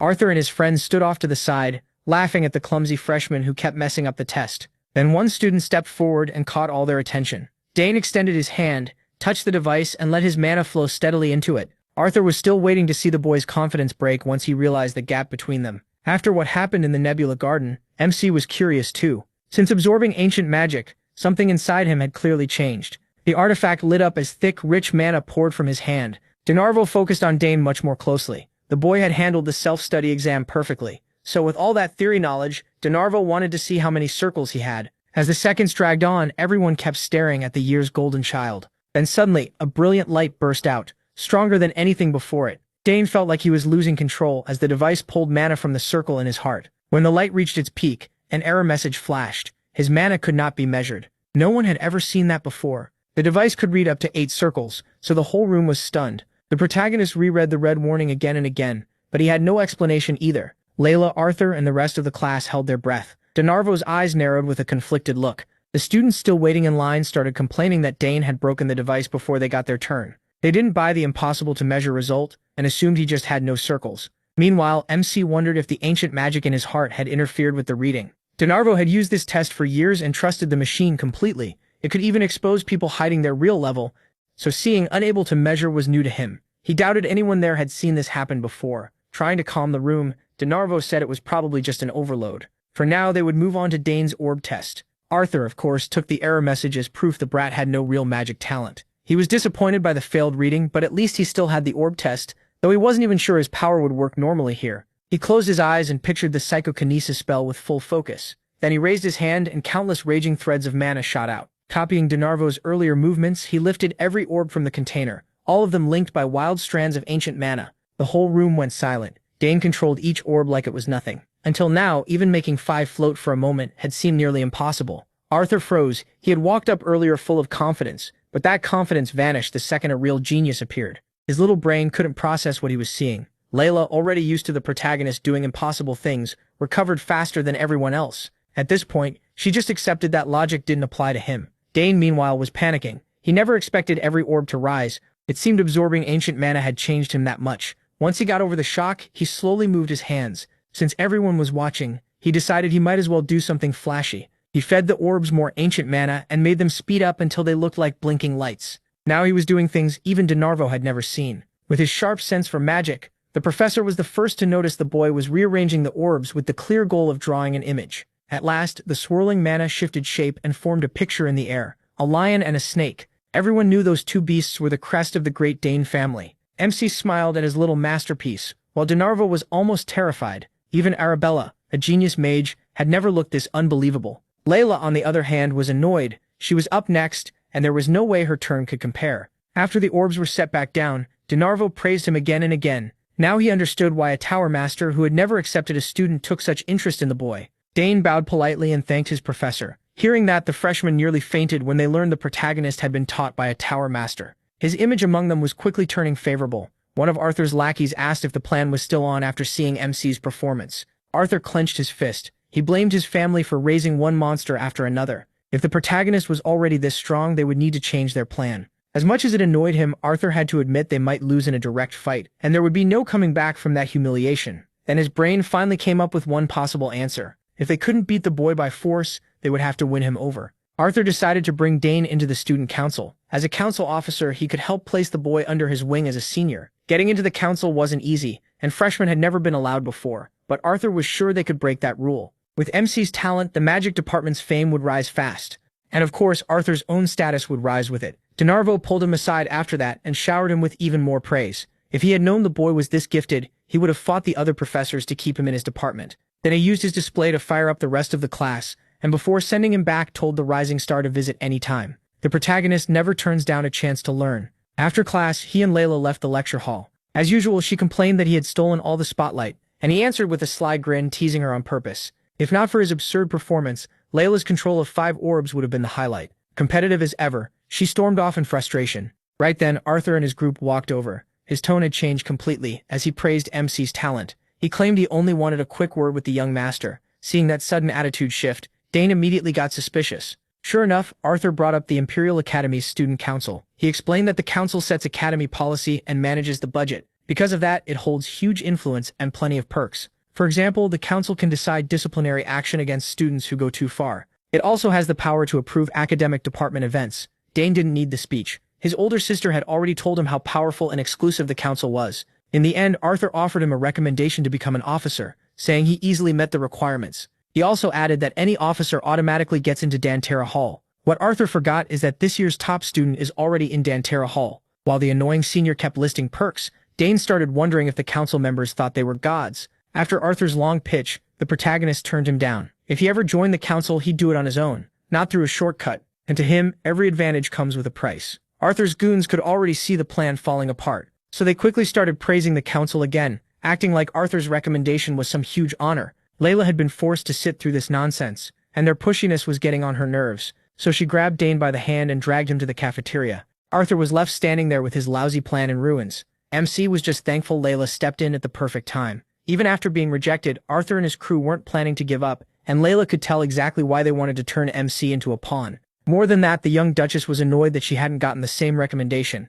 By now, Layla had accepted that when it came to talent, Dane was on a whole different level. Then the two headed for the Imperial Academy cafeteria, hoping the sweet pies were still there. Meanwhile, Arthur went to meet Professor DeNarvo. In DeNarvo's opinion, he might be even more gifted than his older sister Arabella. Magic is too broad to judge perfectly, but in raw potential, the protagonist was a monster. Hearing that shocked Arthur, especially since he admired Arabella so much. Then the professor told him to gently push the young Sogress heir into focusing only on the magic department. Ever since MC arrived, everyone had seen the same thing. The boy's talent was impossible to ignore. Arthur admitted he had already tried to recruit him into the student council and got rejected. DeNarvo still couldn't let it go. Talent like that was too valuable to waste. Changing topics, Arthur asked if there was any recommendation letter for him. The professor brushed it off, saying that in 2 years magic towers would probably line up for Arthur after graduation. But Arthur could tell what DeNarvo really meant. If Arthur got into a magic tower too early, DeNarvo would lose his favorite student and his errand boy. Arthur had even heard rumors that during his 3rd year, DeNarvo was the one who blocked 2 tower offers. Knowing his future rested in that selfish teacher's hands, Arthur kept obeying. He had no real choice. On the way to the cafeteria, Dane noticed the place was packed because of the club events. Every club was trying hard not to get shut down. The two of them tried several booths and won a bunch of prizes. It was a fun break. Inside the protagonist's bag were 20 mana storage stones, 15 lunch coupons, 5 general meal tickets, and 8 convenience store vouchers plus a treasure map. The senior running that booth said it had been bought in a blind auction at the Arkander auction house. The moment Layla heard Arkander, her eyes lit up at the chance it might be real. Dane's father had once told him about that auction house. Arkander was known for handling rare and beautiful items from across the empire. The best appraisers checked everything carefully, so whatever they sold was guaranteed to be real. The treasure map's seal was still unbroken. And with all the stories about hidden places and mysteries around the academy, a real treasure didn't sound that crazy. Looking at it, MC immediately thought of the one person who would love it most, that exploration nerd. Demetra Hall is where most general education classes happen. Right now, he was heading inside for Imperial History. Before coming to the academy, the Sogress family's head butler had already taught him most of the material, so Dane felt pretty confident. Then a familiar voice called out to him excitedly. It was Ernest, the nerd. Since Imperial History is required for freshmen, it looked like they'd be sharing this class. With a worried look, Ernest asked the protagonist about the changes to his body after the incident. It was a messy topic, so the protagonist avoided it. Just as he was about to tell him the exciting news about the treasure map, they were interrupted by a pack of thugs. From Ernest's terrified reaction, Dane could tell there was some history there. The leader looked old enough to have a wife and kids, and he greeted Ernest with a smug grin. Poor Four Eyes barely knew how to answer. To MC, he looked like a soldier reliving trauma. Once Ernest finally managed to speak, we learned the thug leader's name was Brown. He was out here bullying kids. Dane couldn't help thinking about what that would do to the glory of their so-called great king. Then the thug leader grabbed Ernest's head like a basketball and mocked him for shaking like a leaf. These copy-paste villains weren't even paying attention to him. Since they had found their old errand boy, they figured they might as well restart the old servant boss routine, and Brown demanded a sandwich. When Ernest tried to refuse, the thugs laughed, and Brown shot him a sharp glare. Only then did that overgrown student finally notice Dane. Since Ernest called the protagonist his friend, Brown assumed he was just another errand boy, same as Ernest. That attitude reminded MC of the worst trash he'd seen on the battlefield. Before things could get uglier, a hall monitor spotted them and shouted for everyone to get to class. Like an experienced bully, Brown smiled and answered politely. But before leaving, he shot Ernest a look and invited him to a little talk after class. Four Eyes shrank back in fear as all his old problems came rushing back. Brown, meanwhile, was just happy that school life was about to get a lot less boring. Even after Brown was gone, Ernest was still trembling. Dane helped him up and the poor guy apologized for dragging his new friend into trouble with bad people. Ernest admitted he had a rough history with Brown back home. He thought the academy was so big that he'd never run into him again. He told him it was fine. Honestly, he couldn't stand watching his new friend get pushed around by trash like that, so he offered to walk with Ernest for now.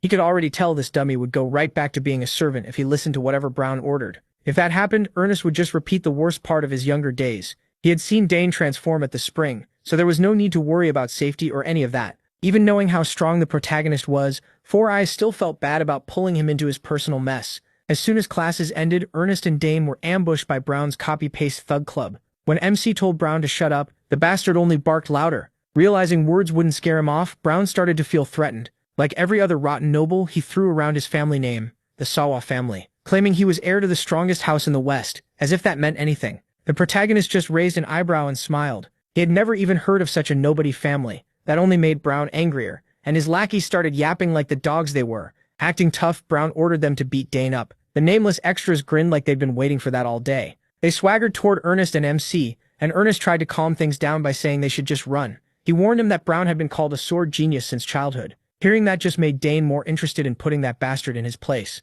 He turned to his scared friend and told him to fight one of the goons too. One punch to the chin should end it. Ernest couldn't keep living in fear. He had to hit back. When the first thug rushed in, the protagonist barely paid attention. He read the attack easily and took the punch without raising his guard, twisting his neck with the impact. The bald thug looked very pleased with himself. Even Brown felt proud, like his men were experts at intimidation. The bald one threw another punch, but this time Dane raised his guard. He had only taken the first hit so that whatever happened next, no matter how brutal, could count as self-defense. The thug ignored the warning and swung a hook, but MC dodged it easily and fired back with a fast strike to the liver, sending awful pain through the guy's whole body. Then, just to make it worse, Dane swept his leg out from under him. The thug slammed his head on the pavement hard enough to need good health insurance. Ignoring the first victim, he moved on to the second. His defense was terrible, so Dane caught him with an easy palm strike to the jaw. A shoulder shove sent that thug flying into the third. While still a few steps away, the protagonist formed a manosphere in his hand and launched the blue orb straight into the third thug's face. In just a few seconds,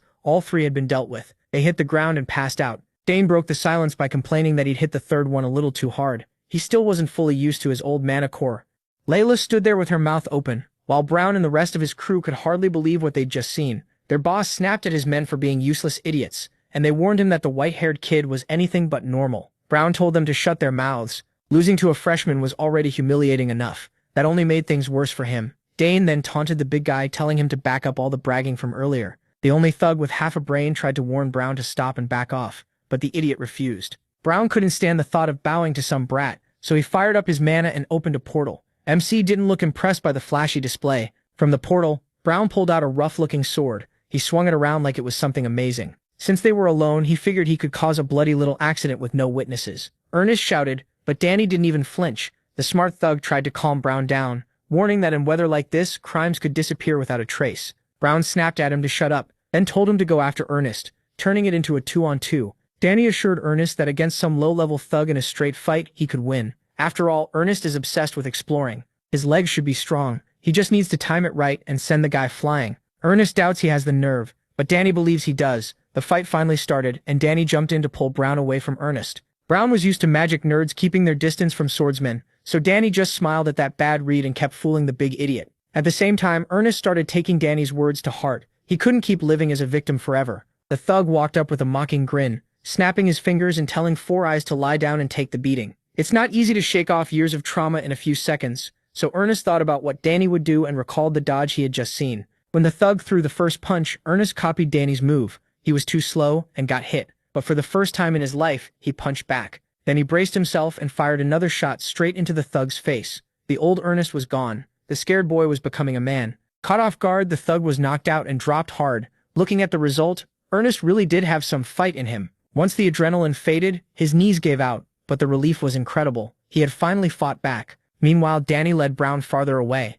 Once he noticed Ernest had won, he stopped running. Brown looked back and cursed his men for being useless. Danny glanced around and spotted a few brooms. Those would do nicely. He grabbed one and snapped the handle. Brown felt insulted that this kid planned to face his sword with a wooden stick. For Dane, that was more than enough. What better tool for trash than a broom? Brown was in real trouble now. With no backup, he rushed in anyway, still arrogant enough to claim he'd hold back before killing Danny. He said he'd only leave a small scar on the boy's face, one that would remind him to fear Brown every time he looked in a mirror. He was embarrassing himself. The moment he got in range, Brown launched a flurry of slashes and thrusts with a smug grin. But as every strike got blocked by a stick, he slowly realized Danny was just toying with him. Meanwhile, our guy was having fun with Brown's obvious attacks. Brown couldn't stand having his sword skill mocked, so he pushed harder. In his mind, only Duke Termian or someone on that level had the right to judge him. Even after Dane poured mana into the stick, Brown still believed real steel gave him the edge. As he prepared his strongest swing, Danny calmly focused mana at the tip of the stick. Then, in one smooth motion, he drove it into Brown's body.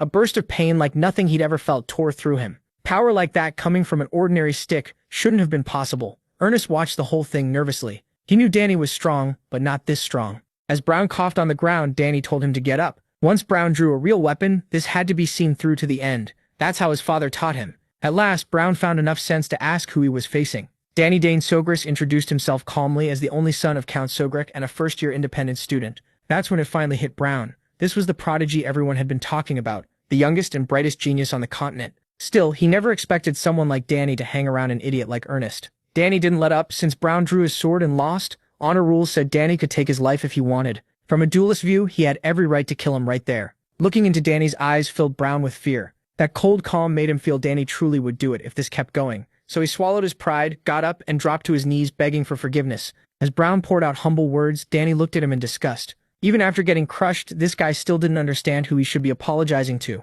Instead of kneeling to Danny, he should have been begging Ernest. Realizing his mistake, the pathetic coward grabbed onto Ernest and stammered out an apology, tears in his eyes as he begged for his life and apologized for years of bullying. Ernest looked him straight in the eyes, something he never would have dared do before. He remembered all those years of fear, pain, and trauma Brown had caused. To Ernest, Brown had always seemed like the scariest person in the world. Now that same threat was crawling on the ground, sniffling and begging. Danny gave Ernest the final choice. He could beat Brown half to death or end it with that apology. Desperate to stay alive, Brown begged his former bus worker to spare him. Ernest really did want to let out all that buried anger, but in the end, that wouldn't satisfy him. Someday, he wanted to beat Brown fairly, then maybe forgiveness could come after. Danny felt proud of his friend's choice. It took real courage to decide that. As the two walked away, Ernest thanked Danny for changing his life. On the way back to campus, they ran into a worried Layla. One look at the cut on Danny's cheek, and she knew he'd been in a fight. She glanced at the thugs they had beaten, and a knowing smile crossed her face. Brown recognized Layla too, and the fear came rushing back.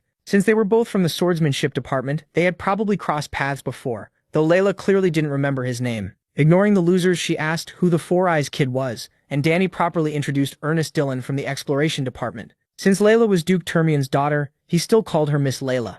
She told him that Danny's friends were her friends too, so they could drop the formal talk. Danny bragged that Ernest's family was famous for exploring ruins and hidden secrets. Hearing that, Layla excitedly brought out the map they had won. Danny explained they had picked up a treasure map during one of the club events. Ernest had heard some lucky student won something like that, but he never guessed it was his friend. The second treasure map came up, Ernest's shy side vanished and got replaced by full-on obsession. The three moved somewhere private and opened the map to study it. Even with Ernest's trained eye, he could barely make sense of it at first. The one thing he did notice was that it pointed to a specific place inside the academy. Strange writing also covered the scroll, so it had to be some kind of code. For now, the best move was figuring out who made the map. If they knew the creator's habits and style, they might build a rough decoder. The only sure thing was that the map showed somewhere inside the academy, since the shapes used were unique to the campus. The problem was the architectural style was wrapped in old magic that only Saul Hankston could use. Ernest was referring to the legendary mage who founded the academy itself. In other words, they were dealing with ancient magic not seen in centuries, since Saul never had direct students. Layla knew using the map would be hard, but not this hard. In the end, all they could do was dig into the map's creator and start cracking the code from there. After that, they could work together and find the real treasure. Ernest was always ready for an adventure, and Layla had never traveled outside her family's control. Of course they were excited for a treasure hunt. Ernest would naturally lead the research, so Danny was confused when Four Eyes handed the map back to him. Ernest assured them he had already memorized everything, which shocked both Danny and Layla. For some reason, codes and maps just stuck in his head. That would be pretty useful on tests too. This was the first time Ernest had chased a mystery with anyone besides his father, and he felt truly grateful to Danny. To celebrate becoming an official team, Layla suggested they grab some food. After that long day, Danny headed back to his dorm. He cleaned up a little and unpacked his things, making sure the items from his family stayed where he could see them. The only thing he couldn't put away was the familiar egg. He couldn't store living beings in his subspace. When he picked up the giant egg, it suddenly started shaking hard. In 7 years of feeding it mana, that had never happened before. The mana around the academy was strange, but it shouldn't have been that different from before. The only real change was the ancient magic he had absorbed in the garden. To test that idea, Danny poured more mana into it. The thought of finally hatching his familiar filled him with excitement. After a few more minutes of feeding it mana, Dane felt like he was trying to fill a bottomless well, even after 7 years of doing this. He was putting out so much mana that his room was starting to become unstable. Back in the dorm, stopping now could mean missing a huge chance, so he quickly wrapped up the egg and rushed off to the Claire's lab. She's a genius with summoning, but even she was thrown off by what the egg was doing.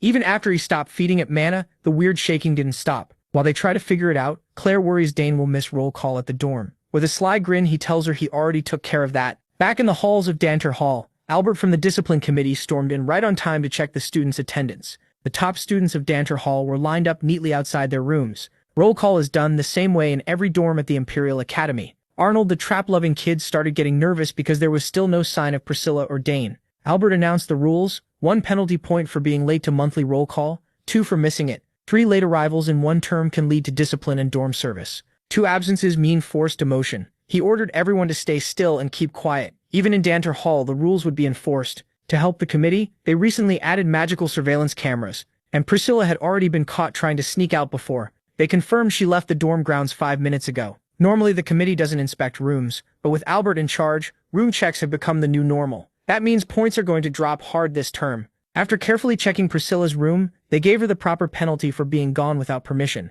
The only other person missing at the first roll call was the freshman, Dane. A few of the protagonist's new dorm mates tried to cover for him, but Albert wasn't having it. When he and his team stepped into MC's room, they were met by the boy himself. Dane scratched his head and apologized, saying he'd been busy unpacking. Albert couldn't really argue with that, so he left with only a warning. But the real he was still in Claire's lab. He had used an MK1 illusion projector built by Arabella. It could project his image into a slot inside his room through a small generator. Since it's remote-controlled, the link can get shaky. If the flow breaks, it shows right away. The protagonist tested it a few times for fun, and found a perfect use for it tonight. Claire doesn't approve of his tricks, but she's a little impressed. As for the egg, everything points to a strong chance that it will hatch tonight. Claire can't be fully sure, but these reactions are clearly a good sign, so she suggests putting the egg in a magical stabilizer before giving it any more mana. Since her lab is protected by magic shields for sensitive research, it's the best place for the egg to hatch. After setting it on the stabilizer, Claire added a few magical filters. Even though Dane's mana is already very pure, he once again poured everything he had into the egg. It was draining him fast. What the hell is inside that thing? Even if someone with enough money can buy a familiar egg, Shokarum is a whole different story. No one really knows the exact conditions for every kind of egg. The only sure thing is this: the user's mana and the unknown familiar inside must match in magical frequency. In other words, it's pure luck, and a lot of it. Whatever happens next depends on Dane. Claire knew her little brother was gifted, but seeing him work and feeling his mana made her tense. At last, cracks started to sound from the egg. Claire shouted for him to keep going and push harder until it came out. When MC reached his limit, bright blue mana whipped through the lab. Then the egg burst, throwing shell pieces everywhere. Claire and him were both hit by the blast of mana. When the light faded, a small creature covered in primal slime stood where the egg had been. Claire rushed over to her brother, who had been tossed away like a rag doll. Forget the dizziness from mana drain and smashing into the walls, the egg had finally revealed what was inside. It had a white-scaled body, tiny wings, horns on its head, and curious eyes. Claire guessed some traits matched a wyvern. Then the little goofball started spitting fire like it was trying to show off. Claire pushed her brother to get closer to his familiar. Sometimes newborn creatures claim the first person they see as their owner, and so the white-haired boy and the little white lizard looked each other in the eyes. Dane smiled at his new familiar, and greeted it. He introduced himself properly, and the two formed an instant bond. Claire was charmed by how cute the little thing was. She praised her brother for making it look easy, even though she knew how hard hatching really is. Now she could study a newborn unknown life form up close. After a few minutes of careful checking and looking for clear signs, she became sure this little guy had been summoned from beyond the horizon. Only a handful of summoners can even reach that place. Even Claire herself can only summon a few minor spirits right now. Bringing out a full familiar from beyond the horizon is a huge achievement. Claire trusts her knowledge of normal summons in the human world, even their young forms, but none of them look quite like this. Ivan is a little similar, but the finer details are clearly different. For now, they still can't be sure what this little creature really is. Claire promised to do more research, though she doubts the Academy has any books that will help. One clue may be its link to ancient mana. Before Dane left, Claire told him to keep the eggshells, since some species eat them after hatching for nutrients.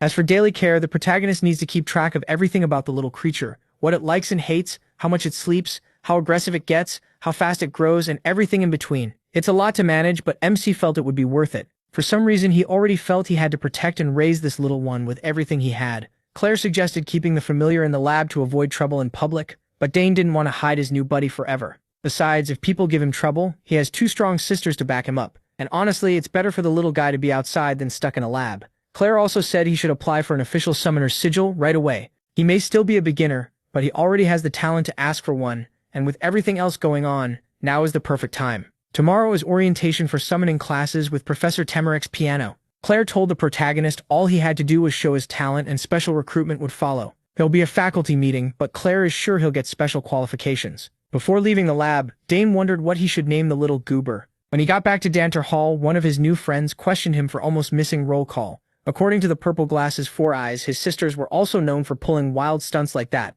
Still, at least he escaped punishment for now. As soon as he got back to his room, Dane dropped onto the bed. When he looked up, the little lizard was flying in circles overhead, full of energy. While exploring the dorm, it even spat fire here and there. A little earlier, MC had tried to sneak back into the dorm through a secret path his sisters told him about. Sadly for him, the discipline committee was paranoid enough to cover the whole dorm with magic. To deal with the barrier, Dane started studying the mana flow for a weak spot. A barrier that big had to have some hidden flaws. Before he could finish checking, the little scaly got impatient and blasted fire at the magic. To his surprise, the barrier shook hard and then tore open completely. That shouldn't have happened from normal fire. The only answer he could think of was that his familiar's flames might somehow shut down mana. Based on that alone, he already knew he'd hit the jackpot. The next day, Dane met Ernest and told him all about his new buddy. He said the little guy's name was Happy, and Ernest was not impressed. Since 4 Eyes hated the name so much, the protagonist challenged him to come up with something better. Ernest thought hard. The little one was cute, sure, but a name should carry more weight. At last, Ernest said one word. Carnus. Dane liked how Carnus sounded. It was mysterious and oddly fitting for the little fire spitter, so he happily dropped the name Happy. From now on, the little guy would be called Carnus. MC's next stop was Bermudez Hall, named after the famous scholar Bermudez. That's where all summoning classes are held. As the students entered the classroom, he spotted a familiar face in the crowd. The Grand Tyron, the brat he beat at his birthday years ago. DeGrand realized Dane was in the same class as him. He had never forgotten the boy who took his summons. Because of that humiliating day, House Tyron fell in noble rank and barely held onto its capital noble title. DeGrand wasn't even supposed to be in this class. He failed last year and had to retake it. At least the kid had learned his lesson and knew to stay as far from Dane as possible. As he dreaded what was coming, an upperclassman walked over and assured him there was no shame in repeating a class. In fact, this was the second time that veteran was retaking the course. Then the professor entered, and everyone sat down. Professor Temerix, Piano introduced the course outline. This class would cover the theory behind summoning, the crucial first step for any summoner. Most students had already heard that Professor Temerix was strict. He also reminded everyone about a special selection test that anyone could take, as long as they met the requirements. To explain it better, he brought up a magic screen. To qualify for the special selection, you need to summon a level 5 creature or higher with a blank sigil. Then you have to keep it out for over 30 minutes. The whole room started complaining. Holding even a lower level summon is already hard, so this sounded ridiculous. But Temeric wasn't done. He added one more step, a subjective observation test. That means even if someone clears the 3 conditions, they can still be rejected. Special selection is only for truly exceptional students, and honestly, that last part may be the hardest. The first 2 are brutal, but winning over an examiner's personal judgment might be even worse. Danny wasn't thrilled by all the red tape around special selection. In the end, too much power sat with the examiner. Then Temeric made it even worse. Applicants also need at least 2 recommendation letters from people tied to the summoning department. Inside, he was pleased by the class's reaction. Temeric enjoyed knocking cocky freshmen down a peg. His gaze moved across the room and stopped on Danny Dane Sogress, the boy who passed the main autonomous exam. He'd already heard what happened during the entrance test from Professor Delfiniso. No matter how he looked at it, he couldn't believe a freshman had formed a contract with a 4th-level Edaroki. He wanted to see the boy's talent for himself. Part of him still suspected Danny got in because he was from House Dane Sogress. Either way, normal students should be happy just passing the regular exam. For future summoners, theory class shouldn't be a problem. In other words, he was basically calling the repeaters idiots. Danny found that odd since the entrance exam had already tested theory and affinity. And Temeric asked if any freshmen here could already summon, or if they were all just disappointments. Danny could feel the man staring right at him. Since he was clearly being singled out, he decided to play along. Danny stood up and accepted the challenge. The professor asked for his name and department, even though he already knew. So Danny Dane Sogress introduced himself properly as a student from the autonomous department. Temeric tried to praise him, but the sarcasm was obvious.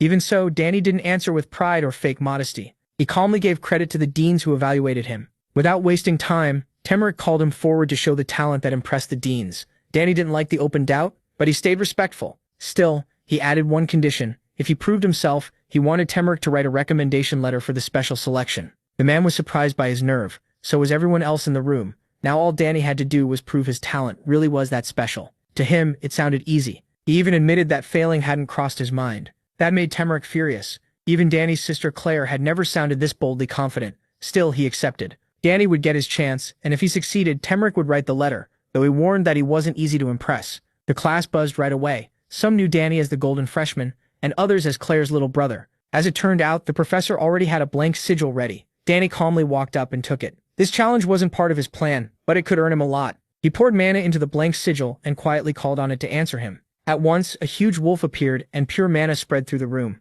The beast landed and glared at the students in their seats. Anyone with basic summoning knowledge could tell the wolf was a grade 5 summon. Calling something like that with a blank sigil was nearly impossible. No one was more shocked than the wolf's original owner, Agric. One look was enough for him to recognize Gampu. Danny turned to the professor, waiting for his judgment. Even Temric had to admit this was beyond normal. Still, he was counting on Danny failing the 30-minute requirement. Keeping up a professional face, he praised Danny and reminded him how hard the second condition was. Danny didn't want to waste everyone's time, so he offered to show something else. Before anyone could stop him, he smiled at the professor's cracking expression. The doubt on Temric's face was falling apart. No one in class could look away from the stage. Since the third condition was to show something special, Danny said the next move could be judged by the professor. If Temric thought it wasn't enough, he had every right to fail him. Surely there was no room for pettiness in front of a whole class of summoning freshmen, right? Then Danny called Gampu over and patted the good boy on the head. He rose and slowly guided his mana around the level 5 beast. As Temric watched, he started to realize what Danny was trying to do. Danny spoke an ancient chant, and pure mana flowed into Gampu. The wolf's eyes turned sharper and its fangs grew deadlier. Its whole body swelled larger and began to float, lifted by raw magic. At last, the beast's claws were strengthened to maximum killing power. Danny knew it was working perfectly. Without ancient magic, he never would have imagined doing this so early in life. Then the rest of the class understood. Danny was performing summon enhancement, a technique usually reserved for fifth-year summoning students. With a deep howl, Gampu showed just how much stronger he had become. Danny looked at the professor and asked if that was enough to prove he was unique. Temric couldn't take his eyes off the massive beast. Watching Danny pull off a link enhancement so easily convinced him the wild stories were true. In fact, he had never seen a student this gifted. After a few stunned seconds, Temric finally stammered out his approval of Danny's performance. He said they would discuss the recommendation letter later. Danny was satisfied with that fair answer. Meanwhile, Agric was left speechless by how much the Dane boy had grown. Now he could see just how foolish and arrogant he had been back then. Once the commotion died down, class resumed, and Temric proved he was actually a very good teacher. Danny kept feeling the man's eyes on him, but he didn't bother reacting. Temric knew the material perfectly, though the earlier shock had clearly thrown him off. Danny kind of enjoyed seeing the grown man flustered. He'd heard Temric was famous for being strict. Claire would probably love hearing how he was acting now. Meanwhile, Temric wondered if he should ask Professor Delphinaso for help since he wasn't in the best shape to keep going. Even so, he finished the introduction to summoning theory by the end of the day. When class was dismissed and Danny left Bermuda's hall, someone called out his full name. He recognized Agric right away. Agric felt a little bitter that this was how Danny remembered him. Danny stayed alert, thinking the red-haired jerk might be here for revenge. But Agric seemed strangely calm. Like he'd matured, he admitted he had planned to avoid Danny until graduation. Now though, he wanted to apologize for what happened between them in the past. He bowed his head and fully admitted he'd been an idiot as a kid, taking all the blame. He held the bow for a long moment and Danny smiled. Seeing Agric was sincere, he let the old grudge go. Agric promised he wouldn't cause trouble anymore. He must have thought Danny might report him and get him expelled or something. When the golden freshman accepted the apology, Agric lit up with relief. He even told Danny to ask for help anytime. After that long talk, Danny felt something move inside his blazer. Looks like Karnas had just woken up and was already getting restless. The little guy was probably hungry after such a long nap. Since Agric knew the summoning department well, this was perfect timing. Danny needed to buy some supplies for familiars. Agric smiled and offered to take him to a shop he liked,